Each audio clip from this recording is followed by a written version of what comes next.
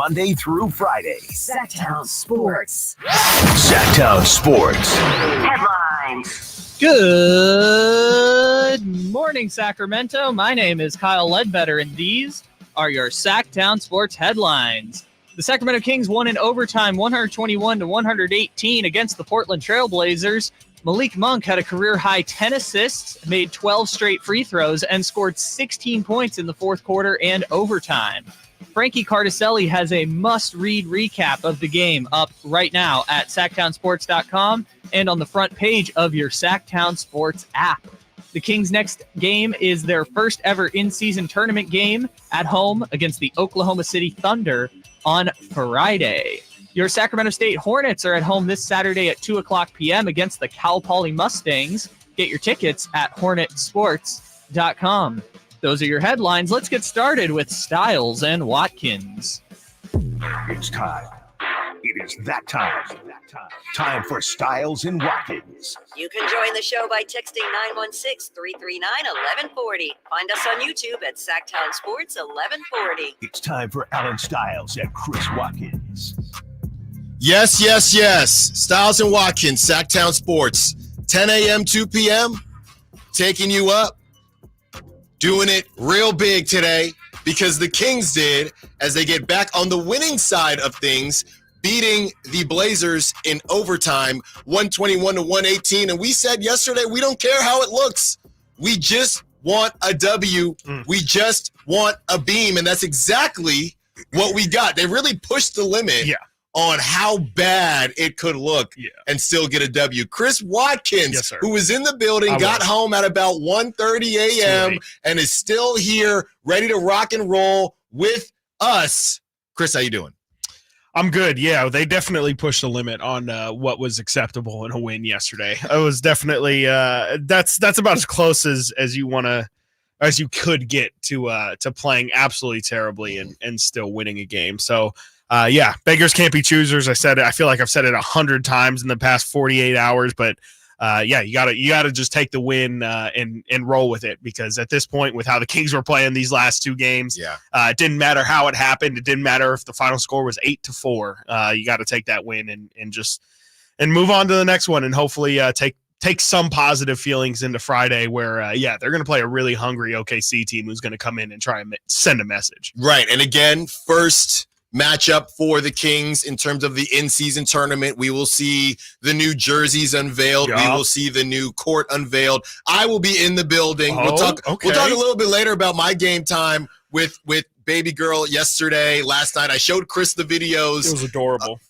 Feeding her solid for the first time, so we'll talk about that. We also are going to look ahead, like we said, to the Thunder, and we will rank Brock Purdy compared to other quarterbacks as well. And let me just get this out the way right now.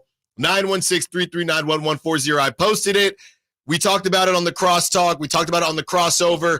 We're not going to spend a lot of time on it, right? Because we moved forward. We had a good conversation. But if anybody wants the smoke and anybody wants to have a conversation about the question I asked, and I see you, 916, how dare you disrespect the beam? I didn't know that asking a question was disrespectful, but thank you. You can please call in if you actually want to have a conversation. So we got that going all day. We're not going to spend time on it here, but if you want to call in and have a chat, as the Brits say when I watch Love Island, for sure. You want to have a chat, okay? If you want to have a chat, I'm right here. Nobody's hiding. Nope. But we have a loaded show, so we're not going to spend time on it. You know where to find us. All right.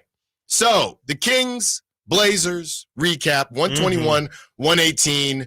Your initial thoughts when I didn't even know Malcolm Brogdon went down. Yeah. He just didn't show back up, and you really couldn't tell what's going on. He only played 5 minutes. So at that point, it's just – and Shaedon Sharpe ends up fouling out. Yeah. At that point, it's just Jeremy Grant, DeAndre Ayton, who actually played pretty well. Dominating, man. I mean, he was killing it down the stretch. I remember those mid-ranges when he was on the Suns, but it was kind of That's his bread and butter. Early on in the game, and he would kind of go, HB, Harrison Barnes, we got something for you, and disappear a little bit. But he wasn't disappearing. He wasn't disappearing. He showed out a real quick 7-1-4. We see you. Baha Men almost got Sabonis that triple-double last night. Who let the dogs out? We're not going to play it now. We're going to make you wait for it. But that is something that I think we're going to start here when the Kings get a W.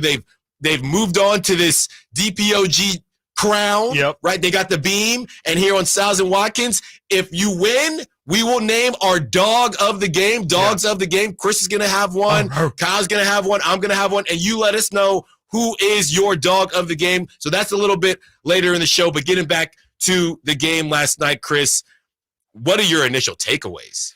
I mean, again, first off, you gotta accept the win. It was not a pretty game. That was definitely my first and foremost takeaway. Was one of the harder games to watch for Sacramento Kings basketball, and that's saying a lot, especially with just the history of this team. That was it was a slow paced game down in the second half. Really, I thought the first half flowed pretty well, but by the second half, the third quarter really was just back and forth, and two teams just slugging it out in the worst kind of way possible.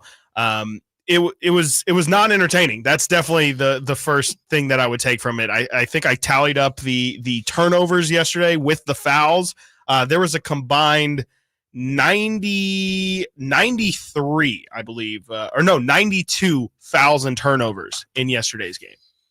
So I don't know if I've ever seen that before. It was sloppy on both sides too. It wasn't like the Kings were solely to blame or anything like that. It was just a really, really strange game. And again, I'm just really glad that they were able to get the result, because it would have, I can't imagine what today would have been like if the Kings would have played like that and then also not gotten the result, which, for everybody who watched the game, was really, really close to not going the Kings' way. Right. We almost had to eat hot sauce tomorrow. We were really close, and you talked to Matt George. I did. And we got the hot sauce secured. Hey, if you need the hot sauce, we got it for you. If you didn't listen yesterday, we were going to have to eat that really hot sauce. What's it called again? The Bomb. The Bomb hot sauce. We were going to have to eat that tomorrow if the Kings lost, but luckily we do not have to do that. And part of the reason we were going to have to do that is because of a guy named Skylar Mays. Yeah, I can't tell you anything about Skylar Mays. I literally learned his name yesterday when we were looking at the Blazers roster. Right. And I said, I don't think I've ever seen that name before, and I have no idea what college you went to, anything. Mm-hmm. And I learned yesterday. I learned a lot about Skylar Mays, and I think he earned himself a couple fans yesterday as well, because I was just impressed with how he played. Right. As a guy who, again, had never seen that guy step on a floor before. I thought his finishing ability was incredible. Mm-hmm. I thought, when Brogdon went out, I thought probably much like everybody else did, where I was like, this game's over. There's no way. They don't have anyone to set things up or anything. And Skylar Mays finishes with 18 and 10 assists last night for him. And he almost hit the game winner. So I've got nothing bad to say about Skylar Mays, except for, obviously, of course, you would like the Kings to not let a guy like Skylar Mays get going. That's like yesterday was really a throwback to like the Kangs years. You know, yesterday you were asking me about the Kangs, and like the Kangs is just kind of when the Kings play basketball games that you've just never seen happen before. Just weird things happen for Sacramento basketball, and Skylar Mays having a career high 18 points and a career high 10 assists. That's just Kings basketball. That's exactly what that was. So, just a really strange night. Yeah, and how this is going to go is, we don't want to overlook a W. We don't want to overlook a beam, because it had been 10 days since we've last seen a beam. It was Baby's first beam. She was technically asleep, but she was in the area. First time in the 916. So that counts. So we're not going to overlook those things at all. But a little bit later in the show, we do have to talk about pumping the brakes a little bit. And we do have to talk about the fact that without all these guys that the Blazers were missing, you did get to overtime. So as much as we're happy about the W, we will have to bring it back to reality a little bit later in the show and ask the question to you as well, the Beam regime, the Kingdom, 916-339-1140. How you feeling? How you feeling about the game? Are you feeling better about the Kings because of it? Or are you just happy to get a W? And maybe it's just a little bit of both. I mean, Keon Ellis and what he was able to do. Man, it's interesting because I'm not sure if starting Keon Ellis, if his play starting is why they won, but how it affected Davion Mitchell, how it affected the rest of those guys who felt like, hold on, okay, coach. And you talk about Coach Mike Brown playing chess, not checkers. You have to know, we talked about this a couple days ago, you have to know how to coach different guys, right? You can't coach everybody the same. Whether he meant to do it or not, Coach Mike Brown unlocked Davion Mitchell. That was his best game of the season by far. Yeah. By far. Yeah, I thought so too. And I wonder if, we hear a lot about how Mike Brown is so adamant that he loves Malik coming off the bench in that role. I wonder if this might have unlocked that same kind of thought process with Davion, where clearly when he's with that starting unit, it doesn't click. I mean, the Kings their offense has been terrible when Davion, since Davion's entered that starting lineup. So I wonder if Davion's honestly more comfortable with that starting unit, and maybe it's hard. I thought this a lot last year, where it's hard to be inserted into that starting lineup with those guys because there's so many weapons there. It's like, where is it Davion Mitchell taking the shot is the best idea when you have Keegan Murray, when you have Kevin Huerter, when you have Sabonis, and even when you have Harrison Barnes who's shooting as well as he's shooting right now. In that lineup, it's really tough to be like, okay, this is Davion Mitchell time. And I think with that bench unit, with Malik clearly being the head of the snake of that second unit, it's really, okay, Malik creates everything. And if you're there, if you're open, if you're another guy on the floor, give us what you got too. And it's not so much as, there's other stars that just make more sense to get the ball. That second unit is a little bit more free in who can kind of have their night. And so, it was great to see Davion have that moment. And, I love the fact that he responds that way too. Like, how easy would it have been for Davion to get replaced by a two-way guy, a guy who's, barely scratching NBA minutes at all, and just kind of go out there and either A, be like, coach is so wrong, I'm going to prove him wrong by how well I'm going to play tonight. I'm going to, overexert myself and do too much. Or the other way of saying, screw coach. Coach don't want me in the starting lineup. Why am I going to give my 110% for him? It's so and we easy all to know do that. Guys like that from high school or sure. whatever it is. When you go into, you go into a shell. And look, that's the thing about Coach Mike Brown. He is old school. Yeah. I'm going with the hot hand, and we bring up high school because he almost coaches in that way. I'm going with who is helping me right now. The end of the game, Keegan Murray was on the floor. No, he did not play a second of overtime. I can't play you. Yeah. I cannot play you right now. So we'll get into that as well. Again, we're going positives first because that's what you need to do. But we do have to look at the reasons why the Kings were in this slogfest, mind you, with a undermanned Blazers team. I saw somebody say the Kings are battling with an undermanned lottery team. And that's a negative way to look at it. We ain't getting there yet. It's a long show. We got you till 2 p.m. We'll get there. Stiles and Watkins, we'll get there. Your calls, your texts when we get back. Sactown Sports. Last season, the Sacramento Kings gave us a little bit of everything. A Pacific Division title, GM of the Year, Coach of the Year, Clutch Player of the Year, All-Stars and All-NBA performers. Plus, we got to light the beam. Here's a steal by Fox, the breakaway. He's got the rip with the left hand. What does this season have in store? Find out. Each and every Sacramento Kings game can be heard right here on your proud home of the Beam team, Sactown Sports and SactownSports.com. The workday begins the moment you put on your boots. At Boot Barn Work, we know you need work gear that holds strong until you kick them off at the end of the day. No matter the job, Ariat Work Gear performs week after week, year after year, with fit, mobility, and safety features built for the jobs that keep our nation moving. Ariat provides non-stop performance day in and day out. Ariat at Boot Barn Work. It's time to trade in and trade up at Northern California's #1 Honda dealer, Stockton Honda. Whether you're shopping new or pre-owned, Stockton Honda has the selection and savings. Plus, get top dollar for your trade. Come in today or go to StocktonHonda.com. It's all a click away. Anytime, anywhere, it's all here. StocktonHonda.com. Based on 2022 total new and Honda certified pre-owned vehicle car sales from American Honda Motor Company's own one report.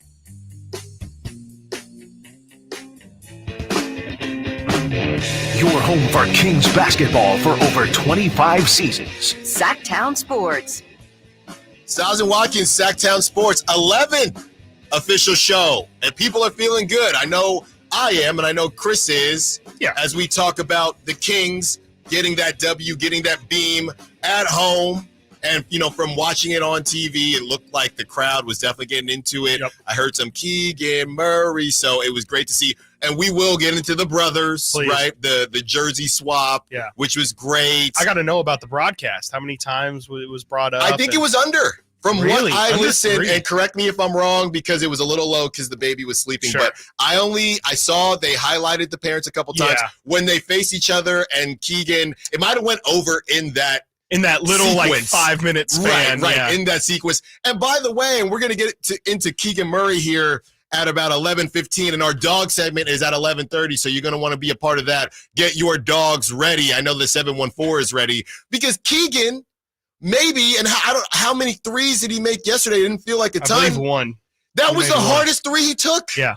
That was off balance. I'm Shot thinking, clock why are you winding even down. shooting that? That was in the backyard. I'm with my brother. I just got my cookies tossed by my brother. He blocked it, right? Yeah. So I'm not gonna stand for that. And he takes the hardest 3 he took all day, right? And then he just drains it. So good on Keegan. We'll get into Keegan a little bit later on in the show. Let's hear from Mike Brown as he credits Keon Ellis, Kessler, Alex Len, and Davion for their play last night. Had a lot of really good performances from a lot of different guys. Obviously, Domas is Domas. He had a huge game for us. But to have a guy like Keon Ellis step into the starting lineup, I thought he did a really good job for having not played much at all this season. His composure was great. Defensively, he was really good. And statistically, it might not show up, but he had a big game. I thought Kessler was big in his minutes. He defended and he rebounded. And then I also thought Alex was big in his minutes too. So give those 3 guys a lot of credit, as well as a guy like Davion Mitchell. I thought Davion, for getting moved to the bench, kept his composure and went out there and found a way to help us win. So a lot of really good individual performances from guys that may or may not used to being what their role was tonight.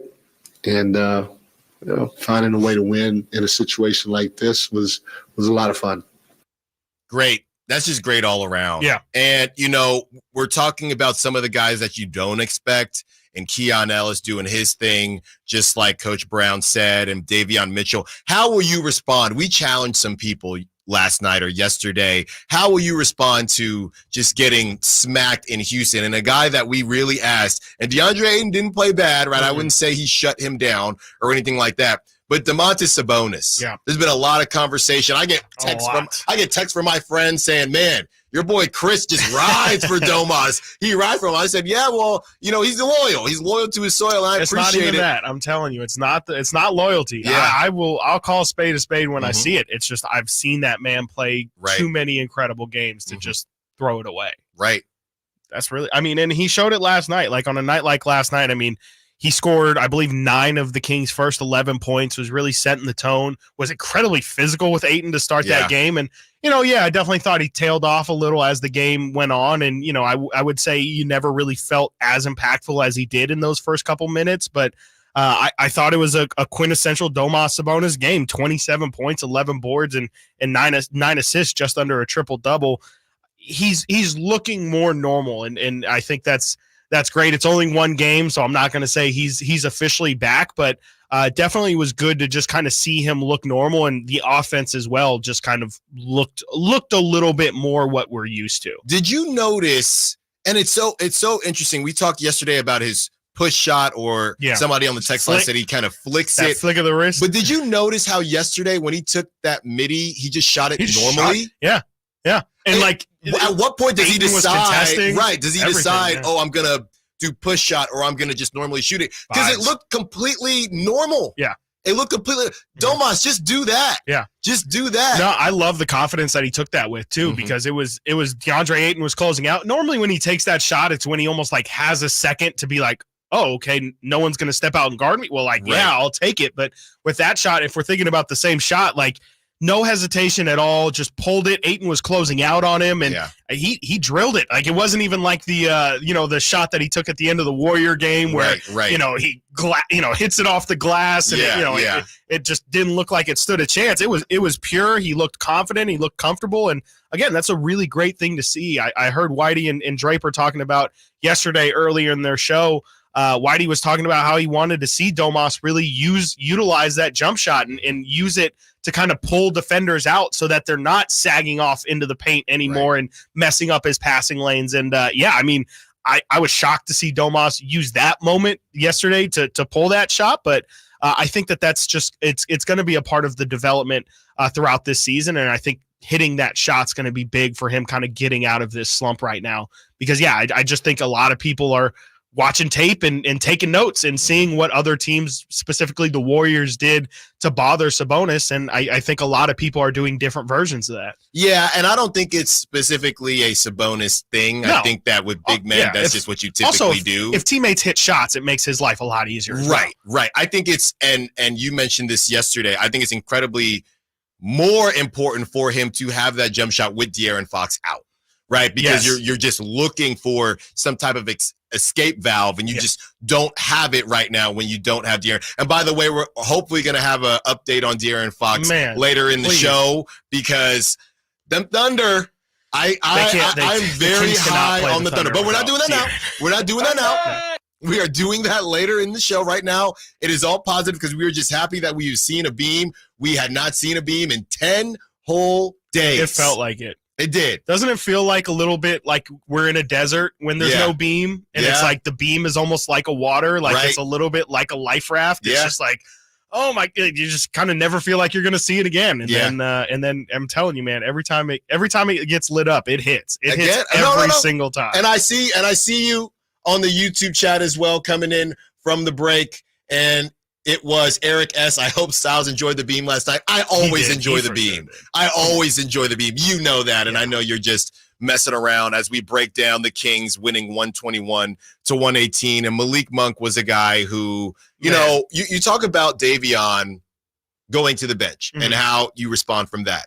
Malik Monk, and he talks about, we can get the sound for you as well. He talks about his supreme confidence and how he is confident no matter what. Because to go 0 for 7, I mean, I know shooters shoot, but he was just not, he did not let that deter him at all. No, not at all. And I didn't even I honest to God did not realize until I was on my way home listening to Mike Brown's press conference. I didn't realize Malik Monk was 4 of 16 last night. Right. I had no idea. I knew he wasn't shooting well from the perimeter, but I didn't know he was 4 of 16 because, you know, when I did I'm going to do another plug, the YouTube post-game show, I gave Malik Monk my 3 stars of the game. I was like, this was the best player for the Kings tonight. And I don't think I would have done that if I knew he was 4 of 16 just looking at the box score. And I think that's a testament to how well Malik played through the shooting slump. Like, he wasn't afraid. And you talk about, his level of confidence. How many guys, when you're 4 of 16, are going to still take enough shots still to go to the line 19 times? Right. Like, that's incredible. That means that it didn't matter if he was playing through contact or not. He was putting up shots that he felt like were good shots. And, shout out him also for missing 4 straight free throws and then just completely turning that around and hitting 14 in a row. Yeah. And they needed every single one of them, especially down the stretch. It was an incredible game from Malik Monk. And I don't know, again, just to kind of add to how weird yesterday was, I don't think I've ever seen somebody have, box score wise, that poor of a performance, I guess you could say, but eye test wise, just have it be the complete opposite. Right. And where are you at? Because I'm looking at here at the box score as well. Where are you at with plus or minus? Because I know plus or minus for a singular game can be a little misleading. Yeah, it's a good tool if you utilize it correctly. Like, if you just use it as an everyday blanket statement, like, let's see here. Let's look at this box score. So, Sabonis -5. Like, was Domantas Sabonis really, that's the second lowest minus on the team. Like, I wouldn't say that Domantas Sabonis was a negative yesterday. I wouldn't say that the Kings were worse for having him on the floor yesterday, but it's useful if you're going to do, how did the Warriors, the non-Steph Curry minutes. I think in that sense, it's helpful because it says, okay, when Steph is on, you guys are winning by 15 points. Yeah. But, the overall result of the game is you guys lost by 10. So that means you guys were a minus 25 when Steph wasn't on the floor. Right. So in that sense, I think it's helpful, but it shouldn't be just a blanket every time. Like you said, it shouldn't be a game by game look at it and it'll tell you things. Keon Ellis, a -4, and it definitely didn't feel like that with 3 steals. And got a little bit of Skywalker in him. Keegan threw that up. Oh my gosh. I think everybody in the collective arena was silent as that ball was in the air because just the most unlikely lob connection I think we'll ever see. Not on anybody's bingo card, but I'll tell you what, that really, I'm sure, brought the house down, and you could feel it even watching on the broadcast. Got to get to a break. When we get back, was that good basketball or bad basketball? Does it matter? Stiles and Watkins, Sactown Sports. The Sacramento Kings play here. He's got the triple. Sacramento takes the lead. Get your Kings fix all season long right here on your home of the Sacramento Kings. Sactown Sports at SactownSports.com. Individual rates, offerings, and savings may vary, subject to terms and conditions. Not available in all states and situations. Hey, small business owner. Are you ready to have the best year ever in 2024? When's the last time you checked your workers' comp rate? For many small businesses, workers' comp insurance is one of their biggest costs. But Pi Insurance could save you up to 30% in just 3 minutes. Go to trypi.com, share a few details about your business, and get a quote that's customized for your business. No hassles or hidden fees. We know you're busy, but spending just a few minutes to check your rate could make this your best year ever. Plus, when you sign up for pay-as-you-go billing, your premium is based on your actual payroll, not an estimate. So your workers' comp audit experience is simplified. See how much you could save with Pi Insurance. Ask your agent for Pi or get a quote at trypi.com. That's TRYPIE.com. Yeah, that trailer hitch and folding bed cover from TruckSmart makes road trips a breeze. Right? I'm so much more organized on the job site since TruckSmart installed my truck rack and toolbox. And they had it all in stock, so I just waited as they installed everything. Take a look at this sweet Rhino truck lining. They sprayed it on. Yeah, you win. That is sweet. Truck Smart, truck and SUV accessories for on the road and the job site. Stop by one of our 2 locations in Rockland or Auburn. Trucksmart.com. Your truck's gonna love them. A psoriasis flare-up can make a walk in the park, well, no walk in the park. It's that obvious, huh? I've tried so many lotions and creams, but I still have symptoms. So those don't do enough to treat the inflammation beneath the skin, leaving you with those uncontrolled symptoms. Makes sense, but what else can I do? You can get real with your dermatologist so they can help you get clear. Make an appointment and, you're already on it. Hi, yes, I'd like to make an appointment. Get real clear about psoriasis at letsgetrealclear.com. Sponsored by AbbVie. iPhone 15 Pro on Verizon. This holiday, trade in any iPhone in any condition for the new iPhone 15 Pro with titanium, Apple TV 4K, and 6 months of Apple One. All on us with unlimited Ultimate. Act now. Visit Verizon.com. 6 months of Apple One, then $10 per month. $999.99 device payment or full retail purchase with new smartphone line on unlimited Ultimate plan required. Less $1,000 trade-in/promo credit applied over 36 months. Promo credit ends if eligibility requirements are no longer met. 0% APR. Apple TV 4K and Apple One offers require eligible phone purchase with activation on unlimited Ultimate. Additional terms and conditions apply. Visit Verizon.com for details. What's going on? We're talking to Chad Hoblet as always of Hoblet Dodge Chrysler Jeep Ram and Woodland. Chad, what's happening at Hoblet this month? The Black Friday sales event is here, so you can save up to $14,500 off MSRP when you lease a new 2023 Jeep Grand Cherokee Limited 4xe. That's one of America's favorite SUVs to get your family where they need to go. And you can save thousands in gas over the life of the vehicle. Okay, but what about that Jeep Wrangler that everybody loves? Big savings there, too. Right now, save up to $13,000 off MSRP when you lease a new 2024 Jeep Wrangler Sport S 4xe. And yes, I did say the all-new 2024, Dave. I see the surprise on your face. There you go. Better hurry in. Save thousands on your next Jeep. And they have 100 4xEs in stock as well. Stop by Hoblet Dodge for a test drive today or search, select, and save at HobletDodge.com. Unbeatable prices. Unbeatable selection. Nobody beats Hoblet, period. 14.5 total net savings after 11.5 factor rebates and 3,000 dealer discount. 13,000 total net savings after 10,000 factor rebates and 3,000 dealer discount. Rebates include 7,500 federal tax credit rebate. Subject to change without notice. Lease option subject to credit approval. Not everyone will qualify. 5 of each net savings. See dealer for details. Guys, your promise is your word, right? You stick by it, you live by it. So does Revive Men's Health with our Revive Promise for low T and ED. The Revive Promise means your tests and lab work are free when you begin treatment, and our low T and ED treatments are money back guaranteed. Yes, that's right. We stand behind our treatments and our results. That's our promise to you. Revive Men's Health has successfully helped thousands of men with low T, ED, and sexual health issues since 2011. If you're experiencing symptoms like chronic low energy, less drive, sleep issues, weight gain, poor performance, bad moods, or ED, you need Revive. Don't settle. Get affordable, guaranteed custom low T and ED solutions with lasting results from Sacramento's favorite men's clinic. And remember, there are no extra bills when you begin treatment. All labs and tests are free, and your low T and ED treatments are money-back guaranteed. Call Revive Men's Health Sacramento today to schedule your appointment. Call 916-277-8599. That's 916-277-8599. Or visit ReviveMen'sHealth.com. Sactown Sports. Headlines. Good morning, Sacramento. My name is Kyle Ledbetter, and these are your Sactown Sports headlines. The Sacramento Kings won in overtime, 121-118 against the Portland Trailblazers last night. Malik Monk put up a career-high 10 assists, made 12 straight free throws, and scored 16 points in the fourth quarter and overtime. Frankie Cardicelli has a must-read recap of the game up right now at SactownSports.com and the front page of your Sactown Sports app. The Kings' next game is in their first ever in-season tournament contest, Friday at home against the Oklahoma City Thunder.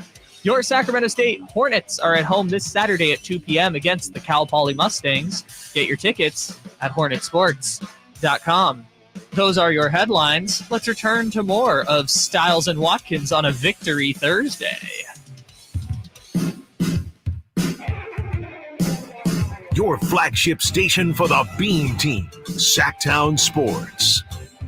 Stiles and Watkins, Sactown Sports, taking you up to 2 p.m., 11th official show. And it is, what number show is it celebrating a victory? I think third. I mean, it would have to be the third, right? Show Yeah. celebrating a victory. That's right. Your guys' first show was after the Jazz win. That's right. So we are getting the mojo right. We are getting the vibes right as the Kings get a beam, and we are all enjoying it. They beat the Blazers 121-118. Breaking down how that game went. Malik Monk. At 11:30, we'll have our dog segment. Get your dogs ready. 916-339-1140. Text line, call line, YouTube chat. Get your dogs ready. I have an idea of who Chris's dog is, but we're going to wait for that. A little later in the show, we will break down not the negatives, but just, hey, we'll pump the brakes a little bit. We'll get a little bit more realistic with what we saw. And back by popular demand, we will play How Many Minutes Did Harrison Barnes play? Yeah. They want to play it. Mm-hmm. We are a show of the people, so we will play How Many Minutes Did Harrison Barnes play? No disrespect to that man whatsoever. And by the way, now that we are chatting about that, we had a conversation, and Jeremy Grant makes $7 million more than Harrison Barnes a year. Yes, he does. Yesterday, Chris, you said, I don't see it. Yeah. How about now? I still don't see it. I mean, to me, that's what Chris. Harrison Barnes looked like when he was on the Dallas Mavericks. No, it's not. I mean, my bigger point still stands of like Jeremy Grant. That's great that he does that. I'm not saying he's a bad player. I don't ever say Harrison Barnes is a bad player. My problem is when this guy is your second or third best player, you're still not going to win anything. That's my point. And I'm not saying he's not talented. I would say third. If he's your third player, I just don't think that that's really doing much. I think you can win something with him as your third. The way he's been playing. Now, whether you think the way he's playing is sustainable is another question. But if he keeps playing like this, you can win something. Sure. I mean, if he has 38 points and I'm not saying 38 like that. He's been the last couple years here. Yeah. He's been doing some things. He puts up numbers for sure, but again, like he's never really been a player who puts up numbers in a winning situation. Like if you look at every situation he's been in, unless he's been like a real like off the bench role player, like again, way early in his career, ever since he started collecting checks with the Pistons and with the Blazers, and I believe he was collecting checks with somebody else as well. He's never been in a winning situation. I don't think he's been on a playoff team since being paid. So I can't realistically say that he's going to impact winning when he's been second or third stars on all these teams that haven't had success. But I don't think he's been anything more than a third star on these teams.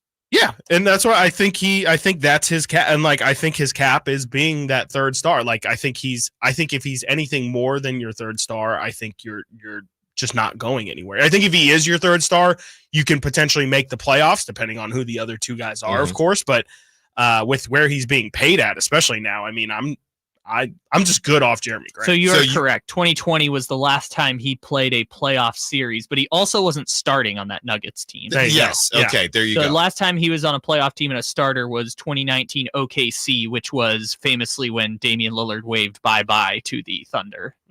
Okay. So he's making $27 million a year. Harrison is making 20. Yeah. Like 17 or 18. Okay. Also, over the life of his contract, he's going to make $32 million a year. A lot. Jeremy Grant. Got that dog a lot. That's a lot. He's making 27 this year, but it's going up and up. Okay. That's a lot of moolah. Okay, now hear me out now. Hear me out. Okay. Contracts as they are. Mm-hmm. Just a nice, hey, Blazers call. Hey, Chris. Yes. The new GM. All right. Or Monty. You're Monty. How's it going? Hey, Puffy how you Bears. doing? I hope you're having a lovely day. Yeah. We need some leadership in our locker room. Mm-hmm. Okay. And we'd love to just do a clean swap, salary for salary. Mm-hmm. Harrison Barnes for our guy Jeremy Grant. Yeah. What say you? I just think it's too much money. I think that him making that dollar figure affects, because the pay gap of Harrison Barnes to Jeremy Grant is pretty much a Malik Monk contract. So I would much rather have Harrison Barnes and Malik Monk than just balling out on Jeremy Grant. You're saying That's if more they what got my Jeremy issue is. Grant, they'd have to move off of Malik? Not this season. No, I'm just saying like Malik makes like $9.5 million. So I'm saying if you put the $9.5 million with Harrison's 17, that equals one Jeremy Grant. And as a GM who's building out assets, I'm just saying in terms of, I have $27 million budget. Yeah. I would much rather use it on two pieces than this one that I think you get more production out of the combined two pieces than the one. So you're saying, and help me out It's with just the a math. better I value I proposition. need my TI-84 here, right? Yes. I'm playing Yes, Snake sir. and all those games. Oh yeah, definitely not using it for actual math. No, never that. Mom, I need my new TI-84 Plus. So I you need the can gray write one. things. You Yes, can I need the text gray messages and okay, stuff. so a different version of what you're saying is you like Harrison Barnes and Malik Monk at 27 more than you like Jeremy Grant and Malik Monk at, and here's the new, that would be 9 plus 27, right? Yeah. So what, 36? Something like that. Yeah, and so the Kings wouldn't have to actually give up a player to match salaries because they still have the trade exception from the Rashawn Holmes trade. So they can just like slide that exception in and make the deal work. So they could realistically do a 1-for-1 swap. They could do it. Sure. But then they wouldn't have that trade exception if they wanted to big fish hunt for someone else. Right. And that's my thing, is that it just, the way that it hamstrings you isn't worth the juice. It's just the juice isn't worth the squeeze. All right. You don't want Donovan Mitchell. No, I don't. I You definitely don't want Jeremy. Donovan Mitchell. I'm going to find somebody that you would like. I like What about Bobby I like Portis? more on the fringe guys. What about That's the Bobby thing. Portis? I would have to look at his number. I would really have to look at how much money he makes, but I don't think, again, he feels like a guy who probably makes more money than what his value is. Like, as a GM, maybe it's I've played too much 2K in my life. It sounds like I'm not trying to pay guys market. To me, as a GM, the goal is to get guys under market value. Okay. That's the goal. Like, it's great to pay Sabonis what he's worth, his $30 million, but I like Sabonis at $20 million a lot more than I like Sabonis at $30 million. Sure. It just changes the mindset. Like Harrison Barnes, the past 4 years has been the Kings' highest paid player.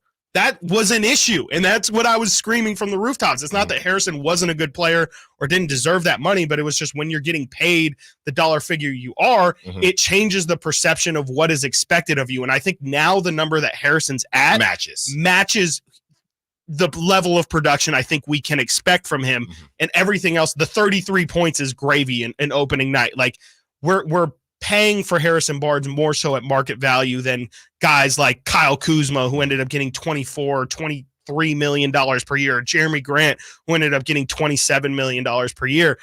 It's just like you got to factor, for me at least, you have to factor in money into how you look at these players, because that's kind of how all the GMs look at it as well. Basically, you're saying if all these guys are in similar tiers, even if Harrison is in a lower section of that tier, you like that price tag better than overpaying for the top of that tier. Because none of these guys are tier one flexibility. guys, Give me right? market flexibility always. Always. I think Chris might actually be a GM here. I'm just saying. No. Hire me. But he there's also no way. doesn't want Donovan Mitchell. I don't want Donovan Mitchell. Of course I don't want Donovan Mitchell. I don't know if I want Donovan Mitchell. What? What has Donovan Mitchell done? Donovan Mitchell is an all-NBA player. So is Domantas Sabonis. Yeah, but we wouldn't have to trade him to get Donovan Mitchell. No, I just mean just because you have an all-NBA player, it doesn't mean that's really 3 All-Stars on the Kings. That would be awesome. If we already did this, Kyle. We did this a couple days ago. I won't bring this up. Yeah, I'm a big Donovan Mitchell guy. We know. Wait for All-Star break. We'll do it during All-Star break, and we'll get it going that way. Got to get to a break. When we get back, feel better about the Kings? Feel better about what they got going? Or did they just beat an undermanned lottery team? Man, that sounds rough. Stiles and Watkins, Sactown Sports.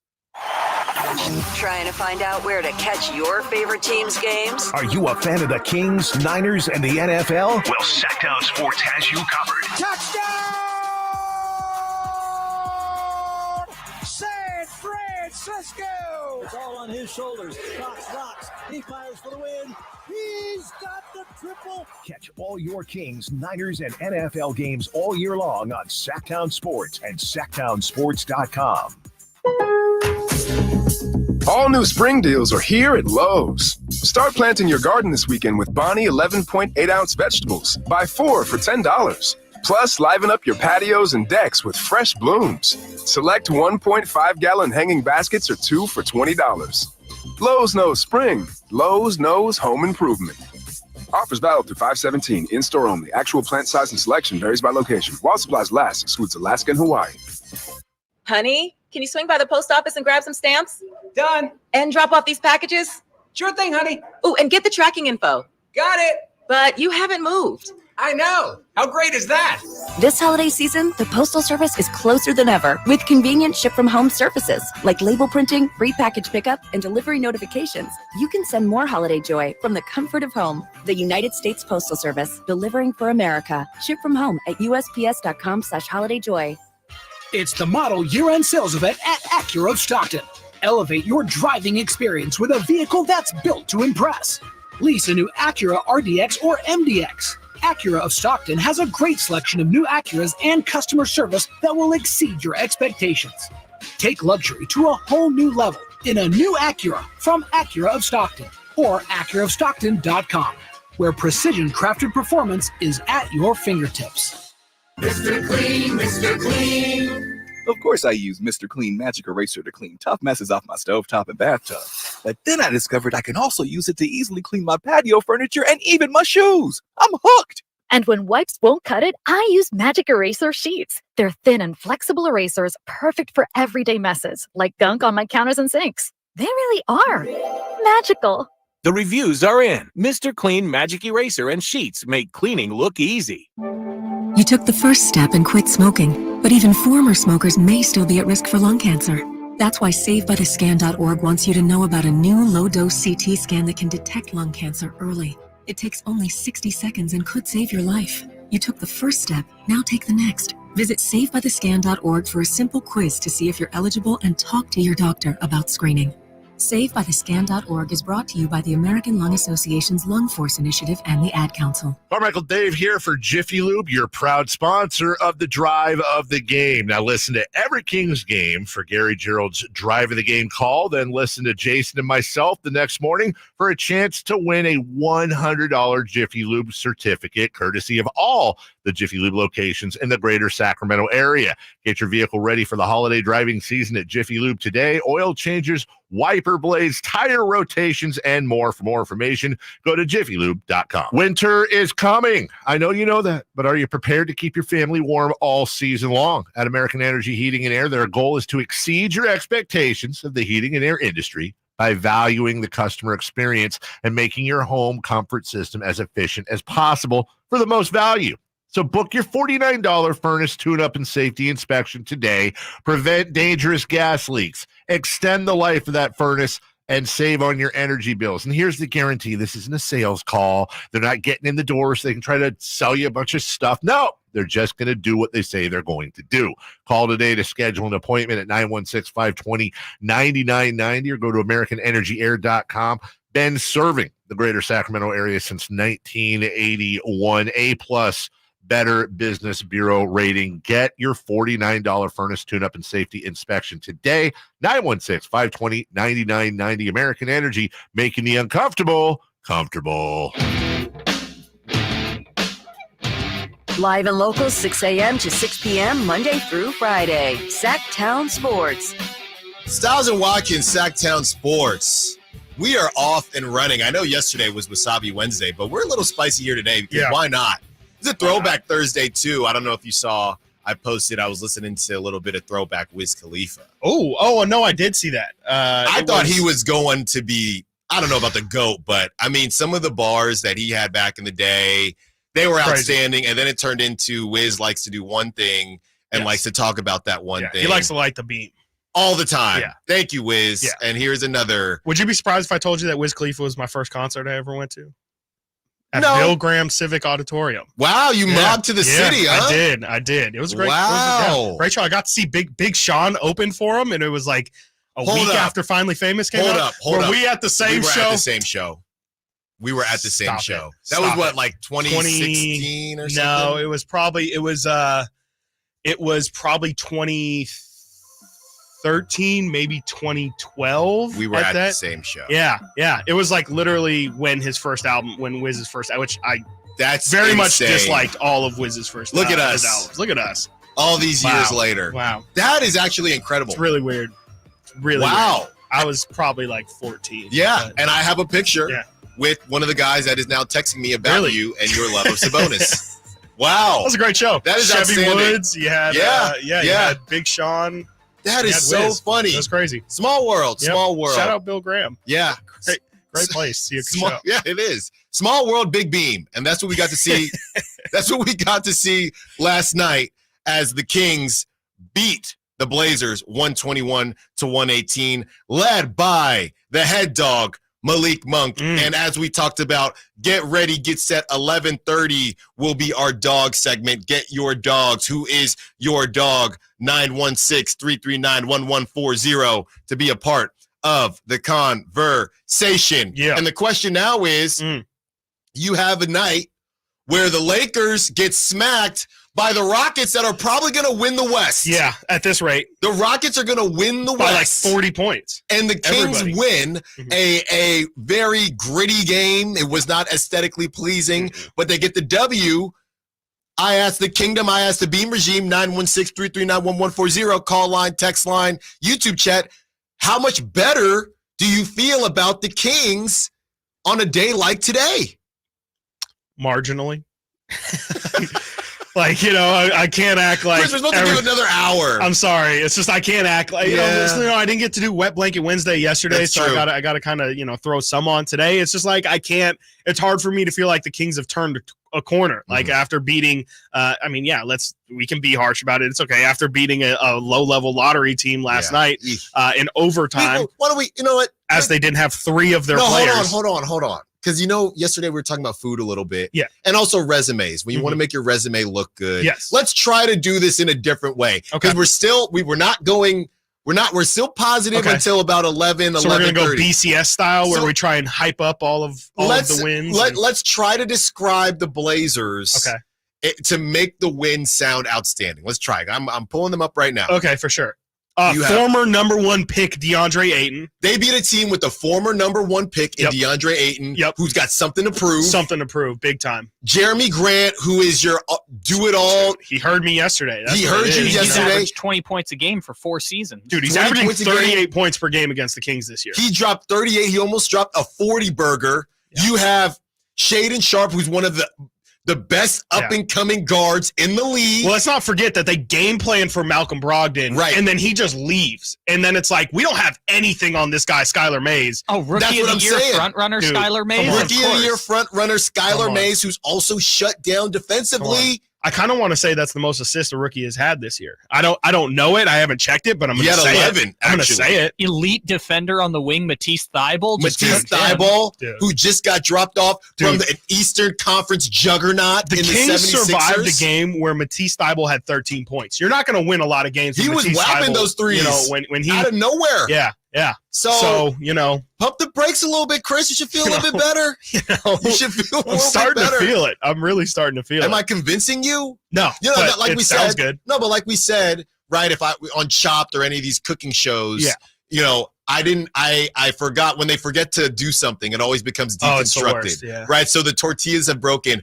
Yeah, Judge, today I've done for you a deconstructed chicken taco with fried tortilla chips. And it's just because the tortilla rips. Yep. That's what we're doing right now. And it worked. Is it working, Kyle? Is it working? I don't think so. Depends. I mean, I'm ecstatic about the Kings winning. It was a very entertaining game, but also Portland is the worst team in the Western Conference. They will be.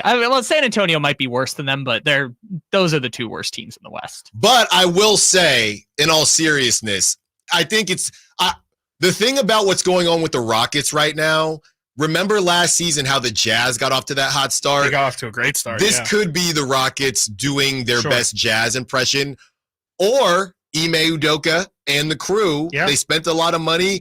I mean, they're almost the land of misfit toys in a way. Dylan Brooks, we will not be continuing with you. Fred VanVleet is still created generational wealth from that 2019 finals, right? So a lot of guys that maybe feel like, hey, people don't believe in us. Jalen Green thinks every game is an AAU game, right? So a lot of guys don't believe in them. Şengün is really probably the most up-and-comer that people respect, I would say, the most on that team. So we could look back at that Rocket series, and although it was still embarrassing, it might not look as bad as it does right now. Yeah, it might look justifiable, which I think is what the most that we can hope for. And, the Rockets look legitimately good right now. I would not say that they look like legitimate contenders or anything like that. Are you doing the thing where you hype up the Rockets now? Dude, they've won 4 straight in a row, and they have won. They've also AD. The margin of AD was out. They did not beat AD. The margin of victory for their past 3 games has been like you can't just gloss over that like that, especially at this point in the year. Teams. Like they smacked the Kings twice, and that's not nothing. Now whatever, they didn't have De'Aaron, but they didn't have De'Aaron against the Warriors, and they still looked okay. So the fact that Houston made the Kings look like that. Well, now you're not helping, because now Houston beat the Kings twice with no Fox. Sure. And they beat the Lakers with no AD. I mean, but that does. The Blazers didn't have any of their guys yesterday. They still put up a good fight. Yeah. Just because you don't have stars, and please, I hope the Sacramento Kings are listening, just because you don't have your stars doesn't mean you have to play like garbage. You can still play. You can still surprise teams. You can still, look like a competent NBA team. It's a possible thing that other teams do. It's just, I mean, I think the Rockets look great for where they're at right now. Yeah, of course it can all flip, but I don't really know why we should believe that it won't, besides the fact that, they're Houston. They're going to suck. But it's like Ime is a great, a fantastic coach. You know what? I think this is fair, right? When you talk about the basement, and we know with the play-in, a lot more teams have an opportunity. Yeah. The Rockets are probably, at the beginning of the season, we thought the Rockets were going to be in the basement. It is very possible that the Rockets make the play-in. Is that fair? Yes. That's absolutely. fair. Yeah, especially as like a 9 or 10. And getting smacked where twice. OKC was last year. Right. And last time I checked, we all thought OKC was fun last year. I thought we thought OKC was good last year. We thought OKC was trending towards having a good season the following season, i.e. this year. So why can't that be Houston this year? Why can't Houston win 41, 42 games? And it's not 50. It's not anything crazy impressive, but why can't they take a significant step forward towards being an average team and, lead to further success? Just because it seems crazy now. I mean, the way they're playing right now, it seems to that make a lot more sense than anything else. We should be the people who start the campaign for getting Dylan Brooks in the 3-point contest too. Oh man, because he's shooting like 55% from 3. Now that is not scalable. There are a couple things I believe in with the Rockets. That thing is I do not. Yeah. But here's the thing. And this is why it's so funny how perception is everything in life, right? Because the Mavs missed the play-in last season. But if the Kings got smacked to Luka and Kyrie last season, people would say, well, it's Luka and Kyrie. Yeah. They didn't even make the play-in. If the Rockets make the play-in, we would look back, because it's the Rockets and they're perceived to not be a good team. We would look back and say, oh man, that's so bad. But then you would say, well, they got smacked by a play-in team, which isn't great. They didn't have their guy. Right. One, that just showed us how reliant the Kings are. I think it was an eye-opener for how reliant the Kings are on De'Aaron Fox, which is a little scary. Could it also be an eye-opener to the first real sign that the Kings have that this is not the same Western Conference it was last year? That's like, a it's great even point. deeper than it was last year. Like, Yeah. there's nobody that's really it's kind of a flat line for Yeah. a lot of teams. Like, sure, you'll play your peaks of Denver and, maybe Phoenix on the right night or Golden State on the right night, but, you're very rarely going to have the valleys of playing teams like Portland, teams like Houston. Like, you needed that. It's one kind of bad just last a night. strong flat line of OKC's, maybe Utah's a little bit down, but you get what I'm saying. There's a lot of really solid teams in the Western Conference that you just can't bank on win. You can't bank on wins on anyone anymore. It's just everyone is so competitive in the West. I think it's a great sign, or that's more of what it's a sign of. And I think you make a good point here as we get to a break because the West is so deep. Even when you have those off nights, shout out Davion Mitchell, even when you have those off nights, you could get got because you're so tired. Not to say that the Kings were, but they don't have De'Aaron Fox, and, it was a rough go there in Houston. You're so tired from playing all the good teams that when it's time for an off night, you got to deal with these scrappy teams that are thinking, last night, if you're the Blazers, you're thinking, these dudes just lost to the Rockets twice. We got some action here, even if we're missing our guys. Jeremy Grant, you're not getting paid for no reason. Shaden Sharp, you're an up-and-comer. So there are no off nights in the West, so you just got to be thankful for the win. But as we get closer to the 11 o'clock hour here, the question is, how good should you feel about it? Because the Thunder, another good team, another up-and-coming team that you would put in that Kings category from last season. Let's see what they got for you when we get back. Stiles and Watkins, Sactown Sports. Can the Niners build off their NFC Championship appearance from last season? How will the quarterbacks perform throughout the year? Purdy back, now going to throw for the end zone, wide open, Brandon Ayuk is on fire! Will the defense lead this squad again? Intercepted! Ball got tipped up and taken by Fred Warner! Get all your 49er coverage throughout the NFL season on Sactown Sports and SactownSports.com. Kings basketball is back. Coming off an exhilarating playoff run last season, you don't want to miss seeing this team in action. Be there when De'Aaron Fox, Domantas Sabonis, new addition Sasha Vezenkov, and the Beam Team take the court at Golden One Center. Plus, catch the all-new NBA in-season tournament games against the Thunder on November 10th and the Warriors on November 28th. Tickets for games this season start at just $18. So head to kings.com/tickets and together, let's bring the roar. Sactown Sports is home to the Kings, Niners, and now the business of sports. Hosted by Kelly Brothers and brought to you by Cap Trust, offering customized, independent financial advice at captrust.com. Join Kelly Brothers, Carmichael, Dave, and Jason as they look at the business of sports every Thursday at 7:40 a.m. You want to know how sports really work? Follow the money with Kelly Brothers from Cap Trust on Sactown Sports.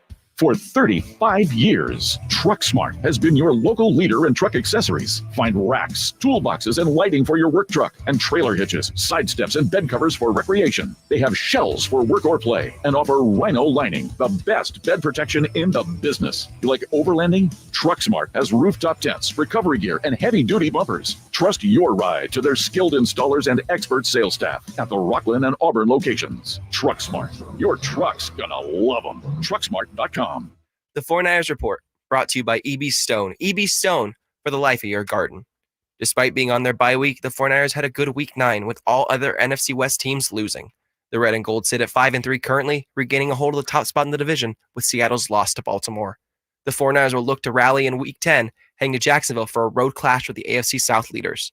And after adding former number 2 overall pick Chase Young at the trade deadline, the squad feels rejuvenated to make a run into 2024.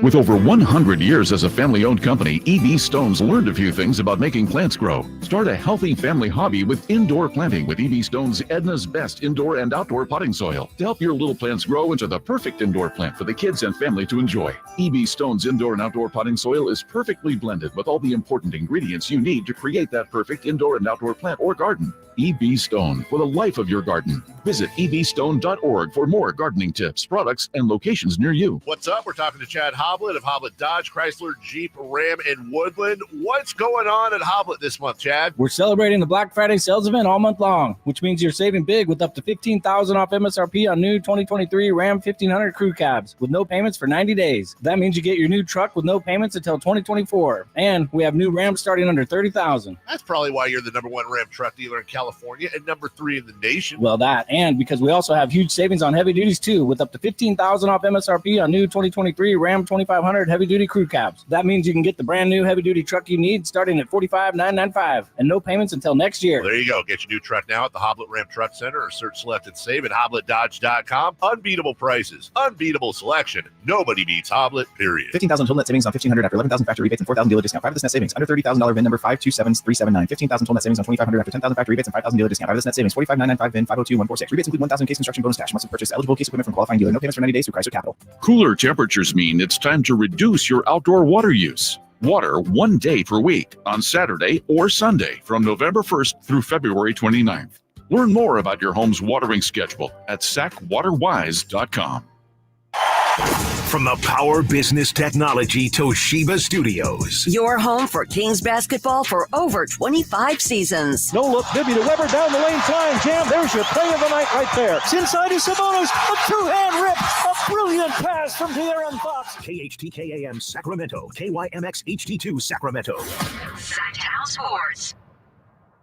Sactown Sports. Headlines. Good morning, Sacramento. My name is Kyle Ledbetter, and these are your Sactown Sports headlines. The Sacramento Kings won in overtime 121-118 against the Portland Trail Blazers. Malik Monk had a career-high 10 assists, made 12 straight free throws, and scored 16 points in the fourth quarter and overtime. Frankie Cardicelli has an excellent recap of the game up right now at SactownSports.com. You should read that any chance you get. The Kings' next game is their first ever in-season tournament game at home against the Oklahoma City Thunder on Friday. Your Sacramento State Hornets are at home this Saturday at 2 p.m. against the Cal Poly Mustangs. Get your tickets at HornetSports.com. Those are your headlines. Reminder, all guests and callers join us on the Folsom Lake Honda hotline. Folsom Lake Honda, your one-stop Honda shop. Now let's return to more of Stiles and Watkins right here on Sactown Sports.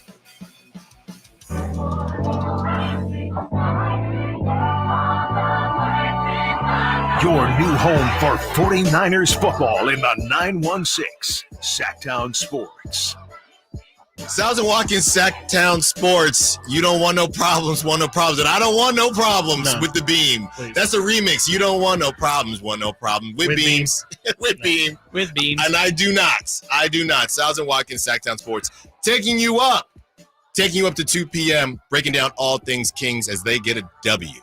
A much-needed W. We're going to 2:15 today. 2:15, that's right. Extra 15. Yeah. Ding, ding, ding. Tell him what he's won, Johnny. Got a little overtime. You have won the chance to play Chris versus Keegan. Yeah, oh yes. We will have Chris versus Keegan, part 18, Yes. because that's what we're going to do. We're just going to milk this thing because why not? Quick question for everybody out there, because I just have it open, because why not? Skylar Mays. Where did Skylar Mays go to college? Could I have a hint? It's in the SEC. I know the answer because G-Man said it on the broadcast, so I will recuse myself. I'll give you a better hint. SEC school. It came up in crosstalk. That should be a layup. No pun intended. Today it came up? Today. Well, shows how much I listened during crosstalk. An SEC school came up today during No, crosstalk. not a school. The state. Oh, the state. Oh, well, okay, Louisiana. Mm-hmm. Did he go to LSU? He did. Go Tigers. Is he a rookie? He is. I believe he he's was a rookie. there last year. Okay. No, he was drafted in 2020 in the second round. Okay, for sure. I mean, I assume he probably. I would think. I mean, who knows with this Blazer 26. team? Like who's been on that Blazer? I think team we just last. assumed everybody was a rookie besides Jeremy Grant and DeAndre. He did play 51 games with the Atlanta Hawks. Wow, interesting. Over 2 seasons, he started 5 games apparently. I gotta tell you, he balled. Watching his game just made me want to really get back on my rehab because that's basically me. I'm just driving. Yeah. I'm just driving, and I'm not taking a jump shot unless you make me. And that's what happened at the fine. end of the game. Yeah. Was it Davion on him at the end of the game? I can't remember. It's really sad because I want to say I don't think so because I remember a hand in his face. Come on. Damn. I think it was Davion. I could be. I mean, yeah, I just remember seeing the shot in the air and having it be like a Disney movie in slow motion where you just kind of see the ball in the air. I'm pretty sure it was Davion. It definitely might have been. Either way, shout out to the defense yesterday. Last night, we called out players. We called out the defense as a whole, and they stepped up. Kessler Edwards. Yeah, that's what he does. I saw some talking, and we got how many minutes did Harrison Barnes play coming up here as well. And there were a lot of conversations going on about Kessler Edwards coming for them. Harrison Barnes minutes now offensively. I would still take Harrison Barnes over Kessler Edwards, but to have another shutdown guy, we're sitting here, you add a Keon Ellis who's got length. You add a Kessler Edwards who's got length. You got Off Night and Davion Mitchell.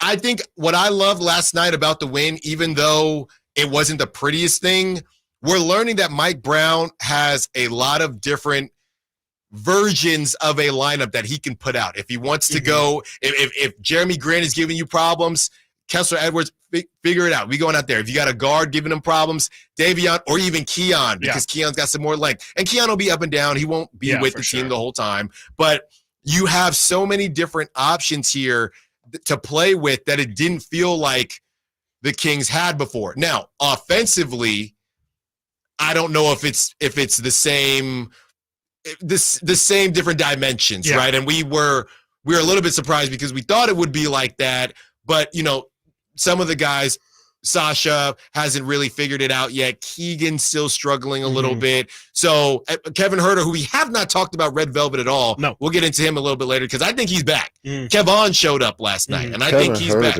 There you go. I missed that sound. So I think that what we saw defensively, I am willing to say, and I know it was against the Blazers and they were missing some guys, but I'm willing to say that I am not worried about the Kings defensively in terms of being in the basement. Right now, it's just about the offense. Yeah, at the moment, it's definitely about the offense. I think the thing that I liked most about what Mike did was, like you said, kind of it's the fact that he's willing to throw those guys out there because those guys have been. I mean, Keon Ellis has been a two-way player for this team for a couple of years now. He acquired Kessler Edwards and played him a good amount last year, but it's the fact that we talked a lot about heading into this game. It might seriously be go back to the drawing board, go back to the whiteboard and try and figure everything out again. And that's a whole lot easier said than done, especially for a head coach in the NBA. Right. Like these guys are stubborn. These guys have egos as well, and they don't like to admit when they're wrong. And it's a huge credit to, granted, the Kings kind of left him no choice with their performance the last two games heading into last night. But shout out to Mike Brown, who realistically looked at that and said, I got to play guys who have been productive. Like I can't feel bad that I'm not going to give Sasha minutes or give JaVale McGee minutes or any of that stuff. I'm going to cut Duarte's minutes. He just said, I'm going to play guys that I have faith in and that I've seen actually produce, and I'm going to let the results rock with whatever the results are, but I'm going to win in a way that I feel comfortable and confident, and I'm not just going to go down being stubborn. And I really do think that's evolution from Mike Brown because he's talked about how in the past he would be a lot more rigid, and he kind of actually credits Steve Kerr and that Golden State experience for loosening him up and understanding that, basketball is still a game and it is meant to be, with how the Warriors play and at the level they play at, you understand that this game at its root is you're supposed to go out there and have fun. I think that's why the Warriors constantly lead the league in turnovers is because they have exciting play, but you got to still have fun while you're doing that, and turnovers are going to come with that. I say all that to say Mike Brown definitely was not afraid to go down and say, yeah, I started a two-way guy. I don't care if I lose because of it. I don't care if Davion Mitchell's mad at me and I lose him for the rest of the season emotionally because I make this move. I got to do what's best for this team. And he even said that in the pregame. He's like, I have conversations with these guys all the time, but at the end of those conversations, when I walk out the door, everybody understands I'm going to do what's best for this team. I can, we can be friendly, we can have relationships, but at the end of the day, this is a business, and especially in sports, sports is all about performance, and names can only take you so far. Contracts can only take you so far. If you're not performing, you're not gonna see the floor. And I love that Mike Brown actually lived by that. Yeah, and that's well said. And you just don't have time. You just don't have time in a season. And do you also think that maybe the fact that they did lose so bad and that they were in such a bad place and in a basement and at one point being down a 40-burger to the Rockets, do you think that gave him, honestly, more freedom? Yes, because absolutely. It's just, hey, man, guys, what, really? Yeah. Really?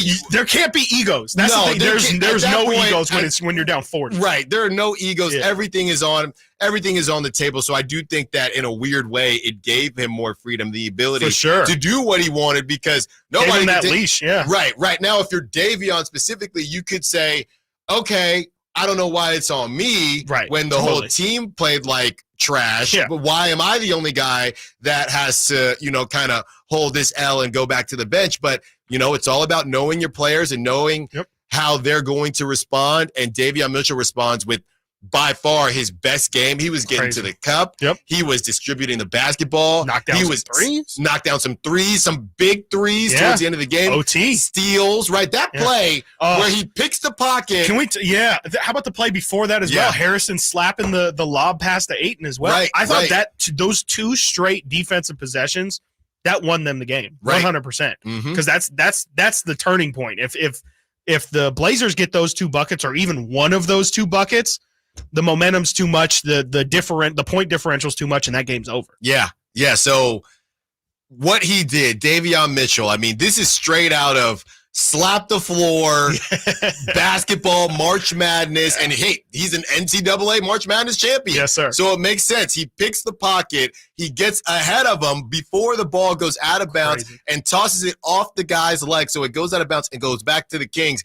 I love the Keon Ellis alley-oop. I love everything that I saw. Three steals from Keon, but that gritty play right there where Davion was able to just go get in his bag, right? People got different bags. When you think a bag, you think, okay, I'm going to boogie. You think of Kyrie, right? But people got different bags, and Davion was in his bag last night, which is hitting open shots, distributing the basketball, and being a complete pest on the defensive end. And I know we're about to do our dog segment here at 11:30, but you can probably guess where I'm going. I think I know where Chris is going. We're going to see where Kyle's going as well. But it was just an exciting game. And you talk about the epitome of a team win. You look up a team win in the dictionary, and you are going to see last night win. You ain't going to see it under the definition of a pretty win. No.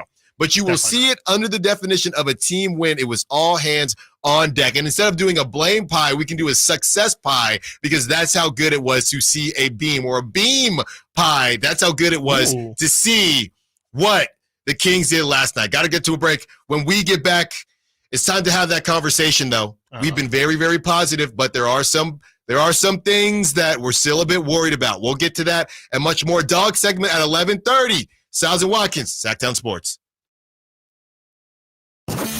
Check out the Golf to Go Hour with Frank LaRosa every week on Sactown Sports. Get the latest on equipment, area courses, people who play the great game, and plenty of good conversations about golf. It's the Golf to Go Hour every week with Frank LaRosa on Sactown Sports. Golf to Go is brought to you by the Hagen Oaks Golf Super Shop, America's most awarded golf facility. Naturewood Home Furnishings, where it's all about choices and always about quality. At Grainger, we're for the ones who specialize in saving the day, and for the ones who've mastered the art of keeping business moving. We offer industrial-grade supplies for every industry, with same-day pickup and next-day delivery on most orders, all backed by real people ready to help. So you can get the right answers and products right when you need them. Call quickgrainger.com or just stop by. Grainger, for the ones who get it done. Model year-end pricing is back at Folsom Lake Honda, your one-stop Honda shop. During the model year-end event, lower interest rates at Folsom Lake Honda make lower payments. It's no wonder why Folsom Lake Honda is your one-stop Honda shop. Come in today or check out our entire inventory online at folsomlakehonda.com. Get an instant cash offer for your trade at folsomlakehonda.com. We'll buy your car whether you buy from us or not. Folsom Lake Honda is your one-stop Honda shop. Folsom Lake Honda. Go to folsomlakehonda.com. Your one-stop Honda shop.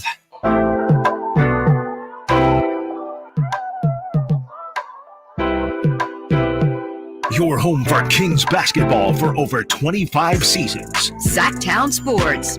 Stiles and Watkins, Sactown Sports, take you up to 2 p.m.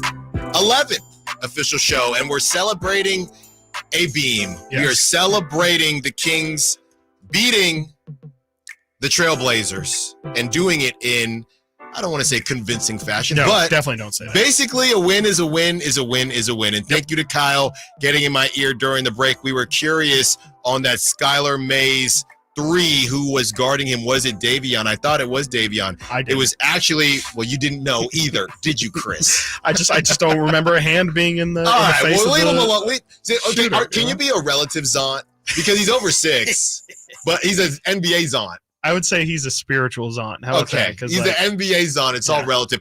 It was Kessler Edwards shout out Kessler. who was defending Skylar Mays. And Kessler, still need to see what you're able to do offensively, but defensively, he's a problem. Yeah. And defensively, you might find some things, another younger guy. So, hey, you get into this league and you find your niche, and then you expand from there. Yep. It was a bit of a coming out party for Kessler Edwards. I know everybody was talking about Keon Ellis, but I think Keon Ellis was just, hey, I feel good about this. Keon's not going to do too much. One thing I noticed was that Keon, for sure, and I don't know if this was because he was starting or what, but at the end of the Rockets game and even in the preseason and things like that, he was pulling. There were definitely a couple opportunities for Keon to shoot last night that he and I probably would have done the same thing. If it's my first start and I'm coming off and I'm trying to figure out what's, I don't want to do too much, but I wouldn't be surprised if Coach Brown said, hey, great job. Those threes, though, if you're in the lineup, just like I tell everybody else, now he's no Kevin Herter or Keegan Murray, but if you're open, take it because you've been hitting them. Yeah. You've been hitting them. No, and you got to be a threat out there. You can't just stand out there. But the Kings got away with it. They get the W, and Kessler Edwards really has shown what he's got going on. But as we said, we have to keep things in perspective. We have to be realistic about this. The Trailblazers were terribly undermanned, and they continued to lose guys as the game progressed. Malcolm Brogdon, and I'm not even sure what happened to Malcolm Brogdon. No, I didn't see it happen. Frankie just leaned over to us and was like, hey, Malcolm Brogdon's out the rest of today. And I was like, what? Right. What? Yeah. Yeah, we didn't see anything. In street clothes. Was his hamstring? I didn't even see what it ended up being, but it's just like, that guy, he just can't stay healthy. That's been the biggest thing of his career is he just has not been healthy at all for any consistent portion of his career. And it's really sad because the dude's got crazy talent. Yeah. Sixth man of the year. Reigning sixth man of the year. Right. So what was the whole deal with the Clippers rescinding a trade because of his medicals or something too? That was a whole weird Wouldn't thing. surprise me. I think it was the Marcus Smart. They were originally going to trade Brogdon and then traded Marcus Smart. It was weird. Yeah. So, that whole team, like they said, and maybe you look at what the Celtics did and what they flipped. You flipped a Robert Williams who can't get on the floor. Malcolm Brogdon, who's had some difficulties as well. So the Celtics really maybe they traded for Kristaps Porzingis, who's always on the floor. Well, he's been on the floor more than them. He's been on the floor more than them. So as we kind of bring this whole thing back to reality, even though we're still celebrating the beam, don't get it twisted. We are still celebrating that beam. There are some things that were still a bit glaring as it pertains to the Kings and Keegan Murray, man. What else? What else can you do? What needs to be set up for him? He's got his brother in town. He's got all of his family, his parents, his sisters in town, and he's got it all set up for him. And returning back home to Sacramento, and just even that couldn't get him going. And they're open. Yeah, wide open. They're open. Wide open. I don't know what to say anymore. He's in a shooting slump. It is what it is. You got to call a spade a spade, and Keegan is not playing well right now, and there's I don't think that there's anything that I've seen that shows like, oh, he's starting to figure things out. It's not like, in that Warriors series last year in the playoffs, he really struggled for the first 3 games, but at the end of that 3rd game when the Kings were getting blown out, checked in the 4th quarter and started to hit a couple shots. And that was kind of the launch point for Keegan having a really good end to that series. We haven't even seen that. We haven't seen like, oh, okay, yeah, Keegan's, hitting 5 or 6 floaters or just seeing the ball go through the net a couple times.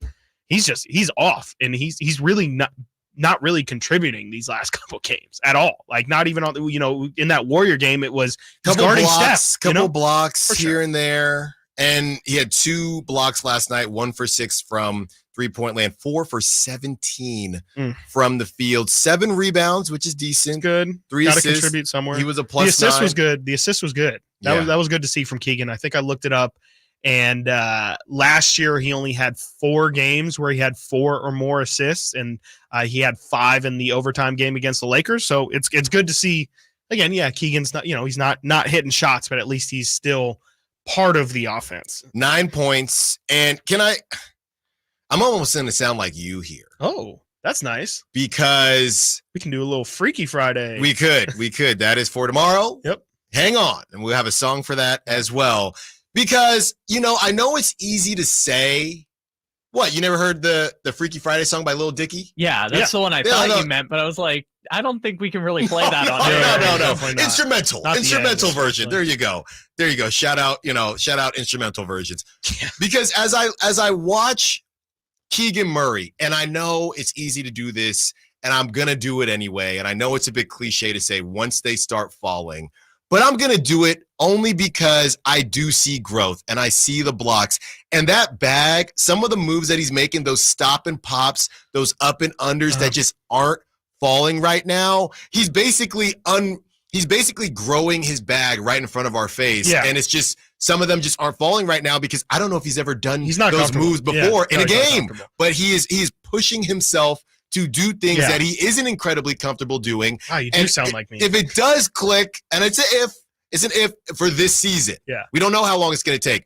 But if it does click and his 3-pointers even get close to what they were last season, the Kings got a guy. Yeah. But I know a lot of ifs and, ifs, but I see the vision. Yeah, that's I think that's what's so frustrating. Vision. Yeah. That one, he had a stop and pop and then he did the stop and pop and then he went up and under and it rimmed out. Yeah. Right. And I'm thinking, wow, I mean, these are real deal moves that we have talked about. They're not the classic, oh, I'm just a big guard, small forward post moves. They are his version of that. And you can tell he's working on different things. They're just not falling right now, but I am still encouraged because he's doing things that we just haven't seen him do before. And getting out of your comfort zone is one of the toughest things to do. You could just stand, and that's what you've talked about. If Coach Brown wants to say, just stand out there and just shoot threes like you've been doing, because Coach Brown said, no, I think you could be better than that. So I think he's willing, or it seems like he is willing to survive, hopefully, this slump. Hopefully it doesn't last too long, because the end result, you can't hate the caterpillar and love the butterfly. And right now, we're seeing the caterpillar. He's in the cocoon right now. He's in the cocoon right now. Yeah. Okay, we're knocking hibernating. We're knocking on the cocoon. You're going to open up now? When is the deal? But I am seeing a lot of different things that he is doing, and that is making me feel good about it, even if the ball isn't going in the hoop. Oh, man. Right Alan Stiles, how far you've come in 24 hours from just trying to shut off the beam to understanding Keegan Murray's shooting slump. Come on, you came a long way. I'm a Keegan butterfly. A long way. Yeah. I'm a Keegan butterfly. Look at me. I'm in my chrysalis. Why are you bringing up chrysalis the beam again? Crazy. That would definitely be. That's definitely in Keegan's vocabulary. Why are you bringing up the beam again? Look. I'm just acknowledging how far you have come already as a Sacramentan. What's up, Vancouver? Absolutely. What's up, Vancouver? I agree with you 100%. Like, I really don't have anything to add to what you just said, because I completely agree. It doesn't make it any less frustrating, because I think that's the thing that's leading to so much. I wouldn't say there's anger around Keegan, but just angst, anxiety, questioning around Keegan. Is we understand that what he's doing this year is so different than what he is doing last year. It's just And that's why it's hard to call it a slump, because it's not like he's just struggling. It's not like he's going out there taking the same shots he was taking last year, but just taking more and he's missing more. It's he's doing things he wasn't even being asked to do last year. He's playing a whole new ball game and he's just working through it. And so it's the understanding of why he's in the slump that I think it's that's going to be the difference too. We're probably going to hear some outside noise here pretty soon about how bad Keegan looks and how, maybe, the Kings were banking on this guy to be their second star. And,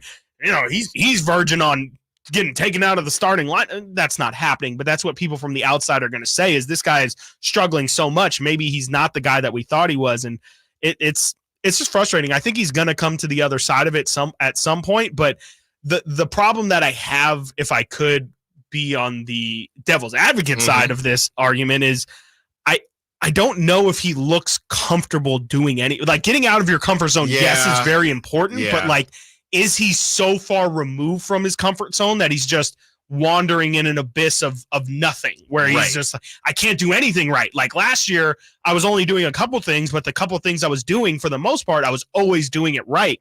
Now, I don't feel like I have anything that I can say, okay, that's this is my comfort zone. I can always go to that. Threes, though. It's supposed to be, but I think it's all playing into each other of his mind is right. He's never still. He's never confident. He's never comfortable. He's never in rhythm. He's always thinking, how am I going to do this? Because I've never had to do this before. So I have to consciously think before I even do it, what I'm going to do. And I think I think he's too in his head right now. Well, and it might be, and this is on Coach Brown and the coaching staff, it might be too much too soon. Yeah, for sure. Right? It might be too much too soon. Maybe you threw him in the deep end and it's 12 feet. Maybe he should be right in the middle of the pool and it's 5 feet, right? Maybe that's the situation. So I completely hear what you're saying there. I'm excited to see that he's actually just trying different things, because it's very easy to just stay in your shell, and specifically with De'Aaron now. Got to get to a break. When we get back, it's time. Get it ready. Get it set.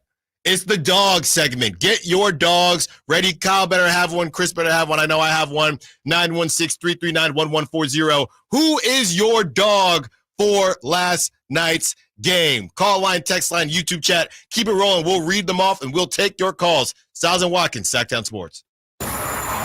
What's the latest with the San Francisco 49ers? Carmichael, Dave, and Jason Ross keep you up to date on all things red and gold during the Niners at 9 every weekday at 9 a.m. on Sactown Sports at SactownSports.com. Shop Folsom Lake Kia for all your favorite models at low prices and payments, plus low finance rates and zero down deals with approved credit. Go see my friends at Folsom Lake Kia right here in Sacramento for over 20 years. I'm getting vaccinated with Prevnar 20. So am I, because I'm at risk for pneumococcal pneumonia.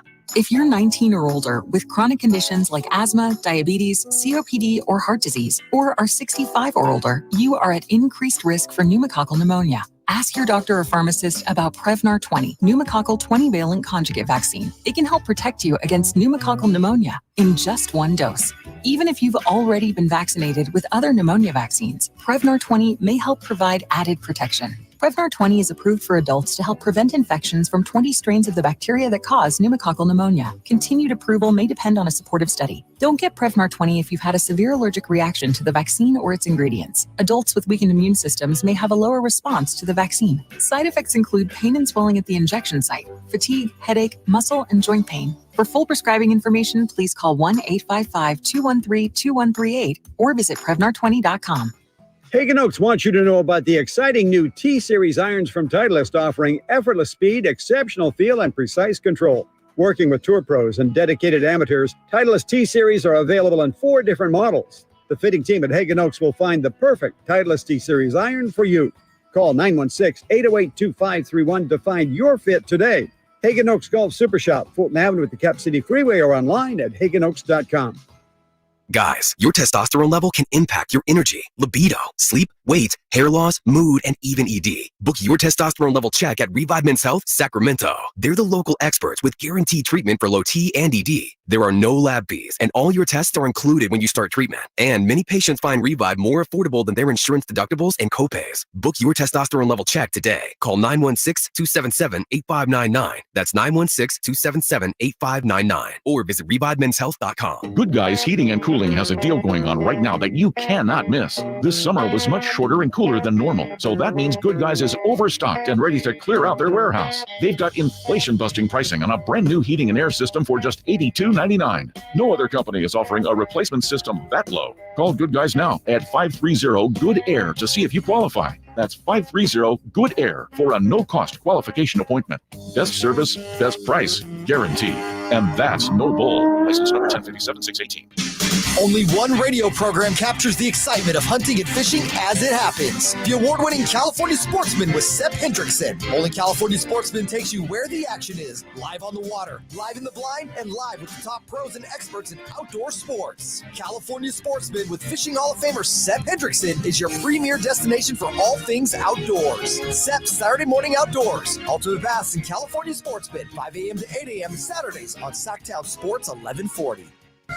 At aimyourdigital.com, we'll help you target the right audience, build your leads, and crush your quota. Take your business to the next level. Our digital marketing strategies help grow awareness of your product or service, all while building trust in your business. Our approach involves leveraging multiple tools and strategies to deliver exceptional results that are customized to your unique business needs. Don't wait to run out of sales leads. Keep your business growing. Get started with aimyourdigital.com today. One of the things with running is I want to enjoy the run, but I never made it very far because the arches in my feet just killed me. So when I got to the end of my rope and I said, I have to do something to get rid of the pain, and a couple people recommended the Good Feet store to me. I loved how I could go in and get a free personalized arch support fitting. They put that time, that work, that effort into helping you find the right arch supports. And you can walk around this store with these in your shoes and try them out before you purchase them. So after I got my arch supports, the arches on my feet stopped hurting and the pain instantly, literally instantly went away. So if you have pain, go. Find a Good Feet store and go. There is an answer. Find the simple solution that will get rid of your pain. I'm Rondi, and that's my Good Feet story. See how Good Feet arch supports work for you before you buy with a free fitting and test walk at the Good Feet store. Knee, hip, foot, leg, or back pain? Visit the Good Feet store in Sacramento, Roseville, and Vacaville. Sactown Sports. Headlines. Good morning, Sacramento. My name is Kyle Ledbetter, and these are your Sactown Sports headlines. The Sacramento Kings won in overtime 121-118 against the Portland Trailblazers last night. Malik Monk had a career-high 10 assists, made 12 straight free throws, and scored 16 points in the fourth quarter and overtime. Frankie Cardicelli has a must-read recap of the game live from the stadium as our Sactown Sports Kings Insider. You can check it out at SactownSports.com and the front page of your Sactown Sports app. The Kings' next game is their first ever in-season tournament matchup at home against the Oklahoma City Thunder on Friday. Your Sacramento State Hornets are at home this Saturday at 2 p.m. against the Cal Poly Mustangs. Get your tickets at HornetSports.com. Those are your headlines. It's time for us to hand out some dogs of the game here on Stiles and Watkins. Who let the dogs out? Who let the dogs out? Your flagship station for the Beam Team, Sactown Sports. It is time. Who let the dogs out? The dogs are running around Golden 1 last night as the Kings beat the Trailblazers 121-118 in overtime. And it is time for us to name our dogs of the game. I'm going to go to the text line and the YouTube chat first. So, Chris, you got time to do yours. And, good. Kyle, you have time to do yours as well. Let's see here. Family Schlegel, I think my dog of the game is Alex Len. After looking at the box score, 4 for 4 field goals, going to the line for 2 of 5 free throws, 6 boards, 3 offensive boards, 1 assist, 1 steal, 2 blocks. Dang, 10 points in 13 minutes. By the way, and he didn't get his body caught, I guess. Well, it's not that. He got 3 bodies. He dunked on 3 dudes. He dunked on 3 dudes. Chris Wright agrees with that. Alex Len. There you go. Nick Town, the Artillery best Alex. Last night. Goodness. Monk, Domas, Davion, and Alex Len. Let the big dogs eat. There you go. The 7-1-4 throw Throw Keegan in the dog house. Come on, 7-1-4. That's a good one. Throw Keegan in the dog He house. could be the dog that Nate was playing yesterday. He'll get there. He can be that Chihuahua. He'll get there. We just did a great segment on Keegan. He'll be all right. You got to appreciate the Caterpillar. 707 Sabonis has to be the dog.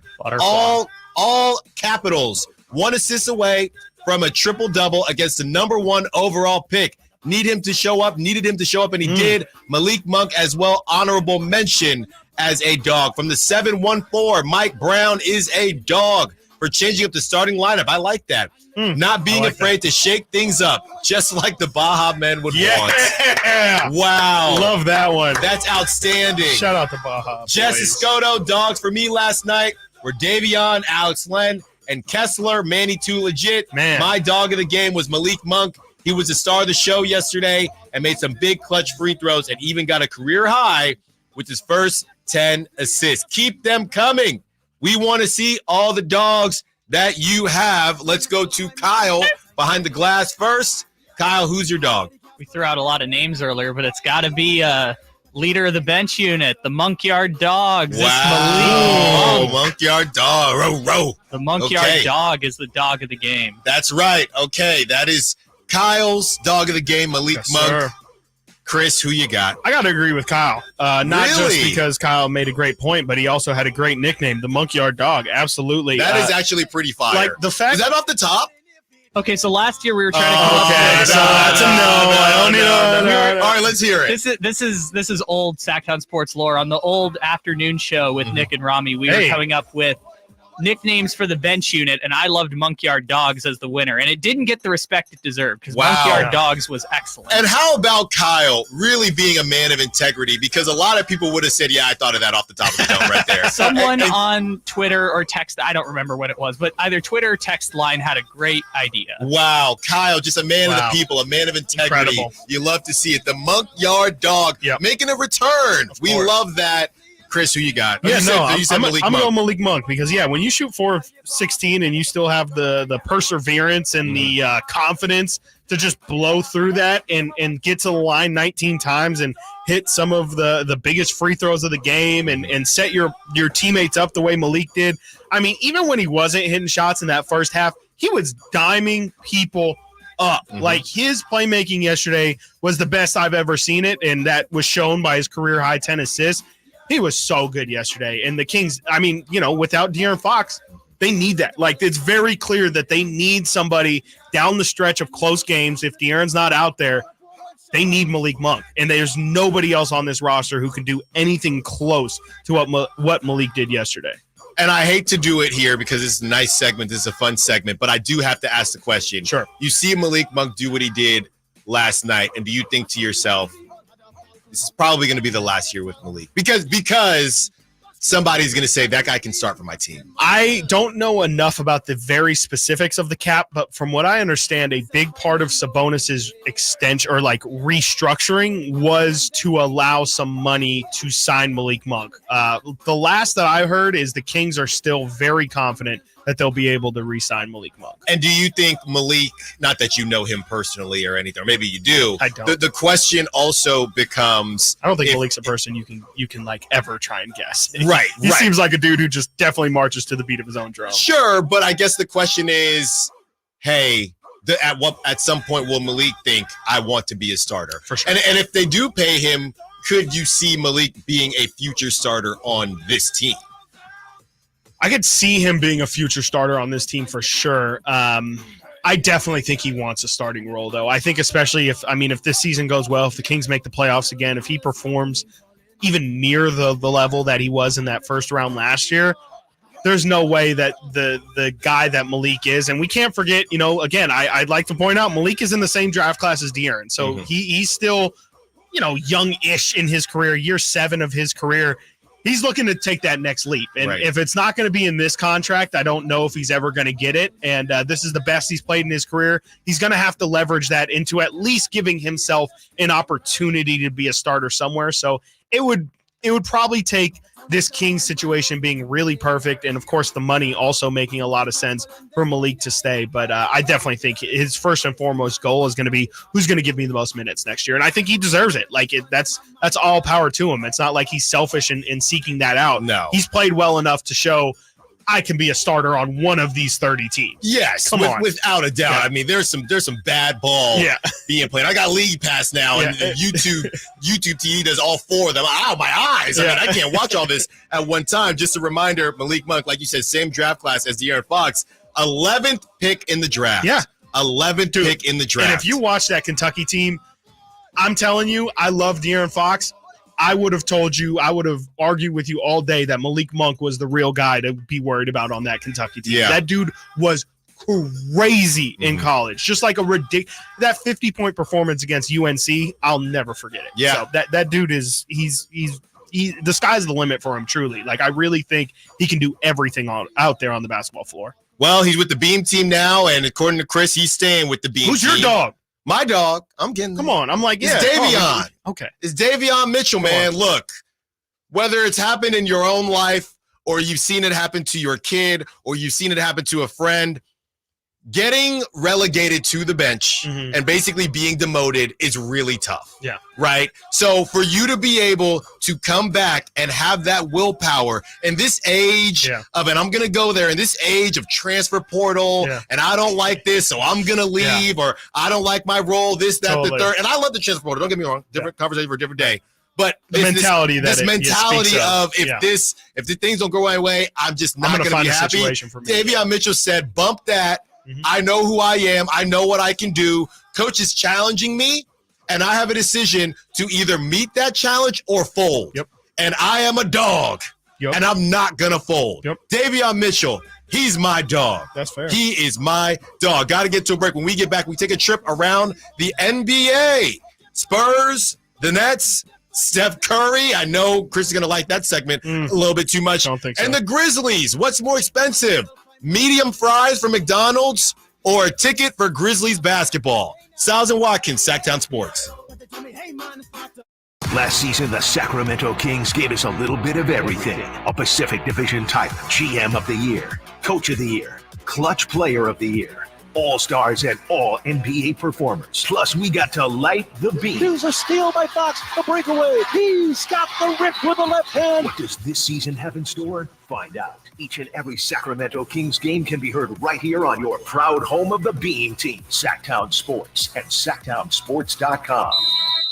Gobble, gobble, folks. It's that time of year again when the leaves fall, and so do the prices at Elk Grove Kia. We're bringing you Thanksgiving early with deals that'll make your wallet say thanks. This fall, our lot is stuffed with the latest Kia models, and we've carved out incredible savings. Get your hands on a brand new Kia with Elk Grove Kia's award-winning reliability and service you can trust, unlike your auntie's dodgy broccoli casserole. Don't wait until the turkey's on the table. Come to Elk Grove Kia and feast on the best deals this fall. And don't worry if you have challenged credit. Our finance team has over 100 years of experience. They may or may not have even helped a pilgrim or two get qualified. So hurry on down to Elk Grove Kia, where the prices are falling faster than Uncle Bob falls asleep in front of the football game at Thanksgiving. It's the Thanksgiving sale going on now at Elk Grove Kia, located in the Elk Grove Auto Mall. Or check us out online at elkgrovekia.com. Elk Grove Kia, where the only thing bigger than our savings is our gratitude for our amazing customers. Elk Grove Kia.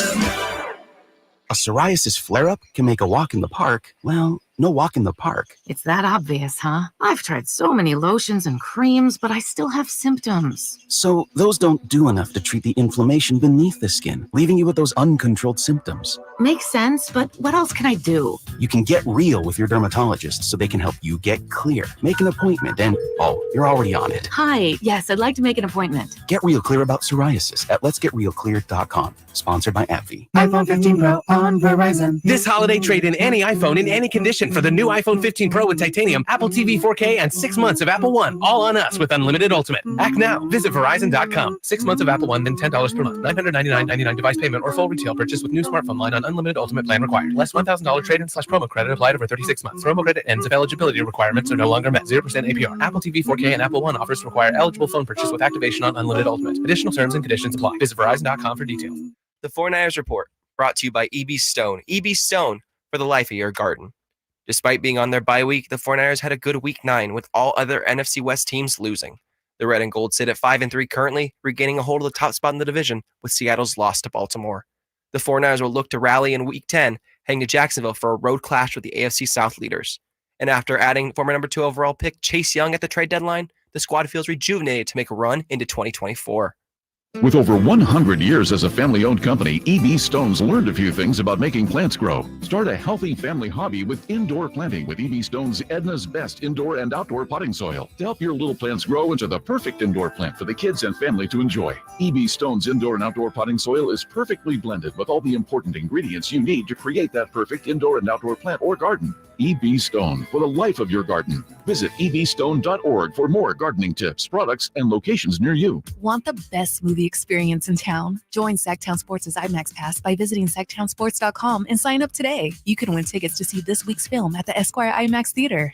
What's going on? We're talking to Chad Hoblet, as always, of Hoblet Dodge, Chrysler, Jeep, Ram, and Woodland. Chad, what's happening at Hoblet this month? The Black Friday sales event is here, so you can save up to $14,500 off MSRP when you lease a new 2023 Jeep Grand Cherokee Limited 4xe. That's one of America's favorite SUVs to get your family where they need to go. And you can save thousands in gas over the life of the vehicle. Okay, but what about that Jeep Wrangler that everybody loves? Big savings there, too. Right now, save up to $13,000 off MSRP when you lease a new 2024 Jeep Wrangler Sport S 4xe. And yes, I did say the all-new 2024, Dave. I see the surprise on your face. There you go. Better hurry in. Save thousands on your next Jeep. And they have 100 4xEs in stock as well. Stop by Hoblet Dodge for a test drive today or search, select, and save at HobletDodge.com. Unbeatable prices. Unbeatable selection. Nobody beats Hoblet, period. 14,500 total net savings after 11,500 factory rebates and 3,000 dealer discount. 13,000 total net savings after 10,000 factory rebates and 3,000 dealer discount. Rebates include 7,500 federal tax credit rebate. Subject to change without notice. Lease options subject to credit approval. Not everyone will qualify. 5 of each net savings. See dealer for details.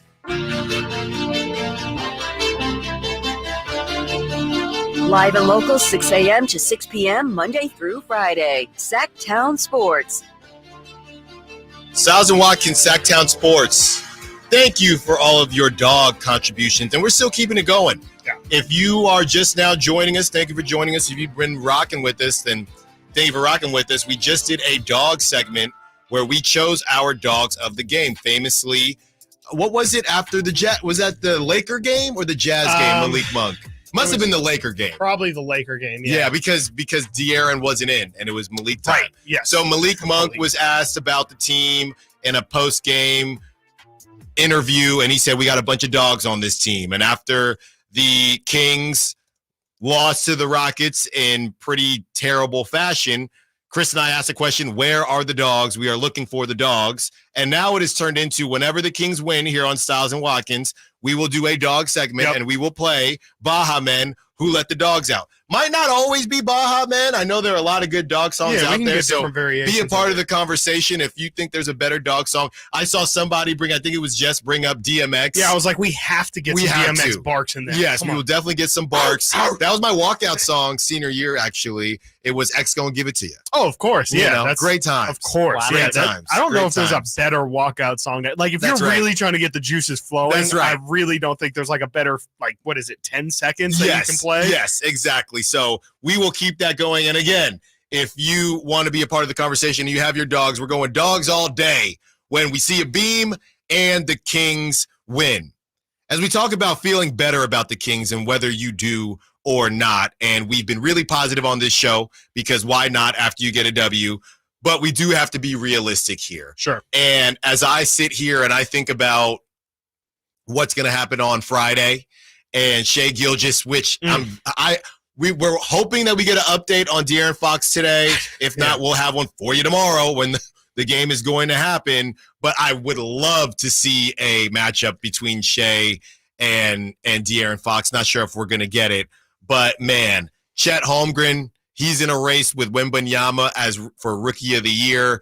These guys, Josh Giddey, these guys got some length. These guys got some boys that are really looking to take the next step. And I got to be honest with you, Chris, as much as we loved that beam last night, if Keegan Murray continues to shoot like this and they have another game where Malik Monk goes 0 for 7, I don't know if you're going to beat the Thunder. No, I was going to tell you right there, I don't think they can beat the Thunder if De'Aaron Fox isn't going because Frankly, they just need somebody to go head to head with Shai Gilgeous-Alexander. That dude is out of control. I don't know if you saw the stat line he put up yesterday. He had 43. He had 43 yesterday. He's a prize picks monster, by the way. Exactly. Yeah. Fantasy basketball monster. Points, rebounds, assists. If you just do points, if you just any of them, he's going to go the over most times, more times than not. So I mean, the Kings really need their star if they want to compete, because with how Keegan's playing right now, Kevin looks to be better, but is that something I want to trust going into that game? Not without De'Aaron Fox. I don't want to have to rely on it. So you think it's an L without De'Aaron? I I think it's going to be a really tough game without De'Aaron. I think the fact that OKC doesn't have a lot of bigs maybe makes it easier for Sabonis and for the guys to get to the rim, which I thought they did an excellent job at yesterday. But I mean, just to have to try and match what Shai's going to bring, I think it's going to be really tough with how we've seen the Kings struggle to score points. It's just going to be really tough for them to try and keep up if he's going to have a monster night like that, which frankly, I mean, there's no reason, there hasn't been any uptick in Kings defense that makes me believe they're going to slow Shai down at all. I mean, they allowed Jeremy Grant 38 yesterday, Well, Brogdon had it going before he got taken out. Shaedon Sharpe was able to kind of get whatever he wanted. I don't really have faith that Shai is going to be able, or that the Kings are going to have any answer for Shai. So now what? Who you putting on Shai? But now you have me in a tough spot, right? No, I don't got you in a tough spot. No. Shai got the Kings in a tough spot. You have me in a tough spot because Shai is a point guard. He right? is. So I just gave Davion the dog of the game. Yep. So he is supposed to be your guard shut down. Supposed to be. Are you saying he's not? Against certain matchups. Klay Thompson shot right over. Like this has been my thing with Davion. It's just I think he's got a limit to how effective he can be if he's going against a Shai Gilgeous-Alexander who's a 6'6" point guard. He's got a 7-foot wingspan. I just don't think Davion got anything for him. Well, you got Shai, who's 6'6", and Josh Giddey is a shady 6'8". Yeah. Right? So, I mean, it's just tough, man, because you've used the GP2 comparison, and Kyle, I'm trying to look this up as we do it here. Can you help me get GP2's wingspan compared to Davion Mitchell and their comparisons? Davion got little T-Rex arms, No, too. Stop that. Because I got T-Rex arms. I got alligator arms. I don't appreciate that. Did you see that on YouTube? He is literally making alligator arms. This is ridiculous. Bro. What are you talking about? No, don't hide your arms now. This is crazy. This is crazy. I mean, I hear what you're saying. So you're just thinking. I just think it's a tough matchup. Is more. Well, so it's Keegan. Yeah. It's Keegan. It's Keegan to me. They got J-Dub too. They got their own rookie or sophomore now. Two J-Dubs. Pretty good. Yeah, two of them. Two of them things. All right, so Gary Payton at draft time was reported as a 6 foot 6.5 wingspan. I was like, wait, whoa. No, 6 foot 6.5 wingspan, and then Davion is 6'4", 0.25. So about 2 inches. Gary Payton's got about 2 inches on him. And what's the height difference? Well, give me a second. If you're gonna portion it out, right. Is Davion 2? My point is that I don't see GP2 as just thinking of shutdown defenders. Sure. Yeah. I don't see GP2 as 2 inch difference. So same. Okay, so it's about their proportion. wingspan, proportionate, just 2 inches. And I guess if somebody is 6'6", that can make a difference. It can definitely make a difference. I mean, and it's just as simple as like just making the shot. Because again, we saw on Klay Thompson, Davion Mitchell did everything he played picture perfect defense. He just wasn't tall enough to realistically contest that jump shot. You know what? And this brings up a good point as we continue to talk about the Blazers win, but start to transition here to the future. And the first in-game tournament, we will be on site. Chris will be there. Check into the post-game. How were the vibes on the post-game last night, by the way? Yesterday was a little weird because I had to kind of find a location to do my post-game stream from because I couldn't be on the court because they were subbing it out for the in-season tournament court. So I had to do it in the stands. But usually the chat's pretty good, and it always sucks because I feel like as I'm winding down is when people are really starting to tune in, and so it's kind of, the vibes are always good, though. Good.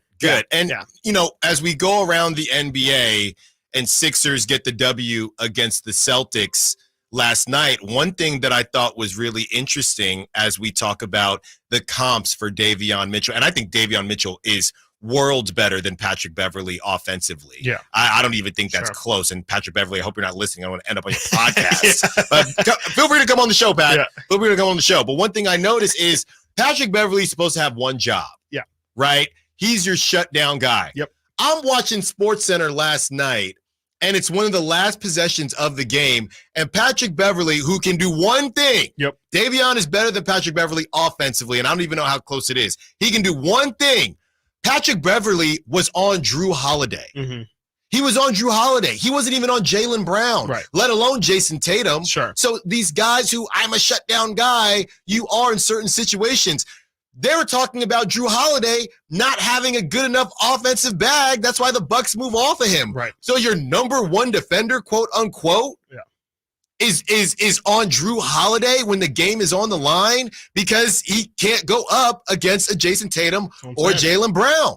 That's what I'm saying. I mean, I just think that there's a certain limit to his effectiveness, and I think that's what makes, these big point guards so tough to guard in general. But it's like when you're Davion Mitchell and you're just completely outsized the way that he is against Shea, I think that's a really, really tough matchup. It's a tough ask for him to go against him and realistically expect to get a lot out of him offensively or defensively. I just think it's going to be a really tough night for him. So we need De'Aaron. that's okay. To me, we don't know that we have. Well, not that De'Aaron going to shut down Shea. No, but at least he can, lighten the scoring. Right. If De'Aaron gets 30, it might knock out Shea's 35 as well. Because the other thing I'm thinking is if De'Aaron is out again, you'd have to go Keon Ellis again. At least he gives you length. Yeah, you have to. Yeah, at least he gives you length, and just focus on shutting him down as best you can. Too, yeah. And we heard so much about how Kevin Huerter is actually sneakily one of the Kings' best defenders. That would be a good opportunity to kind of show that. We know it ain't going to be Davion. Yeah. We know it ain't going to be Davion. Got to get to a break. When we get back, continuing to go around the NBA and highlight what happened last night in the Kings game, moving forward as well to the game tomorrow. Over under, what's more expensive, Grizzlies basketball tickets or medium McDonald's French fries? Stiles and Watkins, Sactown Sports. Has Monty put together a roster that can help make a deep playoff run this season? Just trying to give coach options, give him guys that can help us win in a variety of areas. Obviously, our top guys are going to play every game, but there's going to be other times, whether it's injuries, matchups, we've got to have some variety on the bench for coach to point to and say, go in there and help us win. Tune into every Kings game this season on Sactown Sports and SactownSports.com. All new spring deals are here at Lowe's. Start planting your garden this weekend with Bonnie 11.8-ounce vegetables. Buy 4 for $10. Plus, liven up your patios and decks with fresh blooms. Select 1.5-gallon hanging baskets or 2 for $20. Lowe's knows spring. Lowe's knows home improvement. Offers valid through 5/17. In-store only. Actual plant size and selection varies by location. While supplies last, excludes Alaska and Hawaii. Model year-end pricing is back at Folsom Lake Honda, your one-stop Honda shop. During the model year-end event, lower interest rates at Folsom Lake Honda make lower payments. It's no wonder why Folsom Lake Honda is your one-stop Honda shop. Come in today or check out our entire inventory online at FolsomLakeHonda.com. Get an instant cash offer for your trade at FolsomLakeHonda.com. We'll buy your car whether you buy from us or not. Folsom Lake Honda is your one-stop Honda shop. Folsom Lake Honda. Go to FolsomLakeHonda.com. Your one-stop Honda shop. It's Carmichael Day with a Fire Wings announcement. The Floor and Road location now serves pizza, and oh my goodness, it's so good. Don't forget the Wings Day Wednesday lineup, 88-cent wings every Wednesday. You got 21 delicious flavors to choose from and the perfect fast casual eating establishment for the entire family. Save time and order online. Go to firewings.com or download the app. Find a location near you, order online, and earn rewards. Fire Wings. Just wing it. Bonneville International Radio Station contests are open to participants at least 18 years of age and older that are residents of California and who reside in one of the 6 counties that make up the Sacramento metro area, unless otherwise specified. Employees or agents of the station, Bonneville International Corporation, other area radio stations, or any entity associated with the contest are not eligible to win, unless the station otherwise specifies in its own discretion. Persons who have won in the last 30 days from a station contest or event may not be eligible. For a copy of the general contest rules, visit khtk.com. KHTK-AM Sacramento, KYMX HD2 Sacramento. From the Power Business Technology Toshiba Studios, your new home for 49ers football in the 916. Sactown Sports. Sactown Sports. Headlines. Good morning, Sacramento. My name is Kyle Ledbetter, and these are your Sactown Sports headlines. Sacramento Kings won in overtime 121-118 against the Portland Trailblazers last night. Frankie Cardicelli has a must-read recap of the game up right now at SactownSports.com and the front page of your Sactown Sports app. With the win, the Kings now improved to 3 wins and 4 losses prior to their first in-season tournament game against the Oklahoma City Thunder. Speaking of 3 total wins on the season, the Carolina Panthers and Chicago Bears play on Thursday Night Football tonight.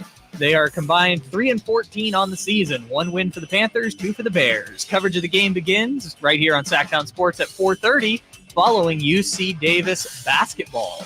Your Sacramento State Hornets are at home this Saturday at 2 o'clock p.m. against the Cal Poly Mustangs. Get your tickets at hornetsports.com. Those are your headlines. Reminder that all guests and callers join us from the Folsom Lake Honda hotline. Folsom Lake Honda, your one-stop Honda shop. It's now good afternoon, Sacramento, and welcome back into Stiles and Watkins.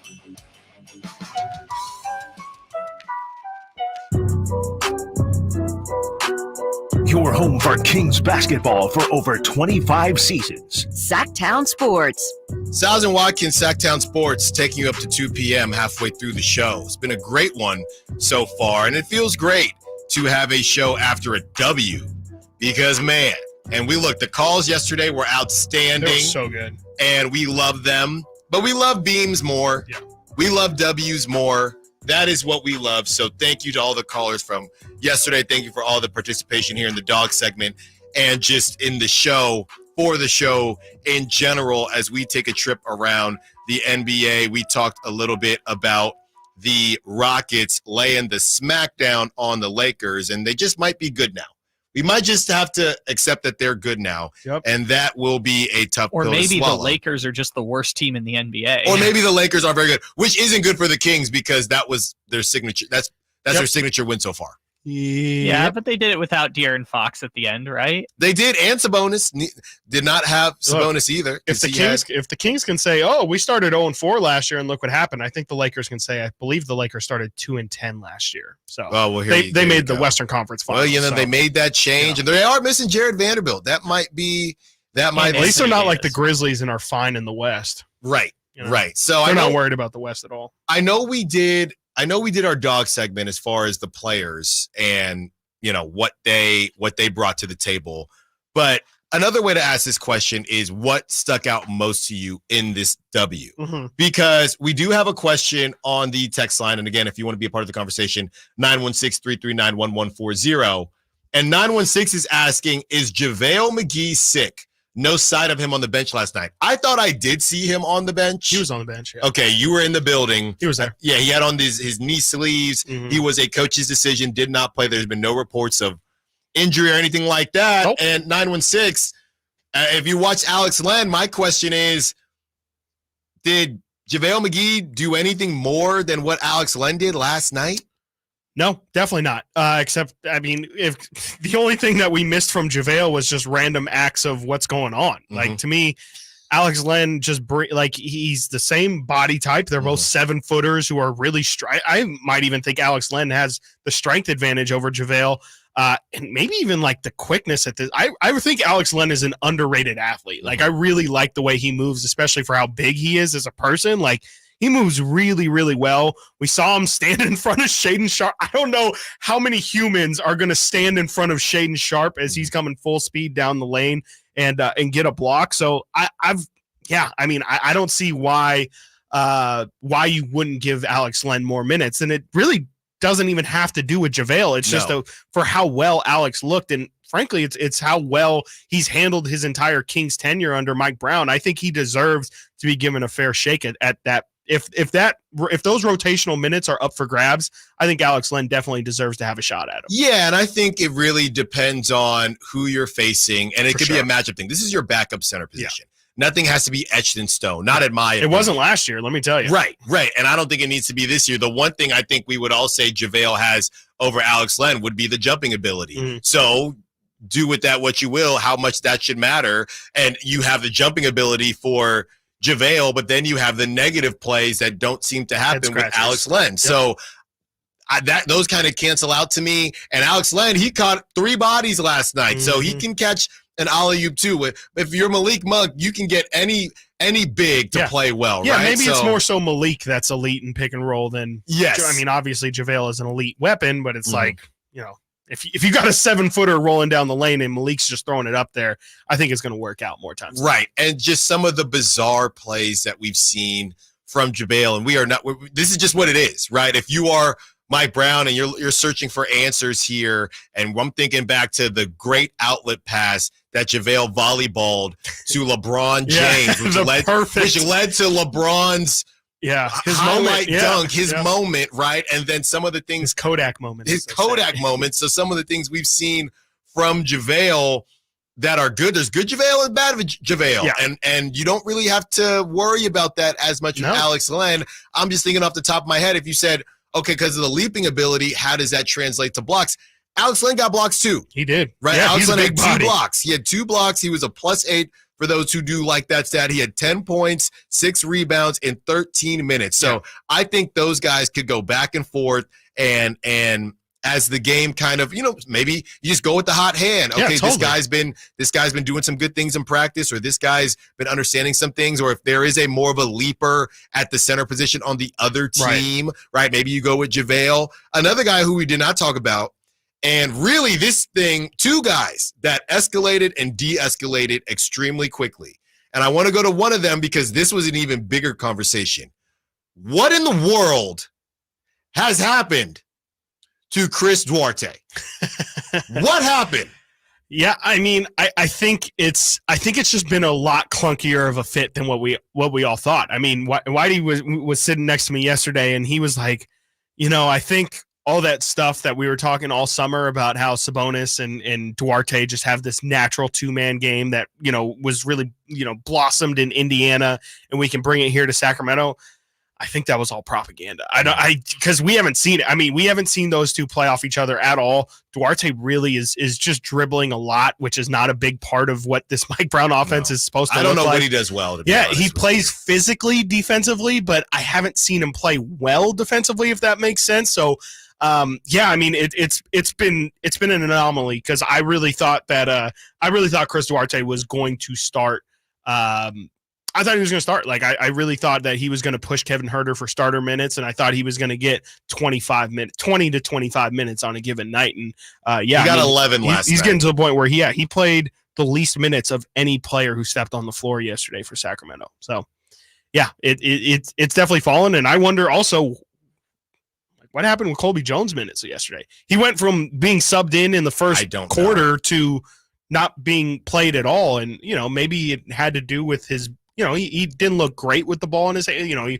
His handle wasn't super tight, but I thought he was productive enough to get some minutes. And maybe he's just a rookie, and maybe this is more about defense than anything, because the other guy who got a DNP out of nowhere was Sasha Vezenkov.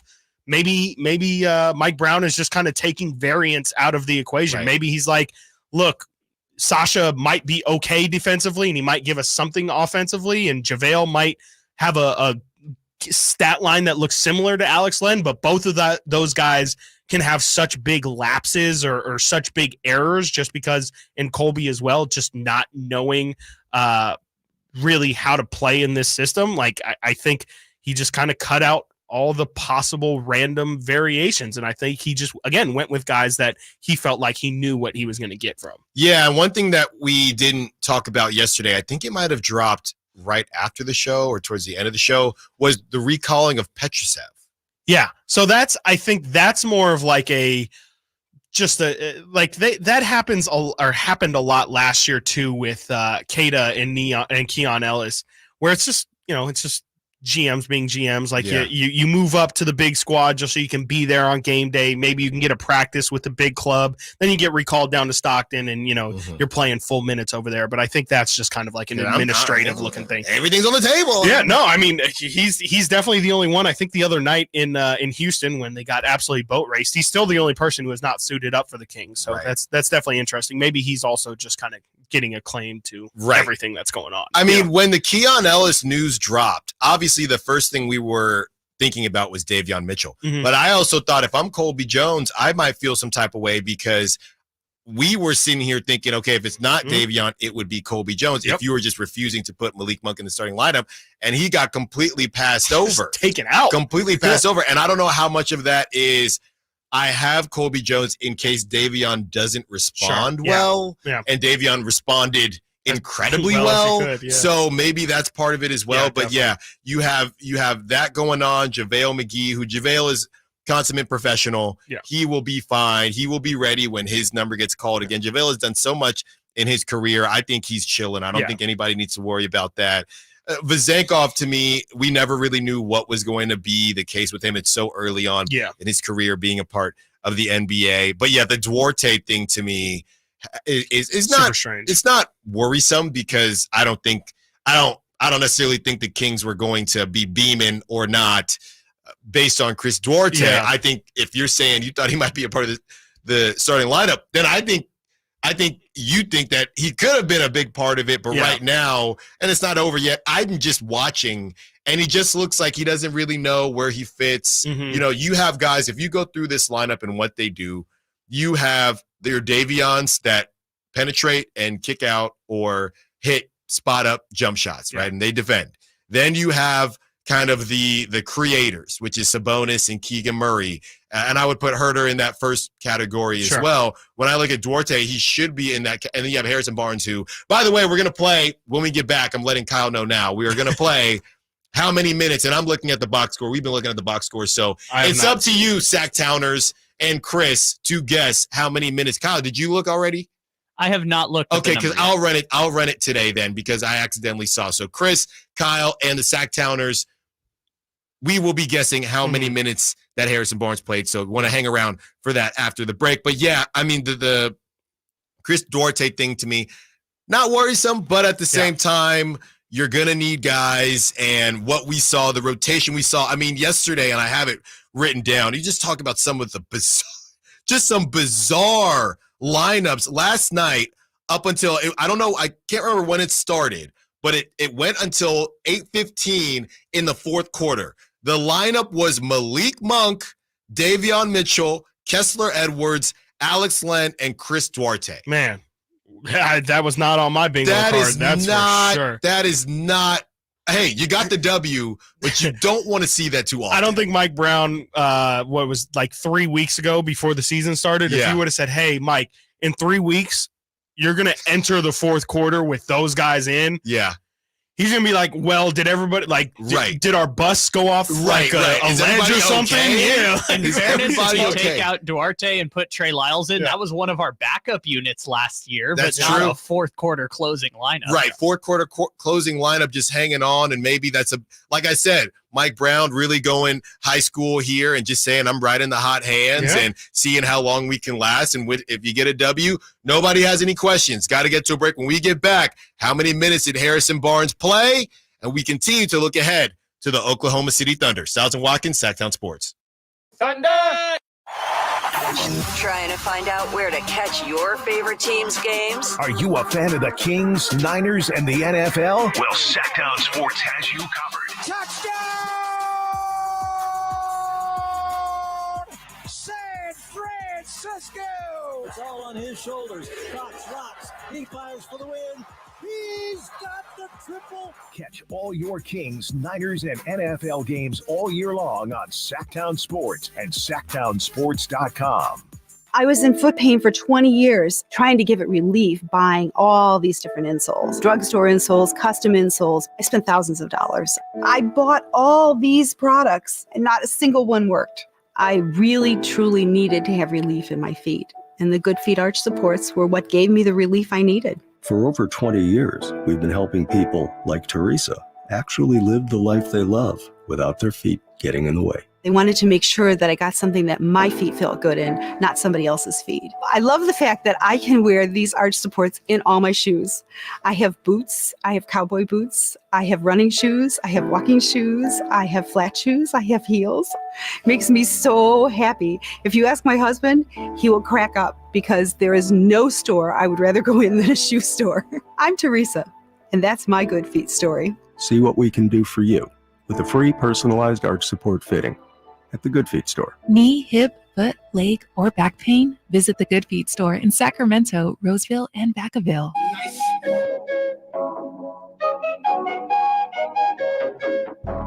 Sacramento's official home for the San Francisco 49ers.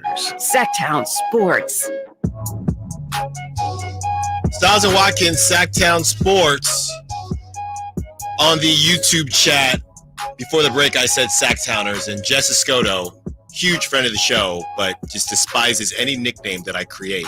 And as the rules go here, Jess, come up with a better one. I actually didn't come up with this. I heard that on an ad, the Sacktowners. I heard it on the ad, so that is not an Allen original, so maybe you'll like it more because it was not created by myself. As we take you up to 2 p.m., we're talking all things Kings, looking ahead to the Oklahoma City Thunder and still breaking down the Blazers and the Kings as they win 121-118 in overtime. What we liked, what we didn't like, what we thought we'd see, and what we didn't. And we did not see a lot of Chris Duarte.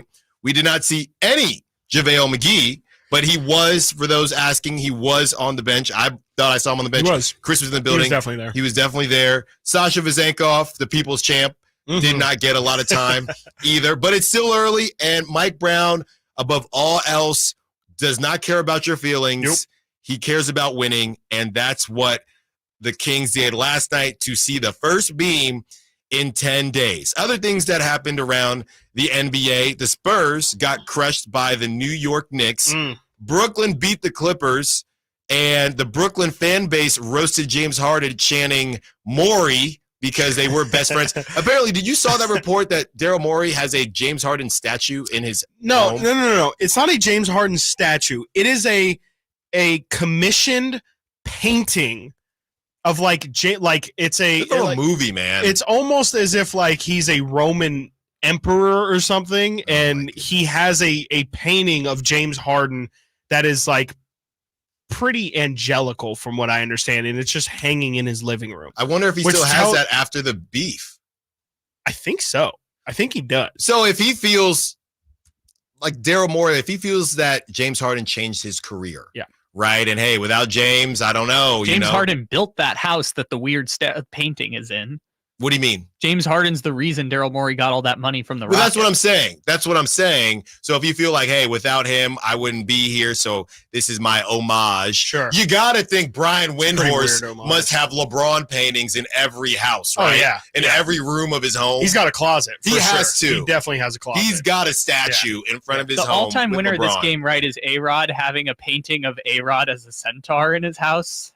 That's a real thing. That's a real thing? That's a real thing, yes. Not surprising. A-Rod, you talk about good PR, found a way back. Now he's on Shark Tank, and everybody loves A-Rod again. Timberwolves. All that to say, Daryl Morey might be number 2 on like weirdest commissioned painting. I'm sure when the summer comes around, we can dive deep into all of this. We can't wait. And we also can't wait for the game tomorrow, which, of course, you can hear right here on Sactown Sports, the flagship for your Sacramento Kings, the Beam team, the Beam regime. That's right. Yes, I said it. It's going to be a thing. Just trust me, I'm getting the shirts made. Right now, I'm working with some designers, right? Speaking of Shark Tank, we're working with some, some people. We're keeping it in-house, keeping it not overseas. We're keeping it in the U.S., so be on the lookout for that. We're working on some things, that's for sure. And hopefully, Shai Gilgeous-Alexander isn't working on too many things when he goes up against the Kings. Real quick, as we go through, just because I know Chris wants to talk about this.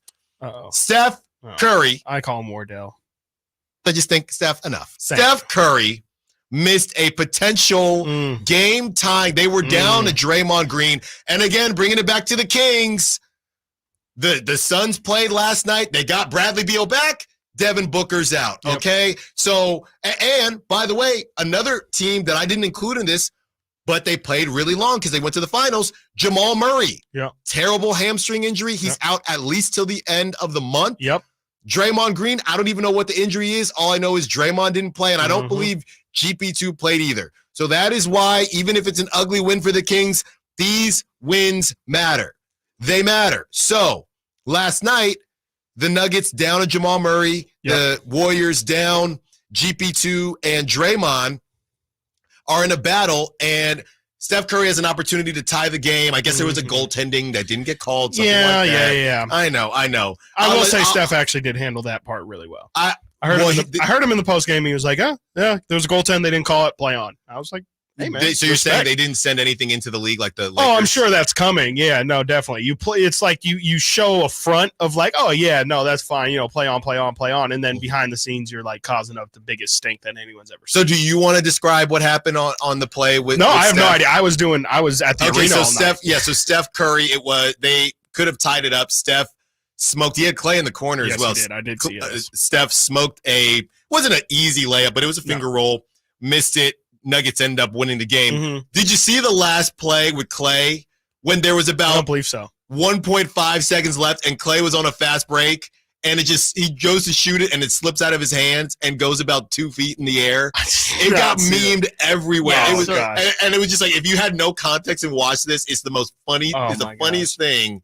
It was hilarious. Yeah, so it was like a 3-point game, and Kentavious Caldwell-Pope missed a free throw with like 2 seconds left, and the Warriors had no timeout, so they just kind of like threw it down the court like, Clay, go. He and had a chance. Yeah, but he just couldn't get the ball in time and get the shot off. Right. Like he could have timed it, he could have caught it, pulled it, but the clock would have expired. It would have been not a heave. It was ahead of half court. It would have been a really tough shot, but he couldn't even hold the ball enough to get it off. So the Warriors lose as well, for those who care about that. Things you love to see. And the Grizzlies. I know I tease it. I just think it's a little bit funny. And word to the wise, life comes at you fast. It sure does. One year you are a budding dynasty. The next year, McDonald's medium fries are more expensive than your NBA tickets to your game. I miss those days. McDonald's fries are $4.11 right now. Gosh. I guess it depends on where you are. This is more. But they're $4.11 medium. And by the way, pro That's tip. way too much. I saw, I think, a TikTok on this. Don't order large fries. It's the same amount of fries. I watched it. Okay. I've seen these kind of videos before where, like Starbucks is like, it's just the amount of ice that they're putting in these drinks. It's all really the same quantity. Order the large if you want, but I watched it. And as we know, everything on social media is true. Oh, yeah, it's fast. So, the 2 fries, they fit in the same thing. So, medium fries right now, and I would assume in Memphis, right? That's what I'm guessing. $4.11. The cheapest Memphis Grizzlies ticket, and I believe they're 1-7. Are they 1-7? Yeah, 1-7. Is $4. And what's crazy about that in general is we'd rather have the fries. Oh, sorry. Okay. I thought that's where you were. I'd rather watch. Would you rather have fries or watch Jaren Jackson foul out and his Sean Marion push shot? Yeah, I would much rather have a nice, delectable medium fry than watch Jaren Jackson get 4 rebounds. I'm sorry, I said 8. I gave him way too much. I gave him way too much credit. You watch how you talk about the depoy. Way too much credit. Yeah, update on this story because on SeatGeek for tomorrow's in-season tournament game, you can get the ticket itself for $2. Come on. Now with fees, it's obviously more, but the ticket itself you can get for $2 for Jazz Grizzlies in-season tournament game. That is not good. That's so sad. That's not good. That's so sad. I mean, like, this team was just really good, too. I mean, like, just the fact that how fast. I mean, maybe they're upset about the fact that, Ja, their star, got pretty much just ripped from them for, I wouldn't say for no good reason, but 25 games, there's not really a precedent for the punishment that Ja got. So maybe it's their way of, quiet quitting or whatever, silent protesting or whatever. But That's ridiculous. I mean, there's no way, there's no reason that a Friday night game should be $2 for any reason. I mean, yeah, And I don't in care if you're 1 and 7 they're or spending 7 money or 1. on that new floor. Yeah, all that stuff, the jerseys, all that stuff. And yeah, I mean, it's crazy. I mean, yeah, I can't believe Memphis is this bad. Like, I didn't think it would be this bad. No, and Chris and I were talking before the show. Desmond Bain, who agreed, it's nothing signed yet, but he agreed during the summer to a $205 million contract, something like that. So he's not getting paid that yet. Very similar to Jordan Poole last season. It hasn't kicked in yet, but he will be. And you have Jaren Jackson, who I believe is making $28 million. 27, 28. 28 million. So you got some big money guys in there who you would think would be better than 1 and 7. And now my question to you, Chris, is I know life comes at you fast, and Ja, so what? They're 1 and 7. That's 8 games. Yep. So, and Ja was 25 games, right? Still a long way away. As we bring this back to the Kings and how many teams you need to worry about. Yeah. Are you ready to write off the Grizzlies in terms of, hey, this is a team that is going to be in the battle with the rest of the West? I would say so, but it honestly has more to do with Steven Adams being out. I just feel like they don't like. You're big on Steven Adams. That does not move me. I love Steven Adams. That does not move me. He's just their only real big. And so they don't have, like, they're pretty much like the OKC Thunder of last year, where they just, I mean, you still need a center, regardless of what the Warriors have tried to show the NBA through their run. You still do need a big man.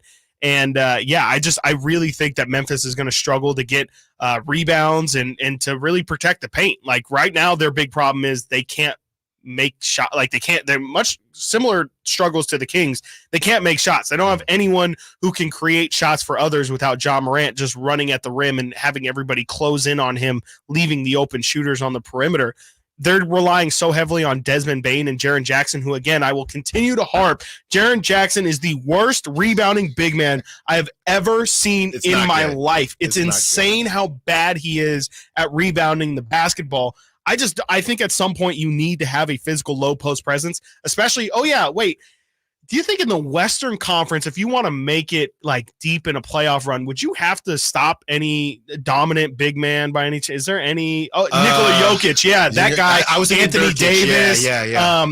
There's guys out there that you probably need to have a body on on those guys if you're going to be playing against them. So I just realistically don't think Memphis has enough especially without Ja for 25 games. Right. Then when you take on, Jaren Jackson, when you take on Steven Adams, and then whoever ends up getting injured in the future as well. Like, I just don't think that team has enough. Now they'll be frisky, right? They'll be frisky. And once Ja gets back, they're going to have something to prove. Exactly. Stay on that side. We got to hear all that from Ja Morant. Ja, you did it to yourself. Yep. I don't know who you're mad at besides Instagram Live and your friend who recorded it. Silver lining, Grizzlies are doing pretty good at defending this year. It's just their offense is 29th in the league. Yeah, well, they were, they've always been good defensively. It's just been about, and that's why you paid Desmond Bain, hasn't kicked in yet, but paid Desmond Bain that money. Maybe he's another guy that looks really good with a job. Maybe it's a Sabonis situation as well without a De'Aaron Fox. He did ball out. He did. He was a dog. He was one of your dogs. Got to get to a break. When we get back, the question is, he lit the beam last night. Should he stay in the starting lineup? Keon Ellis. That is the question. Stiles and Watkins, Sactown Sports. The Sacramento Kings play here. He's got the triple. Sacramento takes the lead. Outstanding ball movement by Sacramento. Every triple, every jam, every Kings win. Sabonis with the jam over the Joker. He's got the three-point shot. Get your Kings fix all season long. Right here on your home of the Sacramento Kings. Here's a steal by Fox, the breakaway. He's got the rip with the left hand. Sactown Sports and SactownSports.com. Carmichael Dave here for Jiffy Lube, your proud sponsor of the Drive of the Game. Now listen to every Kings game for Gary Gerald's Drive of the Game call. Then listen to Jason and myself the next morning for a chance to win a $100 Jiffy Lube certificate, courtesy of all the Jiffy Lube locations in the greater Sacramento area. Get your vehicle ready for the holiday driving season at Jiffy Lube today. Oil changes, wiper blades, tire rotations, and more. For more information, go to jiffylube.com. For a business to thrive, there needs to be a constant stream of new customers. This happens through strong lead generation. Did you know that lead generation is one of the most important tools of any marketing campaign? Let us help you identify your target audience and market your products and services to them. To get started today, contact aimyourdigital.com. That's aimyourdigital.com and start seeing results today. It's the first ever Elk Grove Kia Frozen Turkey Bowling Extravaganza on November 18th, 2023 from 12 p.m. to 2 p.m. That's right, a frozen turkey becomes the bowling ball, and 10 liquid-filled plastic beverage bottles are your pins. It's not just bowling, it's an adventure. Knock down those pins. Each pin has a number attached to it, which means your skills can lead you to awesome prizes. And guess what? Each person gets 2 rolls, so you can aim for perfection. Now, how can you be part of this amazing event? Simple. Register at Elk Grove Kia for one of the 8 coveted spots through a raffle. But hurry, the registration deadline is November 17th, 2023 at 6 p.m. sharp. And here's the best part. No purchase is necessary. That's right. It's all about the fun and games. So make your way to Elk Grove Kia in the Elk Grove Auto Mall today for a chance to win a spot at the inaugural Elk Grove Kia Turkey Bowl. Rules and regulations at elkgrovekia.com. Elk Grove Kia. Individual rates, offerings, and savings may vary, subject to terms and conditions. Not available in all states and situations. Hey, small business owner. Are you ready to have the best year ever in 2024? When's the last time you checked your workers' comp rate? For many small businesses, workers' comp insurance is one of their biggest costs. But Pi Insurance could save you up to 30% in just 3 minutes. Go to trypi.com, share a few details about your business, and get a quote that's customized for your business. No hassles or hidden fees. We know you're busy, but spending just a few minutes to check your rate could make this your best year ever. Plus, when you sign up for pay-as-you-go billing, your premium is based on your actual payroll, not an estimate. So your workers' comp audit experience is simplified. See how much you could save with Pi Insurance. Ask your agent for Pi or get a quote at trypi.com. That's trypie.com. It's easy to think all money managers are pretty much the same, but at Fisher Investments, we're clearly different. Different? How? You sell high commission investment products, right? No, Fisher Investments doesn't sell any commission-based investment products. Well, you must earn commissions on trades. Nope, never at Fisher. We're a fiduciary, obligated to act in our client's best interest. It's the highest standard of care for a financial advisor. How do you know what's in their best interest? We get to know our clients and then tailor a portfolio based on their goals and needs. But you probably sneak in some hidden and layered fees. No, we have one transparent management fee, structured so we do better when our clients do better. Wow, you really do look out for your clients. That's because our top priority is helping them achieve a comfortable retirement. It might be why most of our clients come from other money managers. Visit FisherInvestments.com to find out why investors like you switch to us. Fisher Investments. Clearly different money management. Investments and securities involve the risk of loss. Sactown Sports. Headlines. Good afternoon, Sacramento. My name is Kyle Ledbetter, and these are your Sactown Sports headlines. The Sacramento Kings won in overtime 121-118 against the Portland Trail Blazers. Malik Monk had a career-high 10 assists, made 12 straight free throws, and scored 16 fourth quarter and overtime points. Frankie Cardicelli has a must-read recap of the game that you can check out right now at SactownSports.com. The Kings are now 3-4 on the season. Their next game is in the first ever in-season tournament against the Oklahoma City Thunder on Friday. Your Sacramento State Hornets are at home this Saturday at 2 p.m. against the Cal Poly Mustangs. Get your tickets at HornetSports.com. Those are your headlines. Reminder, all guests and callers join us from the Folsom Lake Honda hotline. Folsom Lake Honda, your one-stop Honda shop. Now let's return to Stiles and Watkins.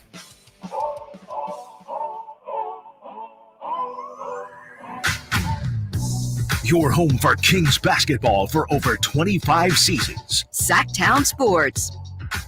Stiles and Watkins, Sactown Sports, taking you up to 2 p.m. 11th official show. 2:15.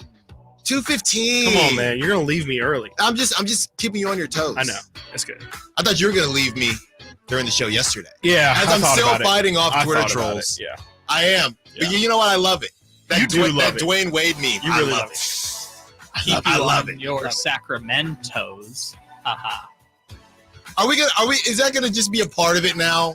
It's lore. I told Dave on the morning show, Toes is just lore in that midday show now. I love it. I do love it. And I do love your shirt, Kyle, which says light the beam. They got De'Aaron Fox and Sabonis on here looking shredded. It looks like Dragon Ball Z. Yeah, it does. It's anime De'Aaron Fox and anime Demonis Sabonis with the beam. Shout out City of Beams on Etsy. A local artist made this awesome shirt. Can you find me one with them Super Saiyan? You can definitely find one. If there are any local artists out here who want to commission Alan a painting of Super Saiyan, no, a shirt.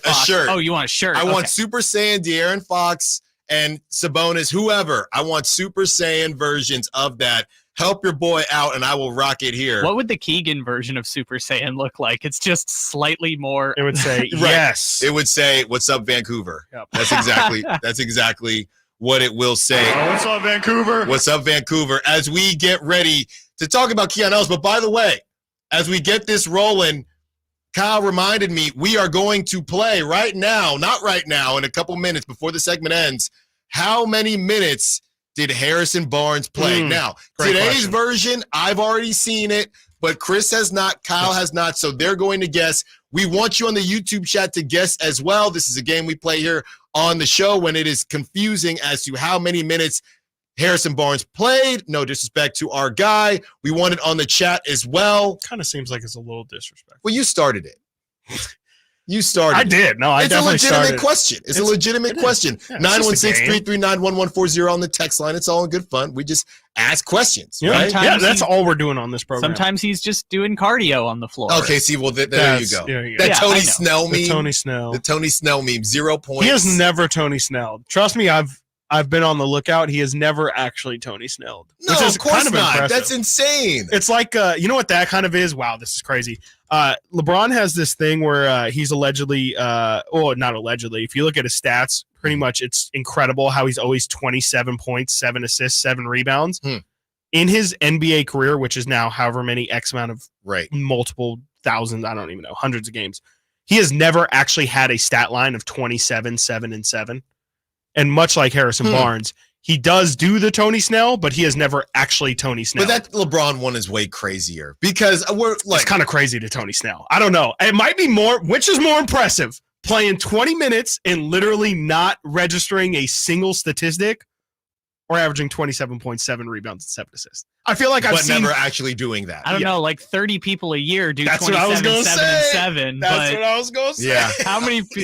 Someone did do it a couple years ago. Someone did do the Tony Snell meme. It's really but I tough. can't remember who it is. And by the way, like we said, Homer Radio, we can do that. Like we said, we enjoy ourselves. We talk about the beam. We love the beam. Yes. But the bottom line is Harrison Barnes, the same way we talk about Davion Mitchell when we would like him to step up, the same way we talked about Sabonis. We're just challenging people. Yep. We are just challenging you because we want more beams. Yep. That's all it is. So we'll get to that in a second as we talk about Keon Ellis. And again, Keon Ellis, I'm not completely sure if he's the reason that the Kings won, if that specific switch, but did it trickle down into how Davion Mitchell played? Right. Did it trickle down into how some of these guys said, wow, if coach is willing to do this, I better be on my P's and Q's.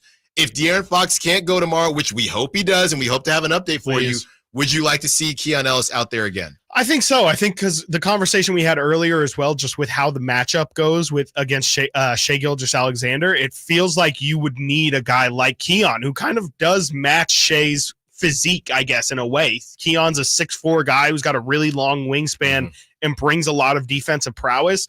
I think it makes a lot of sense to throw him out there. And then, all we really need from Keon is just for him to be a little bit more aggressive looking for a shot. And if he can knock down a couple of threes and stay on the floor for an extended period of time, his defense is going to be there every single night. I'm not concerned about that at all. I think I think I said it on the live stream the other day, but Vivek likes to talk about players like they're superheroes and says, like, you know, De'Aaron's superpower is his speed.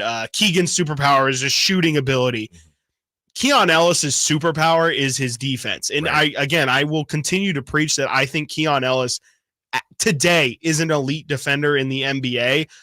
I think that it makes a ton of sense to throw him out there if De'Aaron can't make it, because I just think he's going to make an impact no matter what. Like, I think even if he does finish a game with 4 points, you're still going to notice him out there. And I think that's the biggest compliment you can give him. 3 steals last night. Keon Ellis had the lob, the skywalking, right? The exclamation point with that most random. If somebody had that in Vegas, right? I mean, what is that? 1 in about 200,000, right? That would happen. That's cashing out. So shout out to Keon Ellis for skywalking and Keegan Murray for throwing a great lob. Yeah, I do think that you have to have him out there, and we hope to have an update on De'Aaron Fox. But I just think that in terms of, and Dwayne Baker said it on the YouTube chat, you at least need offensively, you can't let Shea just chill. Yeah. Right. Even if you're not comfortable, just huck him up so that at least Shea has to respect you, right? Because you can't let him conserve that energy. All right. Can I ask you a question real quick? A question that was, as we know, was asked on a different show here. If Keon doesn't start, do you still want to see him get minutes? If that makes sense? I think you have to. You got a W. And does that still come at Colby Jones probably not getting minutes? Yes. So I mean, I think that's kind of the conundrum. Like, I don't know. But if does there's a Davion wrong play answer like this there. tomorrow? Exactly. And does Keon play like that again? Also, And Keon, we talked about the positives, but Keon did have 2 turnovers. I mean, everybody had a turnover. He had a really bad turnover. I mean, and he got caught in the air, and he just, much like JaVale tipped that ball perfectly to LeBron. Right. Keon just threw it down court right to the Blazers, and I Right. think Matisse Thybulle got an easy dunk on the other end. So, I mean, Keon wasn't perfect yesterday either. Right. All right. It's time before we get to a break. Let's do it.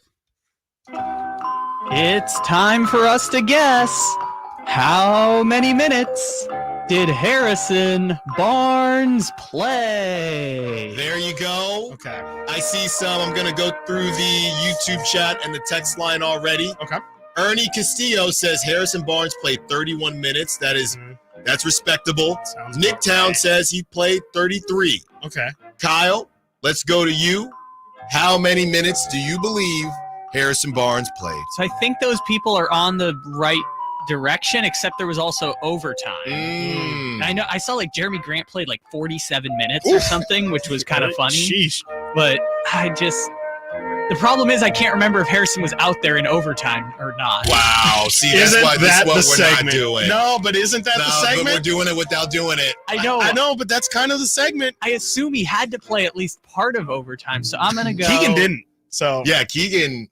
Yeah. I don't know if that helps you figure it out. I'll go 35. Okay. Maybe it's like 34-40 or something. I'll say 35 though. Okay. 35.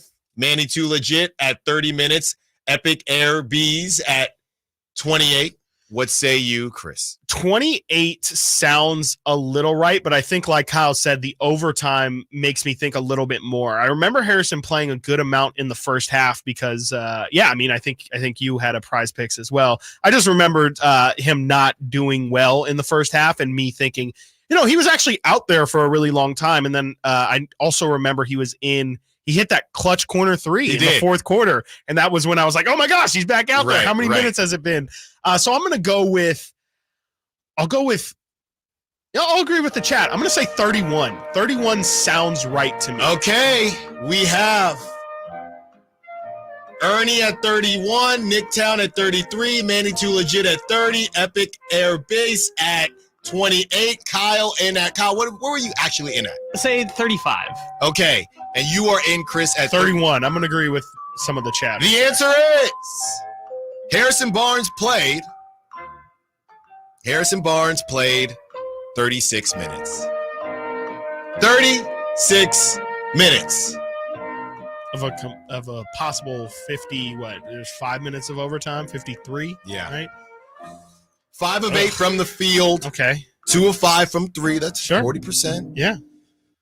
Okay. 5 rebounds, no assists, 1 steal, 1 turnover, -1 on the night, 12 points. I think the key is that he had that moment in that fourth quarter. Because without that moment in the fourth quarter, I'm with Kyle where it's like, did he play in overtime? Did he I think you mentioned the lineup to start the fourth quarter, so I guess he played in that fourth quarter. And the one thing with the younger team is making mistakes, and he doesn't make mistakes, and one way to get noticed is to make mistakes. So it's not all negative here, but he did play 36 minutes. Got to get to a break. When we get back, we continue to preview the Thunder Oklahoma City, Chet Holmgren, Shea Gilgeous, Josh Giddey. Are they ready? The Kings should be. Stiles and Watkins, Sactown Sports. Check out the Golf to Go Hour with Frank LaRosa every week on Sactown Sports. Get the latest on equipment, area courses, people who play the great game, and plenty of good conversations about golf. It's the Golf to Go Hour every week with Frank LaRosa on Sactown Sports. Golf to Go is brought to you by the Hagen Oaks Golf Super Shop, America's most awarded golf facility. Naturewood Home Furnishings, where it's all about choices and always about quality. What's holding you back from learning the language you've always wanted to know? Too hard. Takes too long. Not with Babbel. Babbel's lessons take just 15 minutes a day. 15 minutes isn't long. Nope. And they're fun. So you don't realize you're learning a language, but you are. In 3 weeks, you're able to start having conversations. And Babbel's lessons are built around real life. And with Babbel, it isn't hard. It's perfect. Now try Babbel free. Just go to Babbel.com. That's BABBEL.com. It's time to trade in and trade up at Northern California's #1 Honda dealer, Stockton Honda. Whether you're shopping new or pre-owned, Stockton Honda has a selection and savings. Plus, get top dollar for your trade. Come in today or go to StocktonHonda.com. It's all a click away. Anytime, anywhere, it's all here. StocktonHonda.com. Based on 2022 total new and Honda certified pre-owned vehicle car sales from American Honda Motor Company's own one report. Power Business Technology is proud to be 100% independent, locally owned, and managed Toshiba copier dealer. Local ownership cuts out the red tape, allowing ourselves to never be too busy to personally answer the call when our clients need us. Recognized for excellence in service execution, training, and customer service, we're proud to be named a 2022 Toshiba ProMasters Elite Dealer. Contact us today for all of your business printing needs at 844-POWER-BZ. That's 844-769-3729, or visit us at powercopiers.com. Whitey here reminding you that not all grills are created equal. Give your family a real treat. Bring out all the flavors of the holidays with the amazing Napoleon Prestige line of outdoor cookers. My Napoleon Stainless Steel Pro Series gas grill is turning me into a pro. Napoleon Grills has features other grills can't match. They're built different, built better, built to last, complete with a lifetime warranty. I may never want to cook indoors again. All made with premium steel that boasts absolute quality. Just go to Napoleon.com for your nearby Napoleon Grills dealer. Napoleon Grills. Now is the time for the best selection of grills and fine accessories for the holidays. Awesome. Hey, babe, can you check the front door? My package is here. Yeah, on it. Hey, are we still watching our show tonight? New episode on Prime? You bet. That reminds me, let's hit Whole Foods this afternoon. We need snack supplies. From package deliveries to entertainment and even fresh groceries, Amazon is in front of thousands of customers every single day. Learn how you can leverage their reach for your business. Text digital to 916-766-5105 now. Make the smart move. Text digital to 916-766-5105. Cooler temperatures mean it's time to reduce your outdoor water use. Water 1 day per week on Saturday or Sunday from November 1st through February 29th. Learn more about your home's watering schedule at sacwaterwise.com.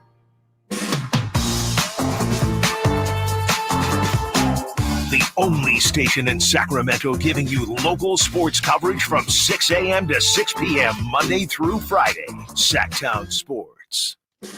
Stiles and Watkins, Sactown Sports, taking you up to 2:15. You got an extra 15 minutes. Tell them what they've won, Johnny. You watch the Game Show Network? Anybody here? Game Show Network people? Used to. Like, yeah, me too. Yeah. If it's on somewhere, sure. Family Feud? Not so much anymore. The last time I watched Game Show Network was getting my car serviced, so it was just on in the lobby. That doesn't count. You have to willingly watch it. I thought it was very interesting to watch. I think they were. What's the game where they say like whammies or whatever? Pressure Luck. Yeah. Oh, see, we got a guy, Chris. Oh, yeah, no, I used to watch Game Show Network like all day when I was a kid. Like during summers, my parents would just drop us off at a babysitter's house, and me and my sister would just watch Game Show Network like all day. Yeah. Card Shark, great game. There So you go. simple. Your sister older or younger? Older, 2 years. Okay. Mm-hmm. Okay. Yeah. So, you're the baby. Yes. Hey, we're here at like Some 10 capacity. o'clock. I'll put like Price is Right on in the studio for you guys. Price is Right goes crazy. I disagree. Great show. I was never a big Price is Right guy. I don't like Love Bob Barker. I don't like Plinko. Yeah. Some of the games on Price is Yeah, Right don't make sense against to me. Cruel. They don't make sense to me. What does make sense to me is seeing a beam last night, Mhm. and that was time. And I'm really happy here as we I'm glad. get through this 11th official show, because the 916, Chris and I were talking before the show, and we said, you know what? When we kind of get at Sabonis, we have people that ride for Sabonis.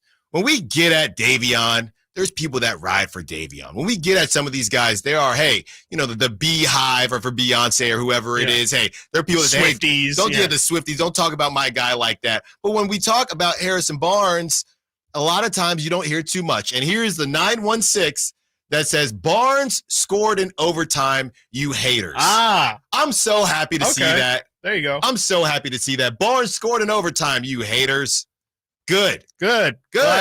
We want him to do that. Great. We want more. Let's it, love it. I want some more of it. 5 rebounds yesterday, too. Yeah. That's like a nosebleed No, for Harrison. but I'm serious, goodness. though. We want Harrison to ball out. We like I would love HB. it if he did. Okay, we know he's a consummate professional. Yes. There are just the ultimate sometimes. professional. Yes, there are just some times where we I just want don't more. know what's going on or where he's at. That's all. That's literally That's all. My biggest problem is I expect too much from him. Yeah. That's he's suffering from success in my eyes. I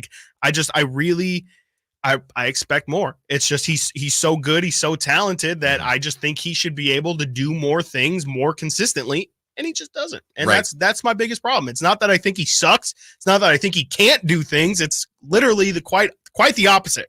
It's actually kind of a compliment when you think about it. Right. I expect more of you. Right. It's like that coach. We're like those coaches who, hey, coach, I went 2 for 4 today, or whatever it is. Could have gone 3 for 4. Could have been better. 4. Could have gone 4 for 4. Right. Pretty average, right? Yeah. Maybe, and then they try to reverse it on you. Maybe it's my fault for thinking that you can do more. That's my bad. That's what I'm saying. It's on me. It's on me for having those those expectations on you. No. Do you want us to lower our expectations for Harrison Barnes? Because we could do that. Yeah. But that doesn't help the team. Yeah. That doesn't help the Beam team. That doesn't help the Kings get to the second round. No. That doesn't help the Kings improve if we lower expectations or if we are okay with what we're seeing from Harrison Barnes. That doesn't help. Double digits should not be the goal for him.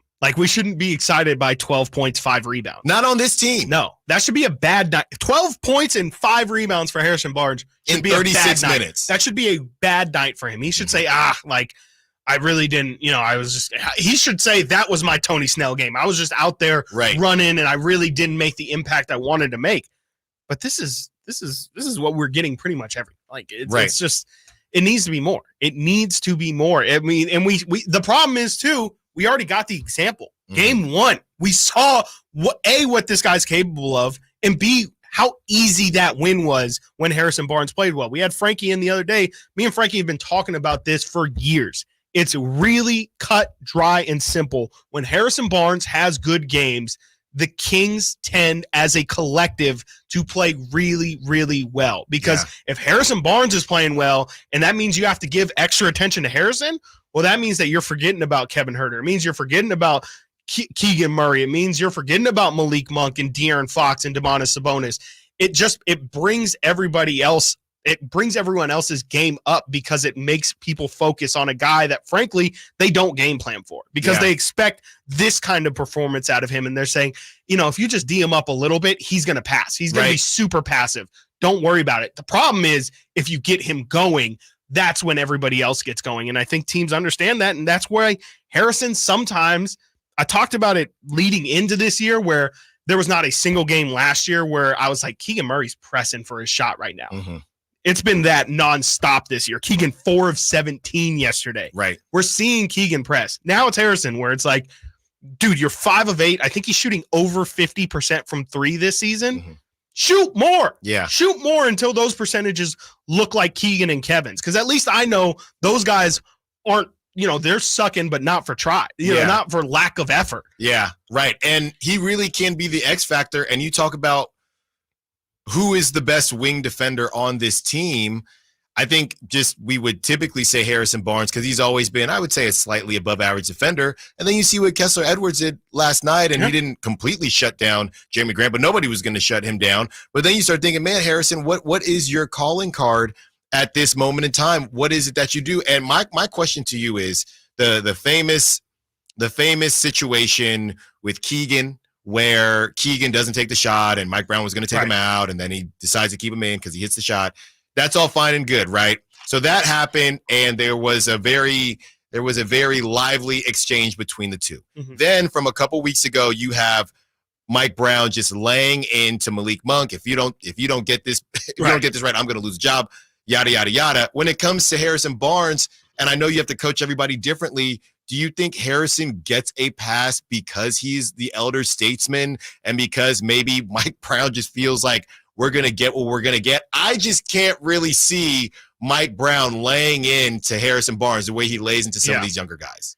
Yeah, no, I agree. I definitely think it's one of those things where, teachers don't yell at the quiet, smart kids. Right.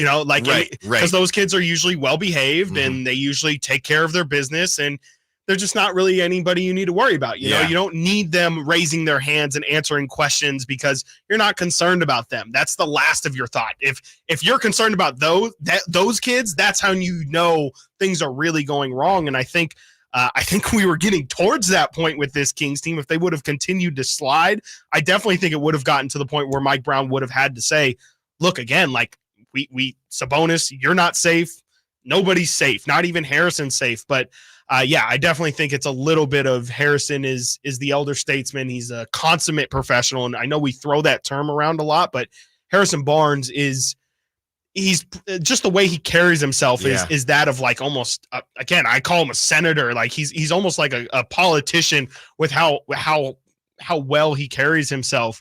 I definitely think that he's so nice that it's like you don't want to rail into him because he is out there trying to do a lot of things, and it's tough to bag on him because he's never going to be the one that you always look at and say this was his fault tonight, because he just really, he's very rarely, like you said, he's not often making mistakes, but he's also not often putting his imprint on games. So it's kind of like he's just living in this in between, and you're not really going to call that out until you feel like, okay, we're solid, but we need to take another step. That's when you really need Harrison to step up. Yeah. So I think in a way what you're saying is we're not playing well right now.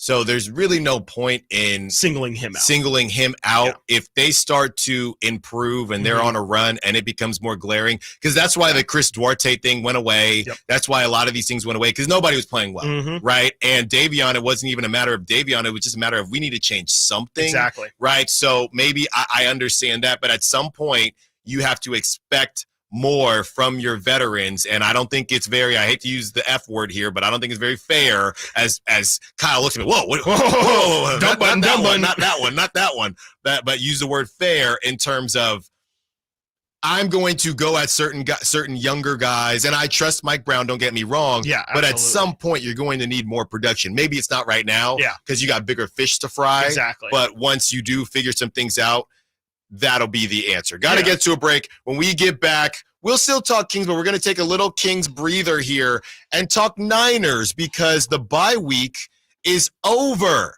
and Brock Purdy has a chance to show what he can do. I have questions for Chris. I have questions for Kyle. I have questions for you. 916-339-1140. Stiles and Watkins, Sactown Sports. Looking to snap their 3-game losing streak. The San Francisco 49ers are back in action this Sunday on Sactown Sports. McCaffrey goes in motion right. Backwards pass led by Juszczyk. A block there. Hurdles a man. 10-5. Touchdown! CMC! It's the 49ers and Jaguars from Jacksonville. Sunday morning at 10 on your home of the 49ers, Sactown Sports. All new spring deals are here at Lowe's. Start planting your garden this weekend with Bonnie 11.8-ounce vegetables. Buy 4 for $10. Plus, liven up your patios and decks with fresh blooms. Select 1.5-gallon hanging baskets or 2 for $20. Lowe's knows spring. Lowe's knows home improvement. Offers valid through 5/17. In-store only. Actual plant size and selection varies by location. While supplies last, excludes Alaska and Hawaii. Jerry and Kenny here from Bell Brothers. And if you've even thought of replacing your old, outdated, inefficient windows, now is the time to take action. Right now at Bell Brothers, when you buy one window, you'll get the second one for 30% off. That's right. Buy one, get the second one 30% off. That's real savings, up to $6,000. You have to buy at least 4 windows to qualify, and you can't mix windows and doors. But beyond that, every second window is 30% off. For example, when you buy 10 windows, you will get 5 windows at 30% off. We also have 0% interest financing available for qualified buyers. Call for details. To take advantage of our buy one, get one 30% off sale, call Bell Brothers now at 916-444-1234 or find us online at theNoSurpriseGuys.com. The No Surprise Guys, Bell Brothers.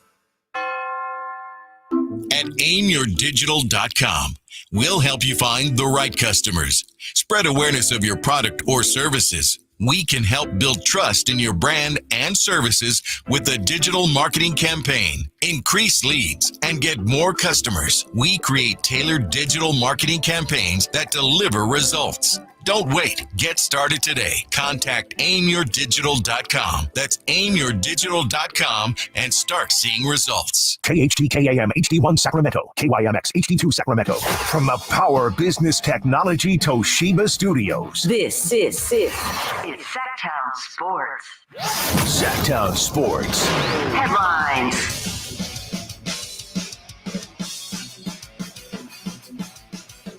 Good afternoon, Sacramento. My name is Kyle Ledbetter, and these are your Sactown Sports headlines. The Sacramento Kings won 121-118 in overtime against the Portland Trail Blazers. Frankie Cardicelli has a must-read recap of the game up right now at SactownSports.com and on your Sactown Sports app. The Kings are now at 3 wins and 4 losses. Their next game is against the Oklahoma City Thunder Friday in their first in-season tournament game. Speaking of 3 wins on the season, the Carolina Panthers and Chicago Bears play on Thursday Night Football. The Panthers have 1 win, the Bears have 2 wins. Coverage of the game begins here on Sactown Sports at 4:30 following UC Davis basketball.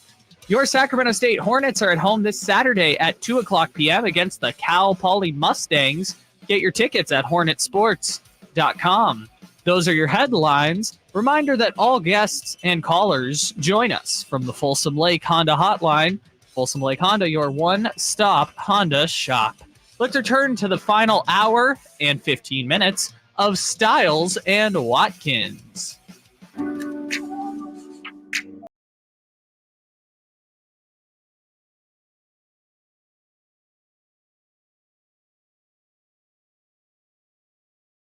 Team Sactown Sports.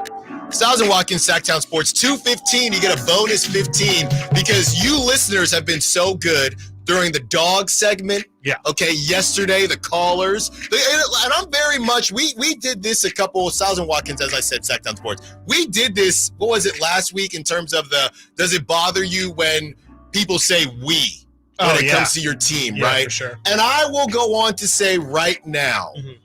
That through the calls and the energy that we felt on these airwaves and just the feeling of everybody needing that beam, you're not, and just listening to the crowd last night and you were in the building, you're not going to tell me that you can't say we. You're not going to tell me that the kingdom or whatever you want to call Kings fans, you're not, the beam regime, that's what I call them, you're not going to tell me that that wasn't a part of that win. I'm telling you, like you don't really understand it until you're here, until you're like in the community and you understand and you hear from everyone out there. But I truly believe it's different. Like I'm not a world traveler. I haven't been to all the baseball stadiums and all the football stadiums and basketball arenas out there. But I can tell you just from watching from afar and watching how fan bases interact with teams after they win and lose, it's just the connection here is different. Nothing feels as close and as centric to a community as what the Kings are with this community. Like when the Kings are good, when they're pun intended, I guess, when they're beaming, the entire city feels that the energy is different. Come playoff time, like if the Kings are in the playoffs and you know you're going to be around downtown, you'll see just businesses act different. They got beam related food and drink specials and got Kings flags all over the place. Yeah. It really does. Like they get compared to the college college atmosphere a lot, and it really is like a college town, but with a professional team. Or like and when you say college town, let's be specific. SEC. Yes, SEC. Sorry, no offense, Pac-12. Sorry, but SEC. Sorry, Fresno. I high love school, y'all. But, right? High school Friday Night Lights. Remember the Titans? You were telling me about the purple lights. We had the conversation about the beam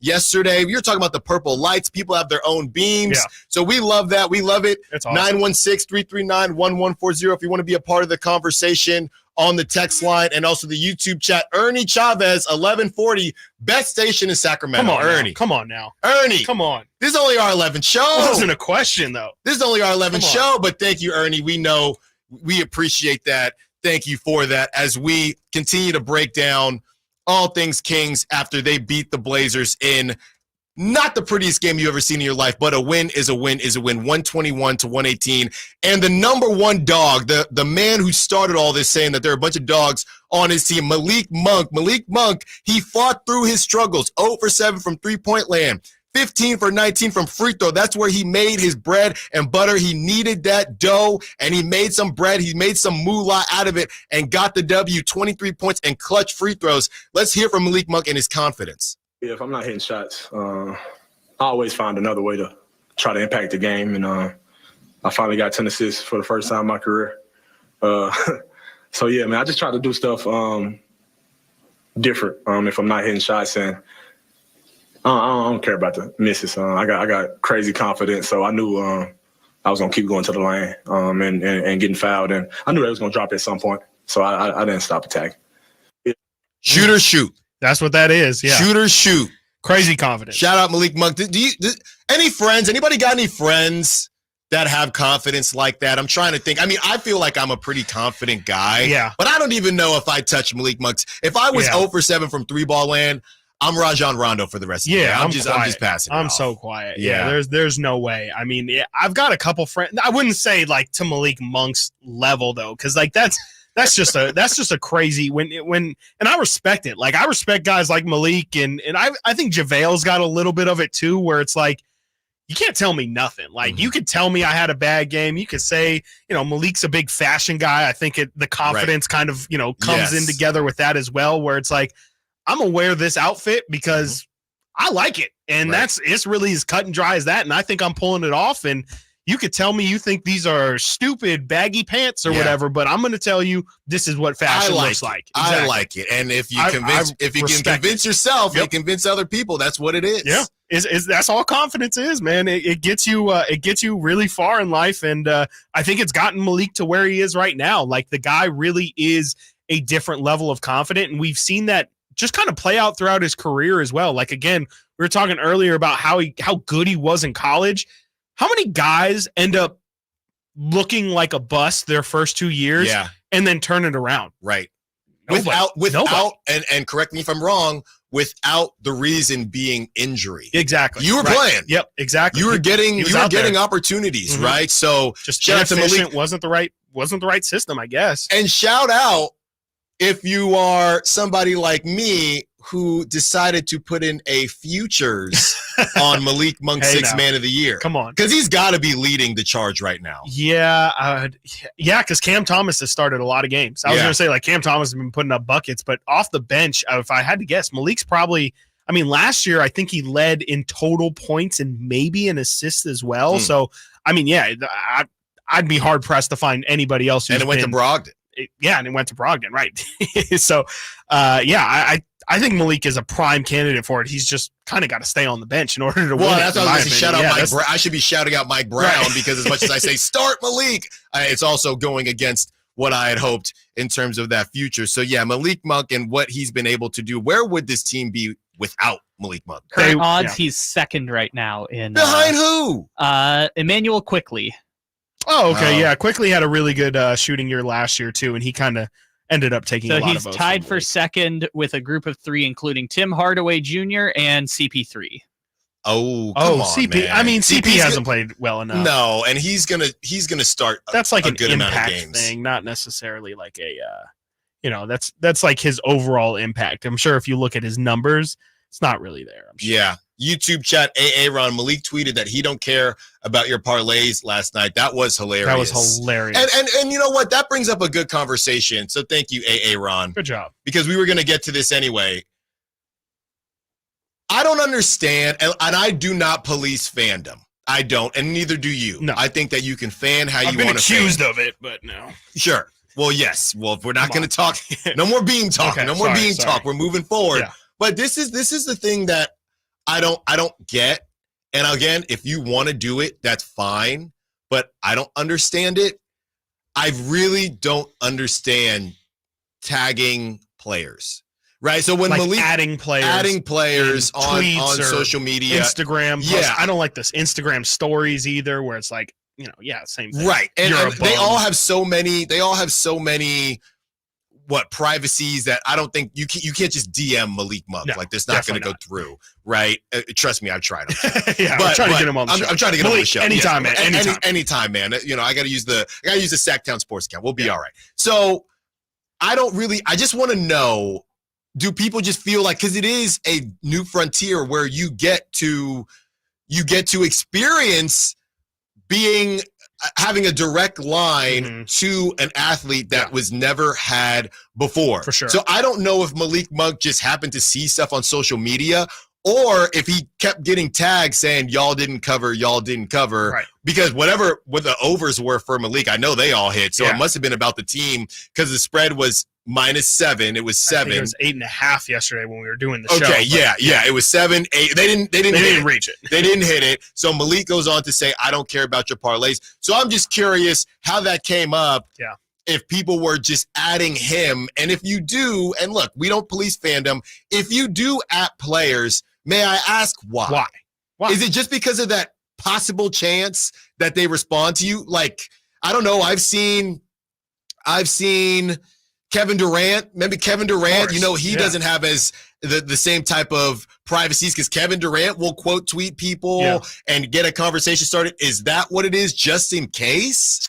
No, I don't know. I don't understand what, like, for the negatives. I understand, of course, like if Frankie's going to tweet out, Malik Monk is the Sacramento Kings all-time leading scorer off the bench or something. Of course, tag Malik in that, because you would want him to maybe see it, and it's obviously promoting himself and all that stuff. But Frankie works for the station. Oh, I'm talking about random. That could people. be any. That could have been anybody. I shouldn't have used Frankie as the example, but I more mean, so in positive situations, of course, it makes sense. But I will never understand.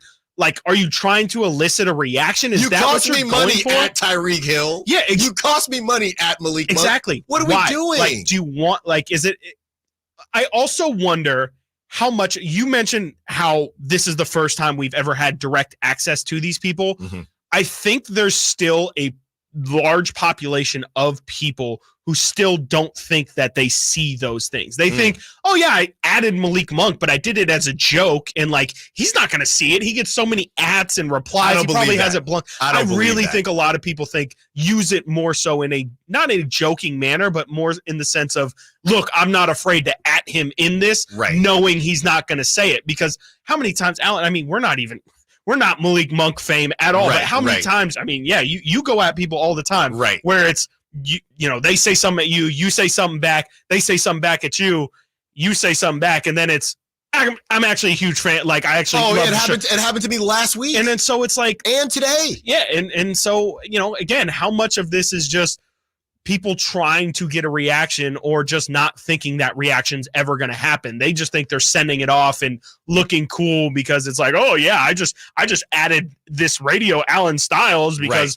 he's a chump, and I want him to. I don't know. Yeah, that's my only logical sense to it, because I don't understand it at all. I don't either. I don't get it. I don't understand. Like, because the thing is also, if you see these people in person, the energy is not going to be anywhere near the same. And that's my biggest problem. It's never been the same. Who raised y'all? No. Who raised y'all? No. 916-339-1140. We got about 30-40 seconds here for Casey, who wants to talk Mike Brown. What's up, Casey? You're on Stiles and Watkins, Sactown Sports.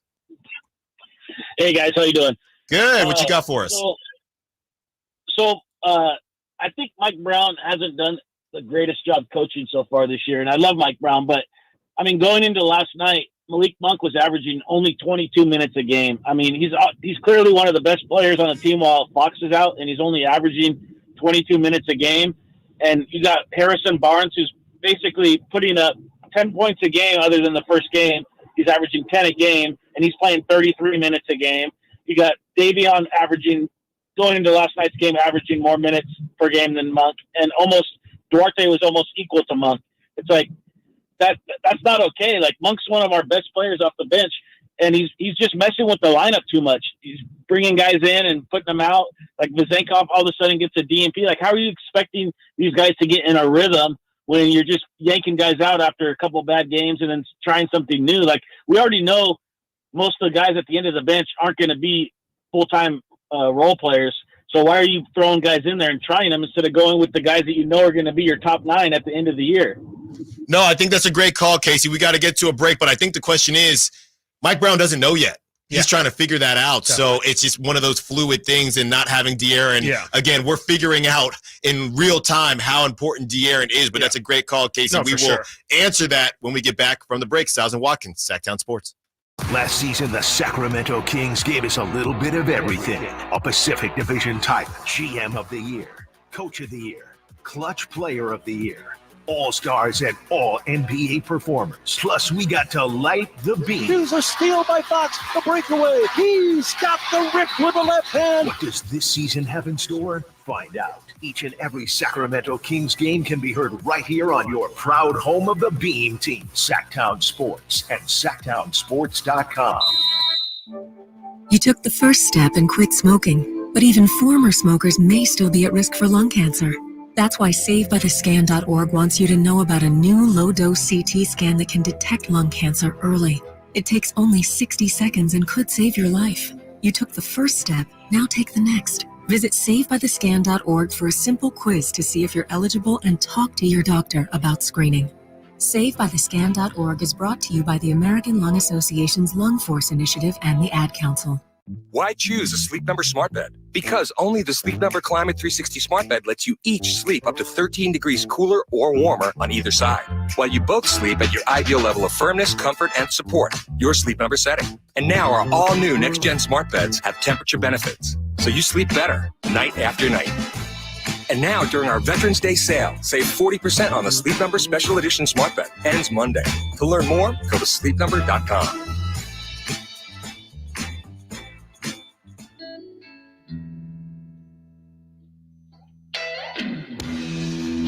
Your home for Kings basketball for over 25 seasons. Sactown Sports. Stiles and Watkins, Sactown Sports, taking you up to 2:15, a special edition for our 11 show. Special edition, taking up to 2:15, and then you will have UC Davis basketball. Ooh. Go Aggies? Yes, sir. Yeah. Nailed it. Season I opener. know. One of these days, because, when we do the crossover, the crosstalk with Carmichael Dave and Jason Russ, they have game shows. One of these games, when you talk about from my past life, one of my old jobs, had to work a lot in college sports. So I feel very confident about my knowledge of mascots, and I've never been able to use said knowledge. Okay. And I want to create an environment where I can use said knowledge. When March Madness comes around, they play that game. Let's do it. Yeah. Yes.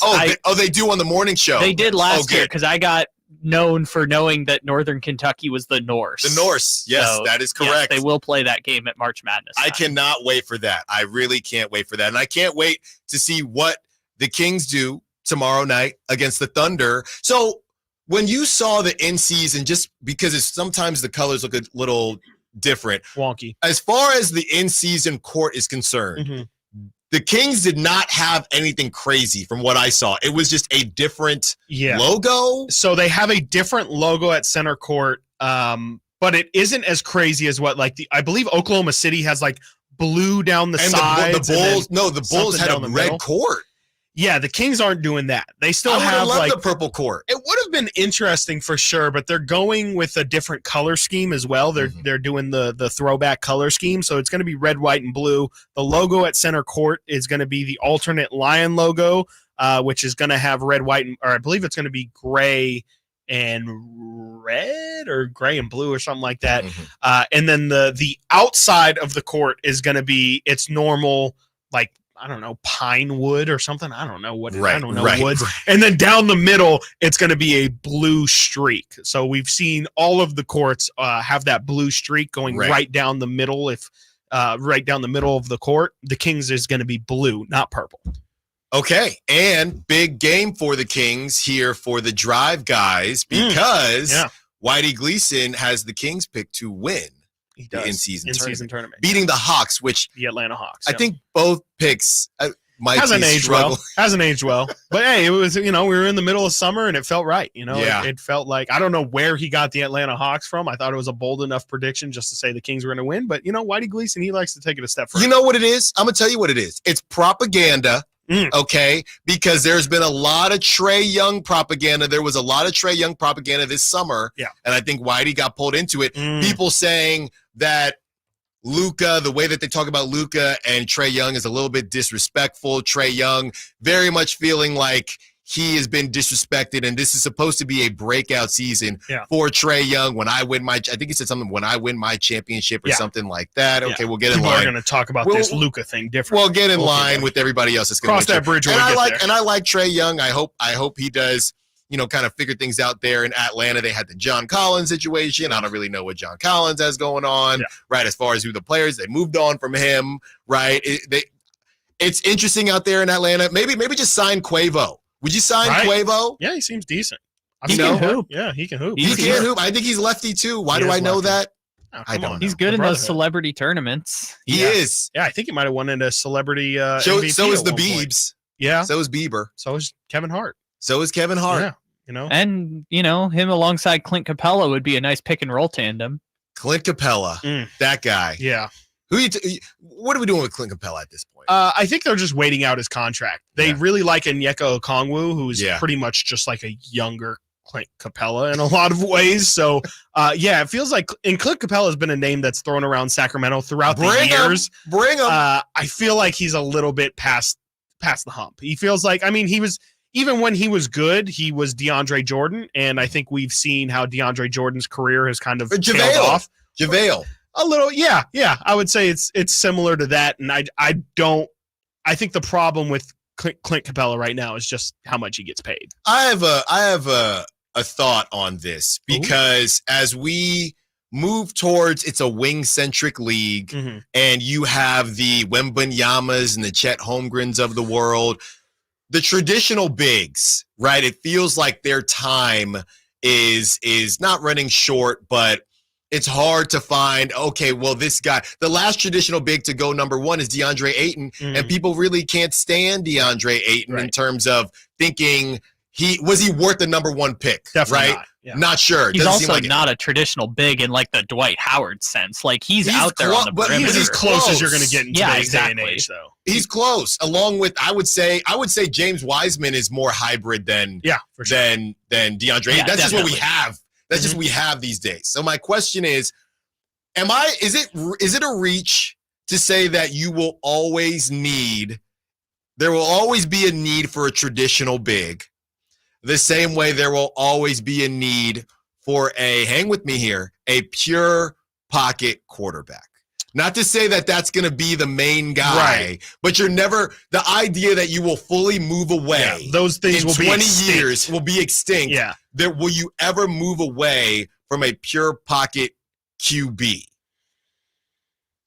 I don't think so, because it's like the NBA especially is a league that likes to kind of shift and like it likes to do whatever the counter is. Like when the league goes big, okay, well then we're going to go guard friendly, and then the bigs kind of have a resurgence and wings have their time and place. And I kind of think wings are forever, but I definitely think so, because what could happen is if the league, and it did for a small period of time there, the league shifts to, okay, small ball. Everybody look for a Draymond Green at center. Yeah. Well, then all of a sudden, when you have a guy like Steven Adams is playing with a bunch of schoolyard kids at that point. He looks like Wilt Chamberlain out there playing with a bunch of plumbers. And I think that's kind of what ends up happening is that shift happens when the league gets small, when it gets a little bit less beefy and strong.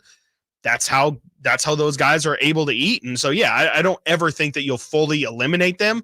Now, will those be guys that you can rely on to win at the highest level.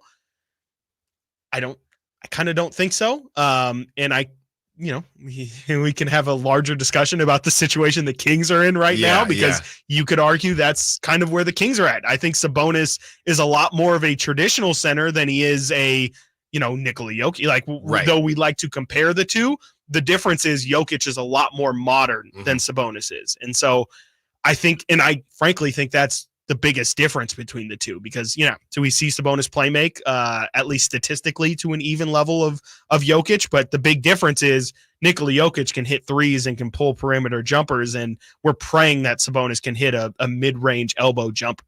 Well, and that turns into, instead of quarterbacks, that turns into running backs, to where, hey, I could find, if the league, if I don't think there's a full-blown need for a traditional big, a la some of the names that you just said, then I can find somebody. There's always going to be an Alex Len somewhere. No disrespect to Alex Len. Totally. But those guys you can find 7-footers. Yes. They don't grow on trees, but in the NBA they do. Well, yeah, I think there used to be this crazy stat of, like, if you were 7 feet tall, you had a 50% chance of playing D1 college. Right. Just by being born and being a 7-footer. Yes. That is 50% insane, chance of making college basketball. Well, the same with closers in baseball, right? Back in the day, Papelbon, Brian Wilson, anything over 95, they gave you the little fire emoji when you would pitch. They don't even do that anymore, because it's a surprise when somebody that pitches after the 7th inning doesn't throw 98. 100. Aroldis Chapman, they're about 8 Aroldis Chapman's running around the league right now. Probably more than 8, more like 18.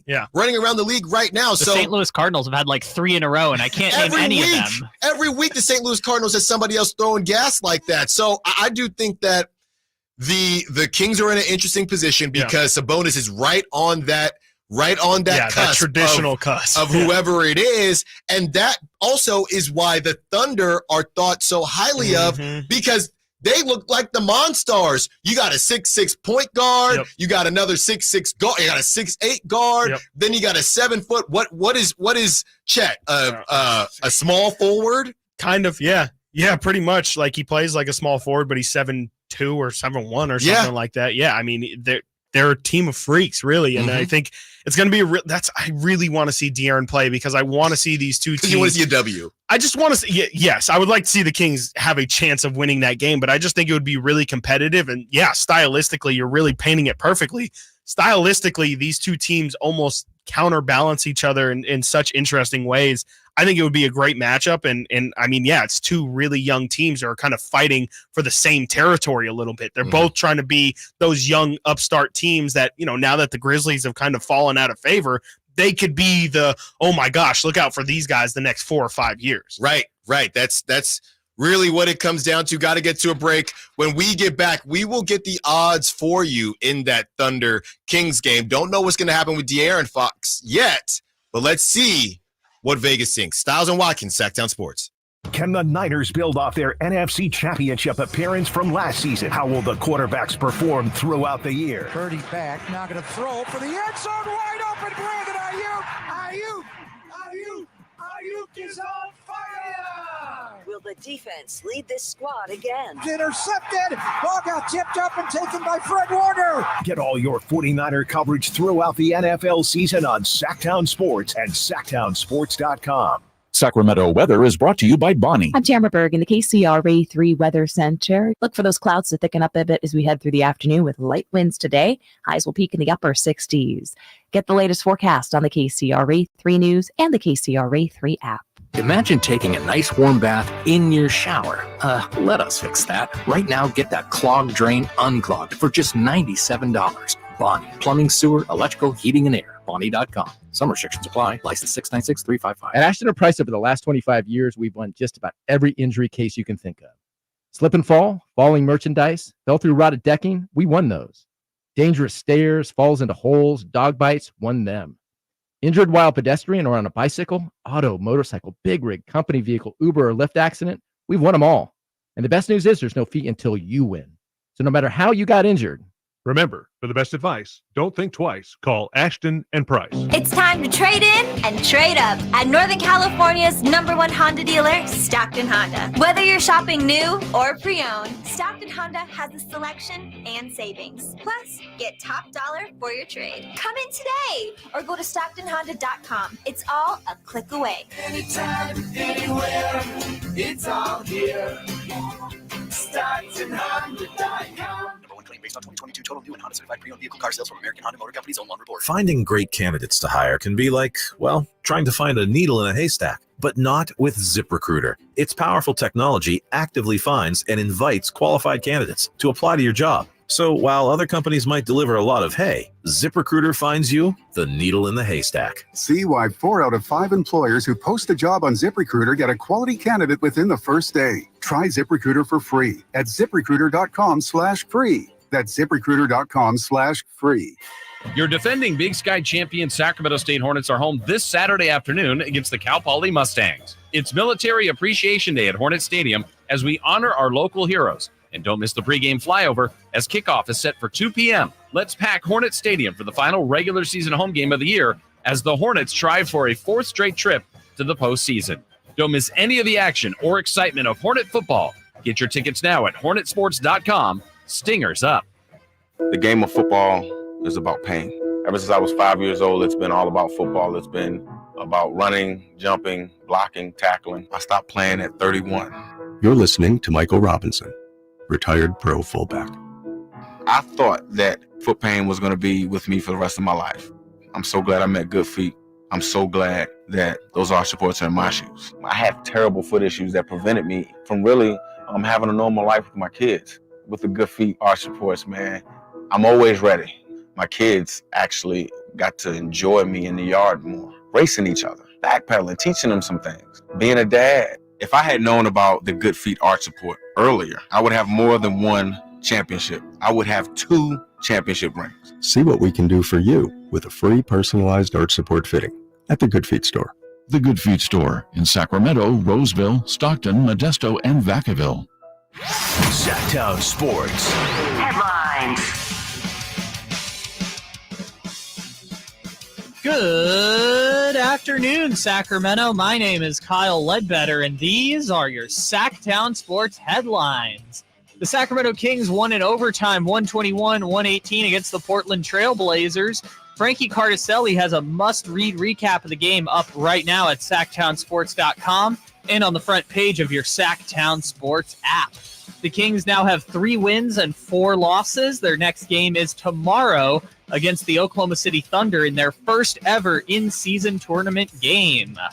Speaking of 3 wins on the season, the Carolina Panthers and Chicago Bears play on Thursday Night Football. Panthers have 1 win, Bears have 2 on the season. Coverage of that game begins right here on Sactown Sports, beginning at either 4:30 or following UC Davis basketball. Your Sacramento State Hornets are at home this Saturday at 2 p.m. against the Cal Poly Mustangs. You can get your tickets at hornetsports.com. Those are your headlines. Let's return for the last 45 minutes of Stiles and Watkins.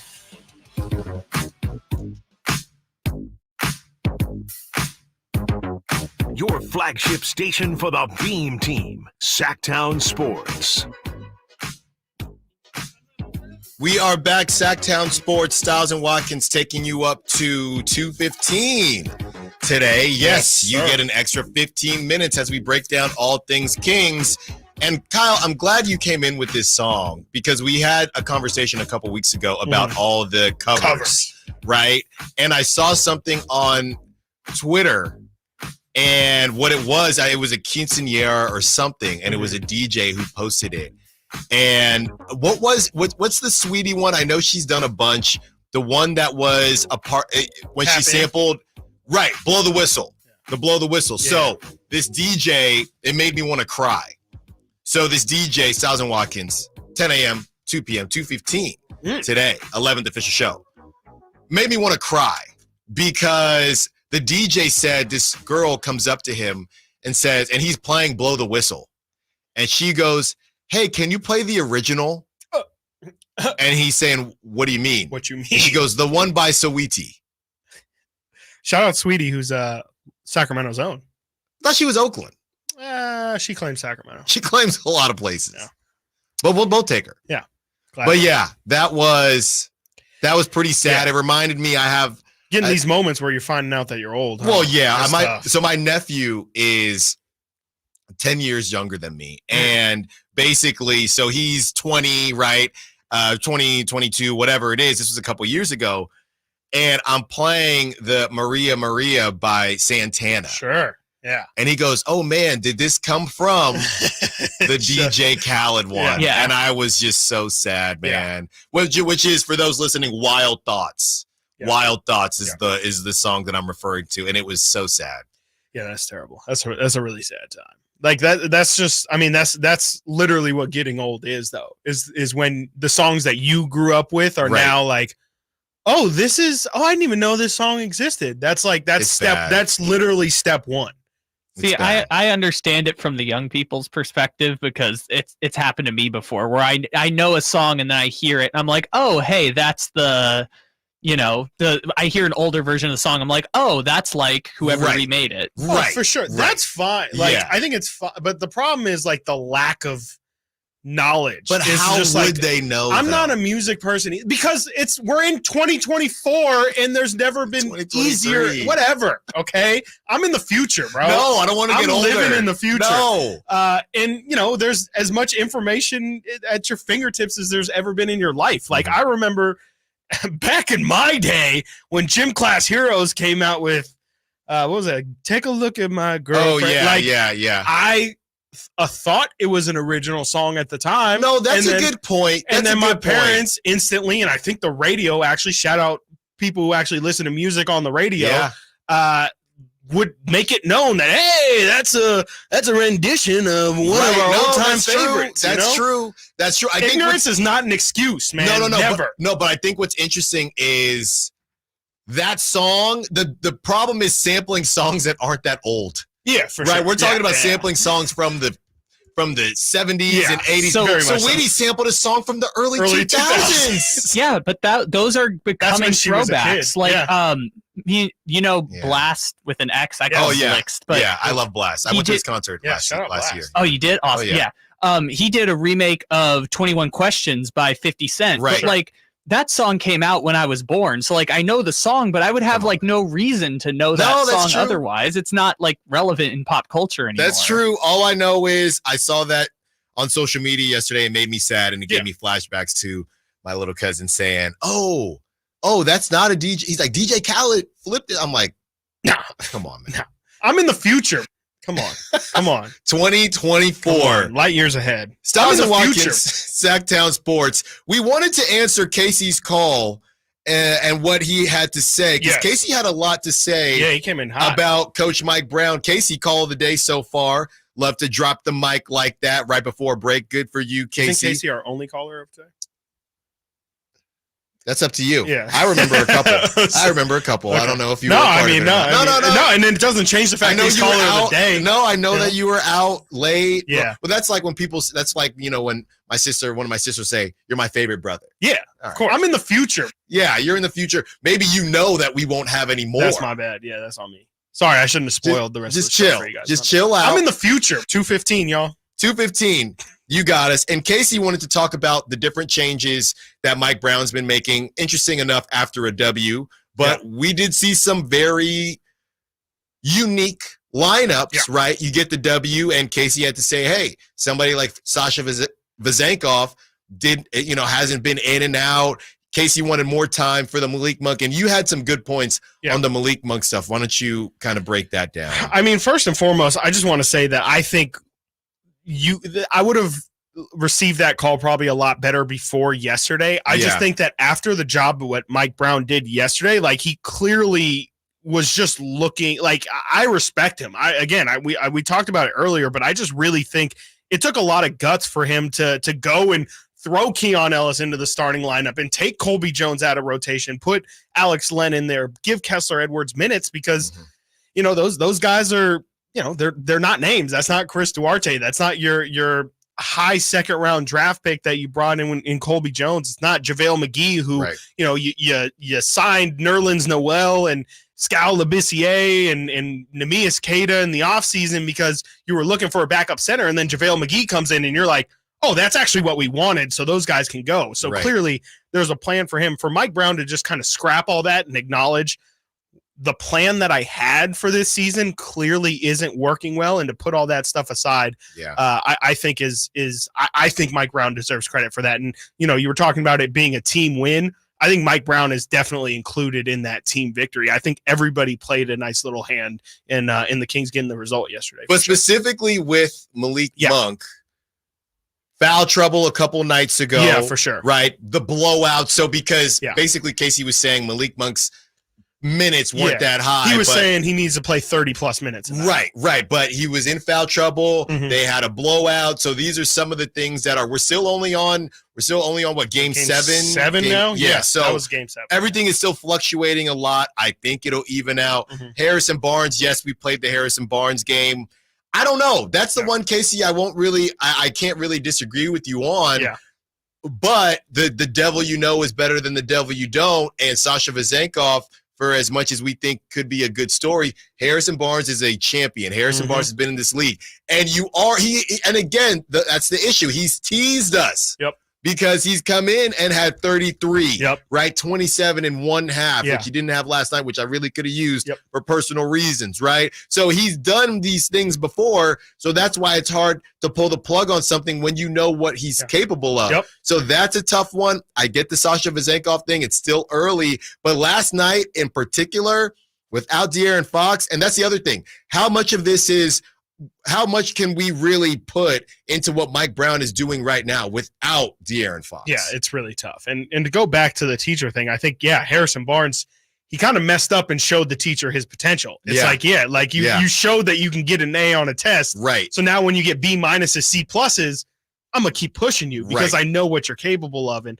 I think definitely interested on just how Harrison's going to develop throughout this season. And like we talked about earlier, if that conversation of, hey, we need you to step up too is ever going to happen. But I think, Malik's minutes are something that I think is just always going to be a thing that people talk about because of how impactful he is on the bench. But I think that's, I with how bad the Kings are playing right now, yes, it seems obvious to play Malik Monk way more minutes. But I think ideally the plan, again, to go back to the plan Mike Brown had going into this year, I think he was banking on a lot of people contributing and not needing Malik Monk to have 30 minutes. I thought he was probably thinking, well, if we can have 23 to 25 fresh minutes of Malik Monk and then throw Chris Duarte for 12 to 15 minutes of him being fresh out there. Again, it's a lot better to have that combination of things than just running Malik Monk into the ground. So a lot of it has to do with the fact, that guys just aren't playing well and aren't playing to the level that we thought they were going to play, Sasha Vezenkov included. And I think it's just thrown a wrench into, and also, De'Aaron Fox got hurt in like 5 games. Or in 4, whatever it was, 3 games. 2.5. 2.5. Right. This is not how this season was supposed to go. So they're adjusting on the fly as well. Everybody was probably expecting to give Davion Mitchell a little bit of a leash. Like, he was probably expecting to have some time to kind of get into the flow of the season and before Keegan too. I mean, I think these guys just weren't expecting to be thrown into the deep end this early into the season. And a lot of the time, you have at least like a month to get into rhythm. And then it's like, okay, if De'Aaron's out, I've gotten enough minutes, enough game time to really feel comfortable, with an extended run. I'm almost looking forward to it at that point. This early in the season, I think they're just kind of flying by the seat of their pants and hoping that they can, be above 500 come the time that they, are settled down a little. Yeah. And again, as bad as it looked, the Rockets go on to smack up the Lakers last night. So does that make you feel a little bit better about what happened in Houston? We'll see. I think tomorrow is a huge game, whether De'Aaron plays or not. I think you have to be competitive if he doesn't play. Look, if Shea puts on a masterclass and Chet Holmgren, who could possibly – Chet Holmgren is going to – who was it the same year as LeBron that was really close? Was it Carmelo to win Rookie of the Year? Carmelo was very close. We're looking at the same type of Him and Wemby. Yeah, him and Wemby. So I just, for the league's sake, Wemby's going to win it. Can we just say Definitely, that? Can we just say that? I mean, there's a ticker for every time Wemby won. So it was literally a countdown to Wemby at Madison Garden. Then he put up a stinker. Yeah. So that's just what it is. He's going to win Rookie of the Year, but Chet Holmgren is going to play even more aggressively because he knows that. So that's what the Kings have to look forward to. Got to get to a break. When we get back, more Kings talk, a little bit of Niners talk, and a little bit of Giants talk as well. Ohtani? Do the Giants maybe have a foot in the door to get Shohei Ohtani showtime in the Bay? Stiles and Watkins, Sactown Sports. Friday night at the Golden One Center, it's the Kings' first ever in-season tournament game. Sabonis heels at the arc. Now to Keegan Murray on a run by. He shoots for three. He's got the triple. Keegan Murray from downtown. The Oklahoma City Thunder are in town to face the Sacramento Kings for Friday Night Hoops. The quest for the cup begins Friday on your home of the Kings, Sactown Sports.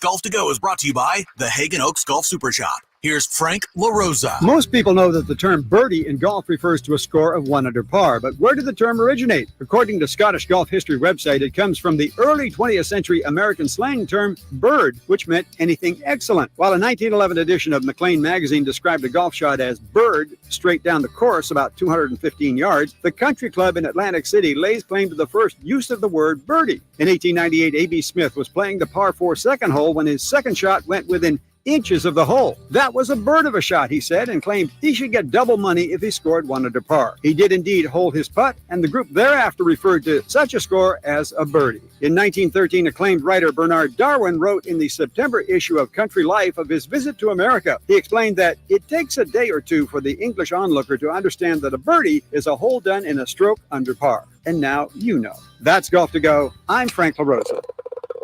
Whitey here reminding you that not all grills are created equal. Give your family a real treat. Bring out all the flavors of the holidays with the amazing Napoleon Prestige line of outdoor cookers. My Napoleon Stainless Steel Pro Series gas grill is turning me into a pro. Napoleon Grills has features other grills can't match. They're built different, built better, built to last, complete with a lifetime warranty. I may never want to cook indoors again. All made with premium steel that boasts absolute quality. Just go to Napoleon.com for your nearby Napoleon Grills dealer. Napoleon Grills. Now is the time for the best selection of grills and fine accessories for the holidays. A psoriasis flare-up can make a walk in the park, well, no walk in the park. It's that obvious, huh? I've tried so many lotions and creams, but I still have symptoms. So those don't do enough to treat the inflammation beneath the skin, leaving you with those uncontrolled symptoms. Makes sense, but what else can I do? You can get real with your dermatologist so they can help you get clear. Make an appointment and, you're already on it. Hi, yes, I'd like to make an appointment. Get real clear about psoriasis at letsgetrealclear.com. Sponsored by AbbVie. iPhone 15 Pro on Verizon. This holiday, trade in any iPhone in any condition for the new iPhone 15 Pro with titanium, Apple TV 4K, and 6 months of Apple One. All on us with unlimited Ultimate. Act now. Visit Verizon.com. 6 months of Apple One, then $10 per month. $999.99 device payment or full retail purchase with new smartphone line on unlimited Ultimate plan required. Less $1,000 trade-in/promo credit applied over 36 months. Promo credit ends if eligibility requirements are no longer met. 0% APR. Apple TV 4K and Apple One offers require eligible phone purchase with activation on unlimited Ultimate. Additional terms and conditions apply. Visit Verizon.com for details. Hey, it's Carmichael Dave letting you know Capital Casino, Sacramento's #1 poker room and primetime football location is back. Cap Casino giving away $500 per game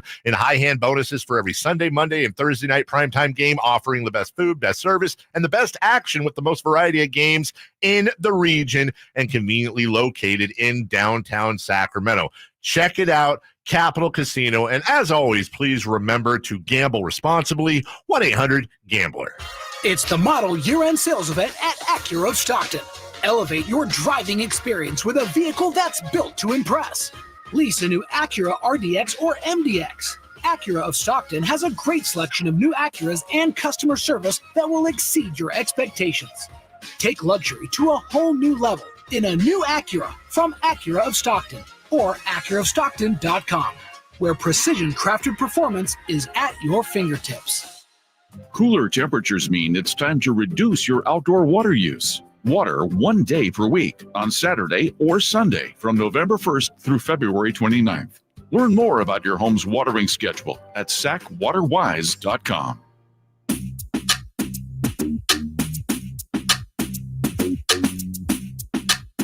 Live and local, 6 a.m. to 6 p.m., Monday through Friday. Sactown Sports.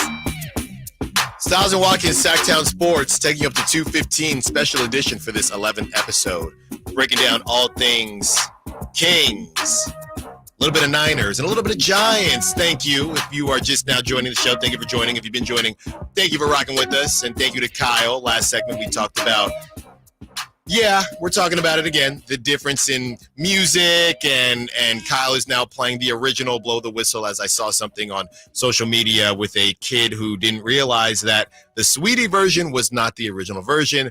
I then went on to cry. So there's that. Stiles and Watkins, we got you. Sactown Sports. And I want to take a second here because, Chris, you know I love baseball. I haven't got to talk about baseball in a while. I appreciate that. Really, to just kind of I caught that. I caught it. It took me a while, but I caught it. But really, to just kind of rewind here, Bruce Bochy wins the World Series. Good for Bruce Bochy. He went on to say that multiple Giants went on and texted him saying congrats and called him cool. Buster Posey. And he said the biggest one he was surprised at was good old Timmy Lincecum. Tim Lincecum sent him a text. He said it's hard to get Tim's probably off the grid, right? It's hard to hear from Tim Lincecum, but Tim Where do we out. think Tim's at right now? Man, somewhere near Humboldt, or is he just like? If he's in the U.S., is he if he's even more discreet US, than that? Yeah, so that's incredible. So shout out to Bruce Bochy getting that championship. Marcus Semien, all the former Giants and A's doing their thing, and Marcus Semien, a Bay Area guy, as well as Giants fans try to figure out what's next. And John Shea wrote a really good article in the SF Chronicle about Shohei Ohtani preparing the full court press. Mm-hmm. And a lot of people think that the Giants might have a shot at this. A lot of people don't think the Giants have a shot at this because, as sad as it sounds, Shohei wants to be in the playoffs. Always a bridesmaid, too. Giants tend to be. Right. Bryce Harper, Shohei the first go-around. Yes, Arson Judge. Shout out Arson. I have my jersey. It's in the cart right now. and with Carlos Correa, who actually ended up having a pretty good season. The Twins make the playoffs. So it's been a rough go for the Giants, and a lot of people are starting to come down hard on Farhan Zaidi and what's been going on with the Giants. They think that, hey, you got to make a move, Farhan. We don't care what it is.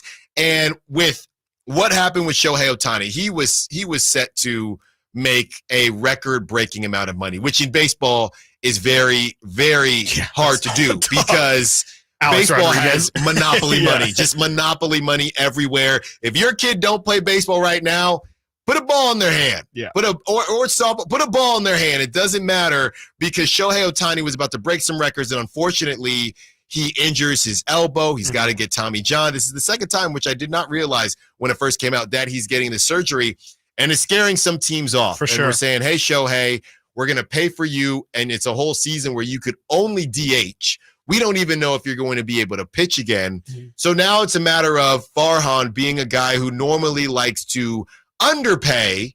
Farhan, now you may have to overpay significantly and say, Shohei, we're willing to take a chance on you. Because there are certain teams that say, hey, because of what happened, Shohei, you want to think about maybe being a closer or something like that. And Shohei, we believe, very competitive, is going to want to do both. Would you be okay with the Giants taking that chance and still going after Shohei after his second Tommy John and still expecting big money and 10 years, whatever it is? Yeah. Would you be okay taking that risk? Yes, because I think the Giants are desperate enough. And I think I don't say that as like a criticism. I think that they're just at the point where they need to look in the mirror and say, I think we have to do this if we continue to want to try and carry ourselves like how we want to carry ourselves, then we have to at some point actually go act like those big boys that we claim to be. And you got the money. You got the money. That's the problem. Like, it ain't tricking if you got it. No. So and they're not sweating it either. Like they can act like they're sweating it, but they have plenty of money from that ballpark and just from the success of that organization throughout the years. They have plenty of money to spend, and they haven't been spending it recently. So there's no excuse for not going out there. Now, does it make the most business sense, or baseball? It definitely makes the most business sense. Right. Baseball sense doesn't make a whole lot of sense to go out there and pay a guy for what you're hoping he can be and what a lot of people don't seem to think he can get back to.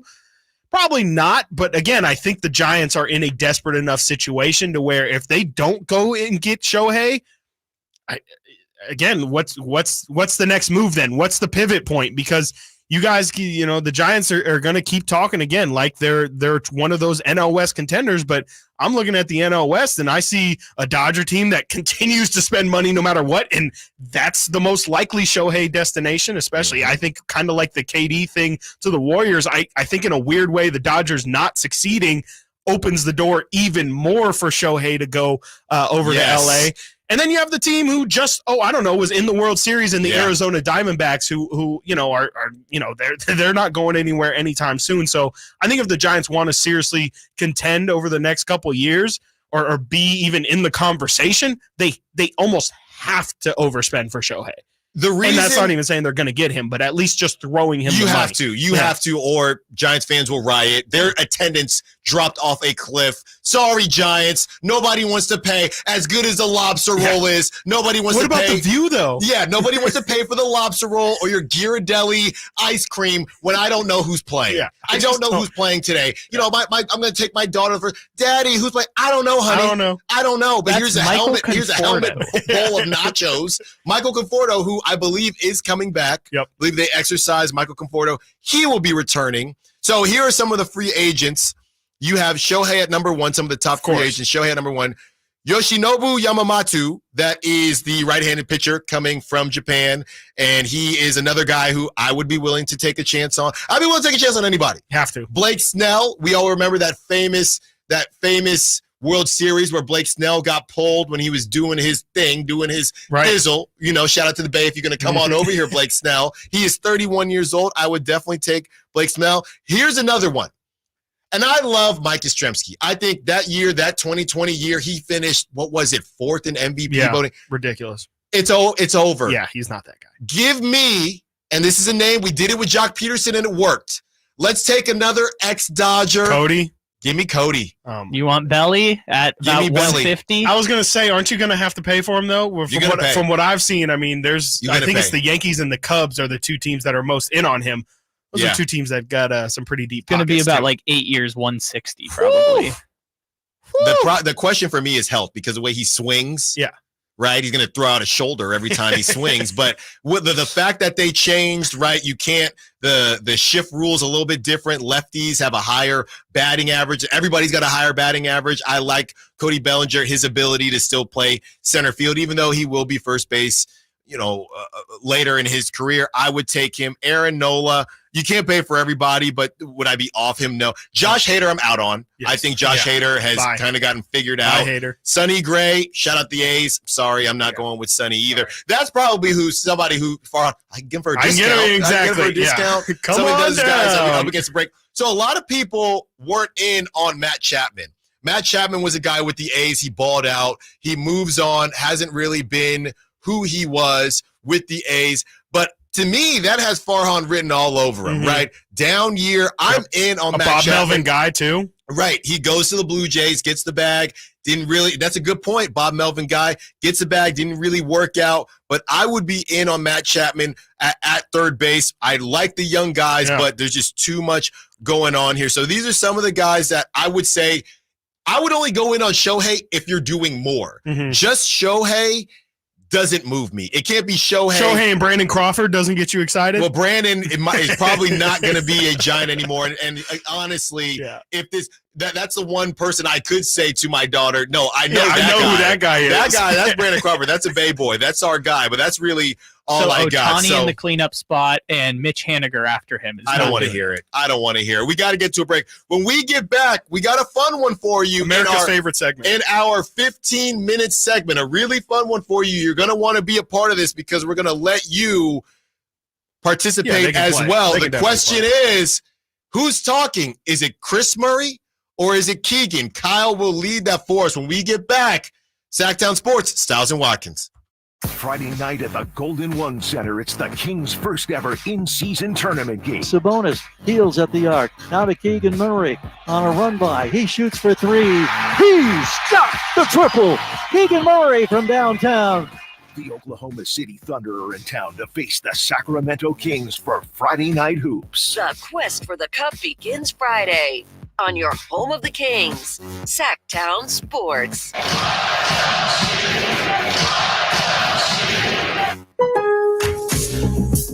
All new spring deals are here at Lowe's. Start planting your garden this weekend with Bonnie 11.8-ounce vegetables. Buy 4 for $10. Plus, liven up your patios and decks with fresh blooms. Select 1.5-gallon hanging baskets or 2 for $20. Lowe's knows spring. Lowe's knows home improvement. Offers valid through 5/17. In-store only. Actual plant size and selection varies by location. While supplies last, excludes Alaska and Hawaii. Carmichael Dave here telling you something you already know. Your time is important, and that's why at American Energy Heating and Air, they make shopping for a furnace easy with their new online quoting tool. Just go to AmericanEnergyAir.com, get an instant quote today. That'll help you determine what system you need to get and provide the best pricing options as well from the comforts of your home. Here's the thing. Nobody's going to come to your home. Nobody will come to your home. That's convenience. Visit AmericanEnergyAir.com. Check out how easy it can be. Or if you want, give them a call and talk through what your needs are. Call 916-520-9990 today. 916-520-9990 or go to AmericanEnergyAir.com. American Energy, making the uncomfortable comfortable. Call 916-520-9990 now. I'm so stressed about my business not being ready for the holidays. Ooma. What is that? Meditation? I'm recommending the Ooma cloud phone system with auto attendant and more than 35 features. Ooma? Yep. Switching to Ooma is a cinch. Starts at $19.95 per month per user, plus taxes and fees. Ooma. Now you're feeling it. Visit Ooma.com. That's OOMA.com to learn more. Ooma. Smart communications for the smarter business. Hi, this is Joe Cordell of Cordell & Cordell. The holiday season should remind us that faith and family are the most important things in life. And we hope that you succeed in coming together this holiday season with those you love and in the process creating some generational memories. Holidays have this magical power to magnify small things to ever greater memories over time. What a return on investment. Happy holidays. 500 Capitol Mall, Suite 2060, Sacramento, California, 95814. Online at CordellCordell.com. Awesome. Hey, babe, can you check the front door? My package is here. Yeah, on it. Hey, are we still watching our show tonight? New episode on Prime? You bet. That reminds me, let's hit Whole Foods this afternoon. We need snack supplies. From package deliveries to entertainment and even fresh groceries, Amazon is in front of thousands of customers every single day. Learn how you can leverage their reach for your business. Text digital to 916-766-5105 now. Make the smart move. Text digital to 916-766-5105. KHTKAM Sacramento, KYMX HD2 Sacramento. Take it on the local level. Live and local, 6 a.m. to 6 p.m. Monday through Friday. From the Power Business Technology Toshiba Studios. Sactown Sports. Sactown Sports. Headlines. Good afternoon, Sacramento. My name is Kyle Ledbetter, and these are your Sactown Sports headlines. Sacramento Kings won in overtime, 121-118 last night against the Portland Trailblazers. Frankie Cardicelli has a must-read recap of the game up right now at SactownSports.com and your Sactown Sports app. The Sacramento Kings have 3 wins and 4 losses, and they will be playing their next game tomorrow against Oklahoma City at home in the play-in tournament. Speaking of 3 wins and 4 losses, the Carolina Panthers and Chicago Bears bring their combined 3 wins on the season into Thursday Night Football. Our coverage begins here on Sactown Sports at 4:30 or at the conclusion of UC Davis's home opening basketball game, which, by the way, stay tuned. That game gets going in about 15 minutes right here on Sactown Sports. Those are your headlines. Reminder, all guests and callers join us from the Folsom Lake Honda hotline. Folsom Lake Honda, your one-stop Honda shop. Now it's time for the final bonus 15 minutes of Stiles and Watkins.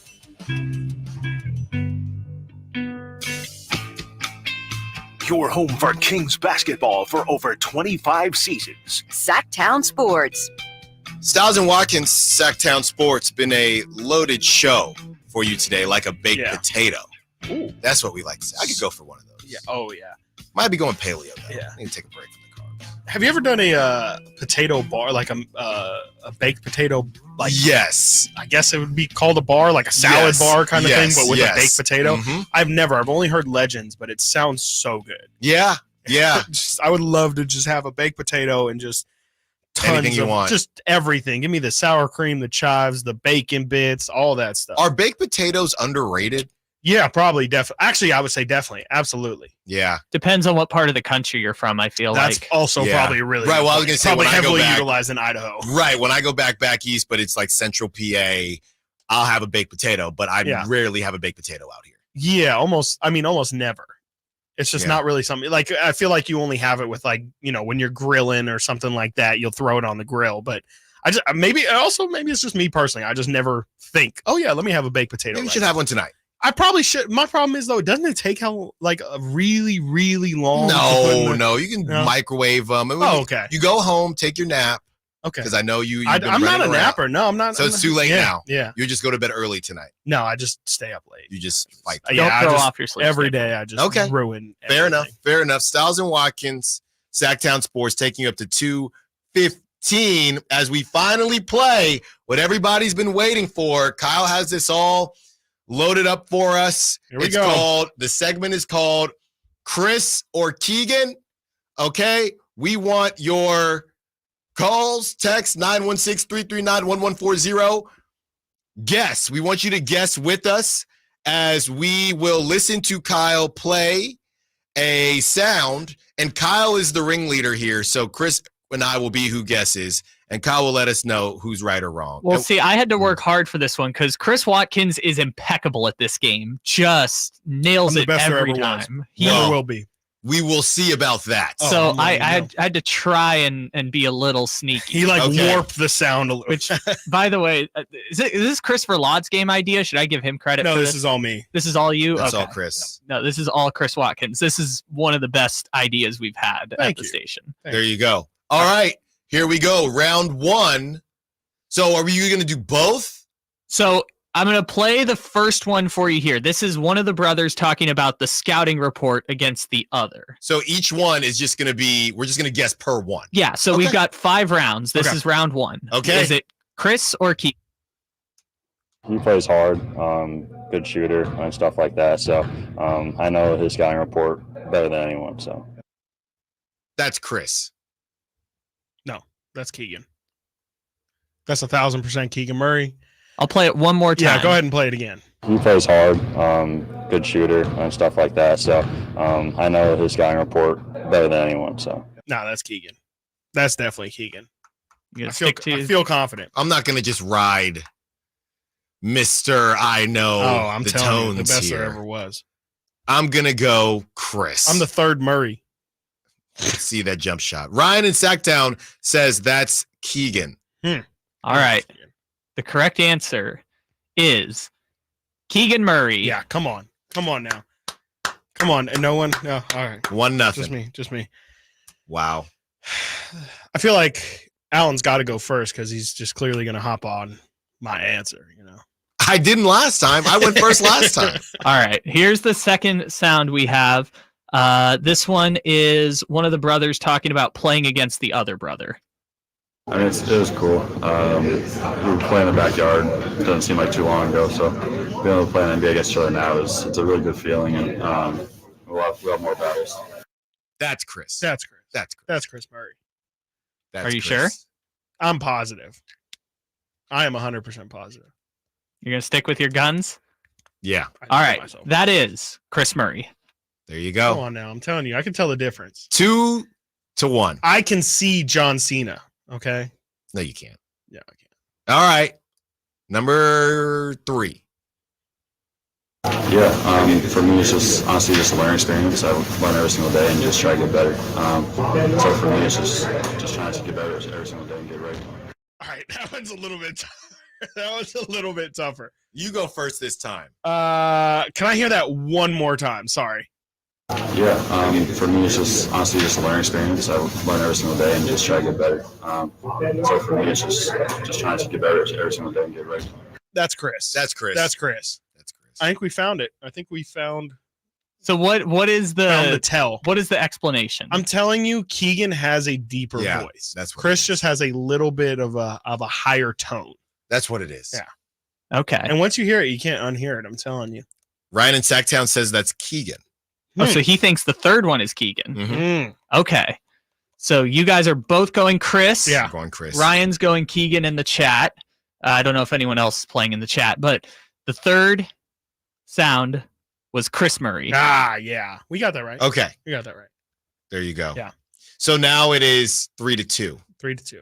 I'm not missing. So. Yeah, this is more just can we Game's over. stump Watkins on any of these? No, I still got a shot. It's like stump the Schwab.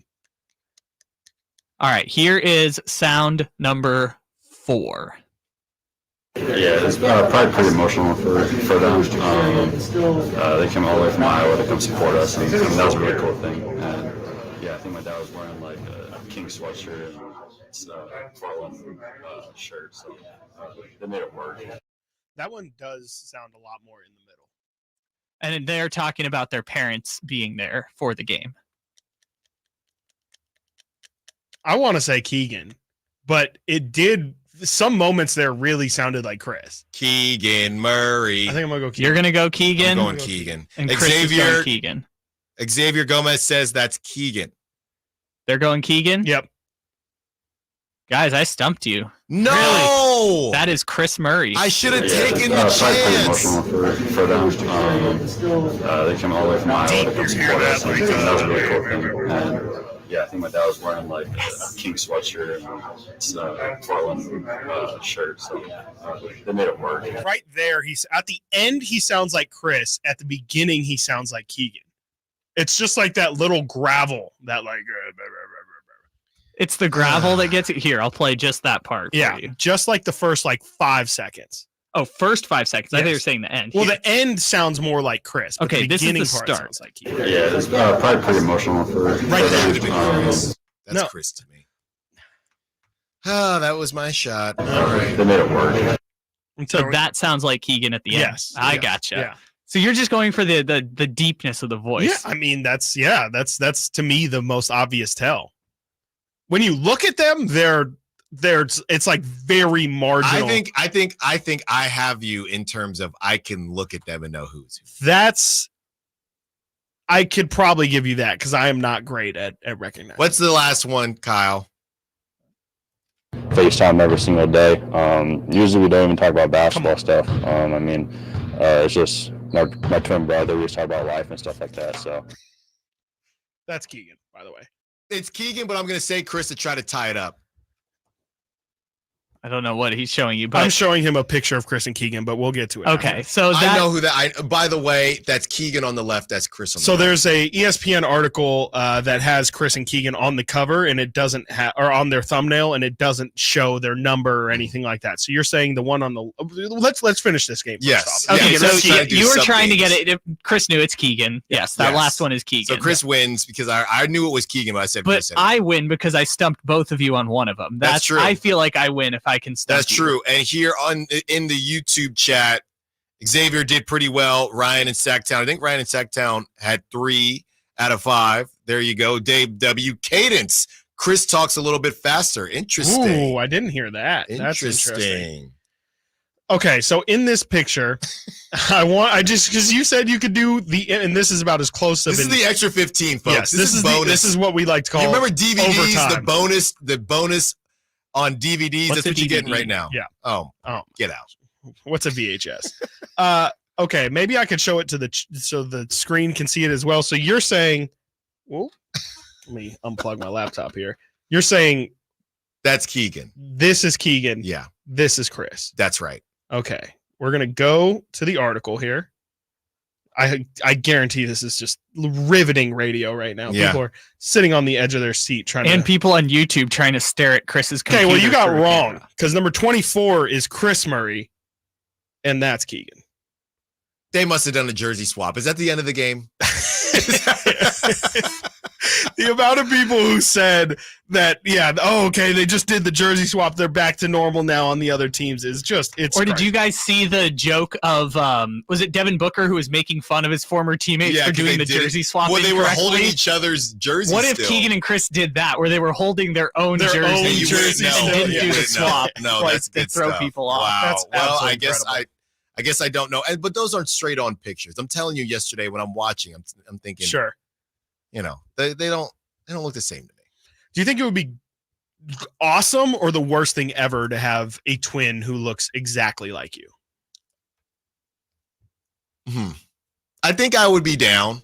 I think it would be really, and from but what I I always understand, wanted a brother. It's a in common general. twin thing, but I think it would be really hard to like set yourself apart as an individual. No, I agree. I'd have to be better than them at and everything. like everybody would call you the wrong name, and like you would Yeah. just get so sick of it and be like, no, I am like, how do you not see? Because it's of course so obvious to Chris. Yeah, They're like, yeah. we don't even look alike at all. His nose goes to the left a little bit, and it's like no one's seeing that. So like I feel like I would lose my mind just being like, I am not him, and he is definitely not me. I'll tell you what, yesterday I would have said, and Whitey said Aaron Stiles would be a good name. Whitey, for some reason, loves Aaron more than Allen. That was bizarre. Thank you, Hurtful. Whitey. And hurtful. But I would say last night, with my whole Beam conversation, I'd say that was Aaron. Yeah, exactly. Alan, you guys got the wrong guy. Wrong Alan Stiles ones. had nothing to say about the Beam. Yeah. That was Aaron. All right, we're almost out of here. So let's do something that we don't typically get to do because of Crosstalk. Let's preview tomorrow's show. Wow. Tomorrow's show, we got a really good show for you as we get ready for Kings Thunder first in-season tournament game. We also will be talking a lot of Niners. Brock Purdy, Chase Young showing up, doing his thing. Is it going to be a race to the quarterback just like at the Ohio State with Nick Bosa? We will also be joined by Larry Krueger at 1 p.m. to talk all things Niners and some more Giants. So you're not going to want to miss that on a Friday, fun day, or a Freaky Friday. I might come dressed like Chris tomorrow. Yeah. I'll have a Nike hoodie on, and he'll do his thing as well. So hang with us. Thank you for Kyle Ledbetter, for Chris Watkins, and myself, Alan Stiles. Thank you for listening to Stiles and Watkins, the 11th official show. Enjoy the rest of your evening. Go UC Davis Aggies, Sactown Sports. I mean, it was cool. We were playing in the backyard. Doesn't seem like too long ago, so. Friday night at the Golden One Center, it's the Kings' first ever in-season tournament game. Sabonis heels at the arc. Now to Keegan Murray on a run by. He shoots for three. He's got the triple. Keegan Murray from downtown.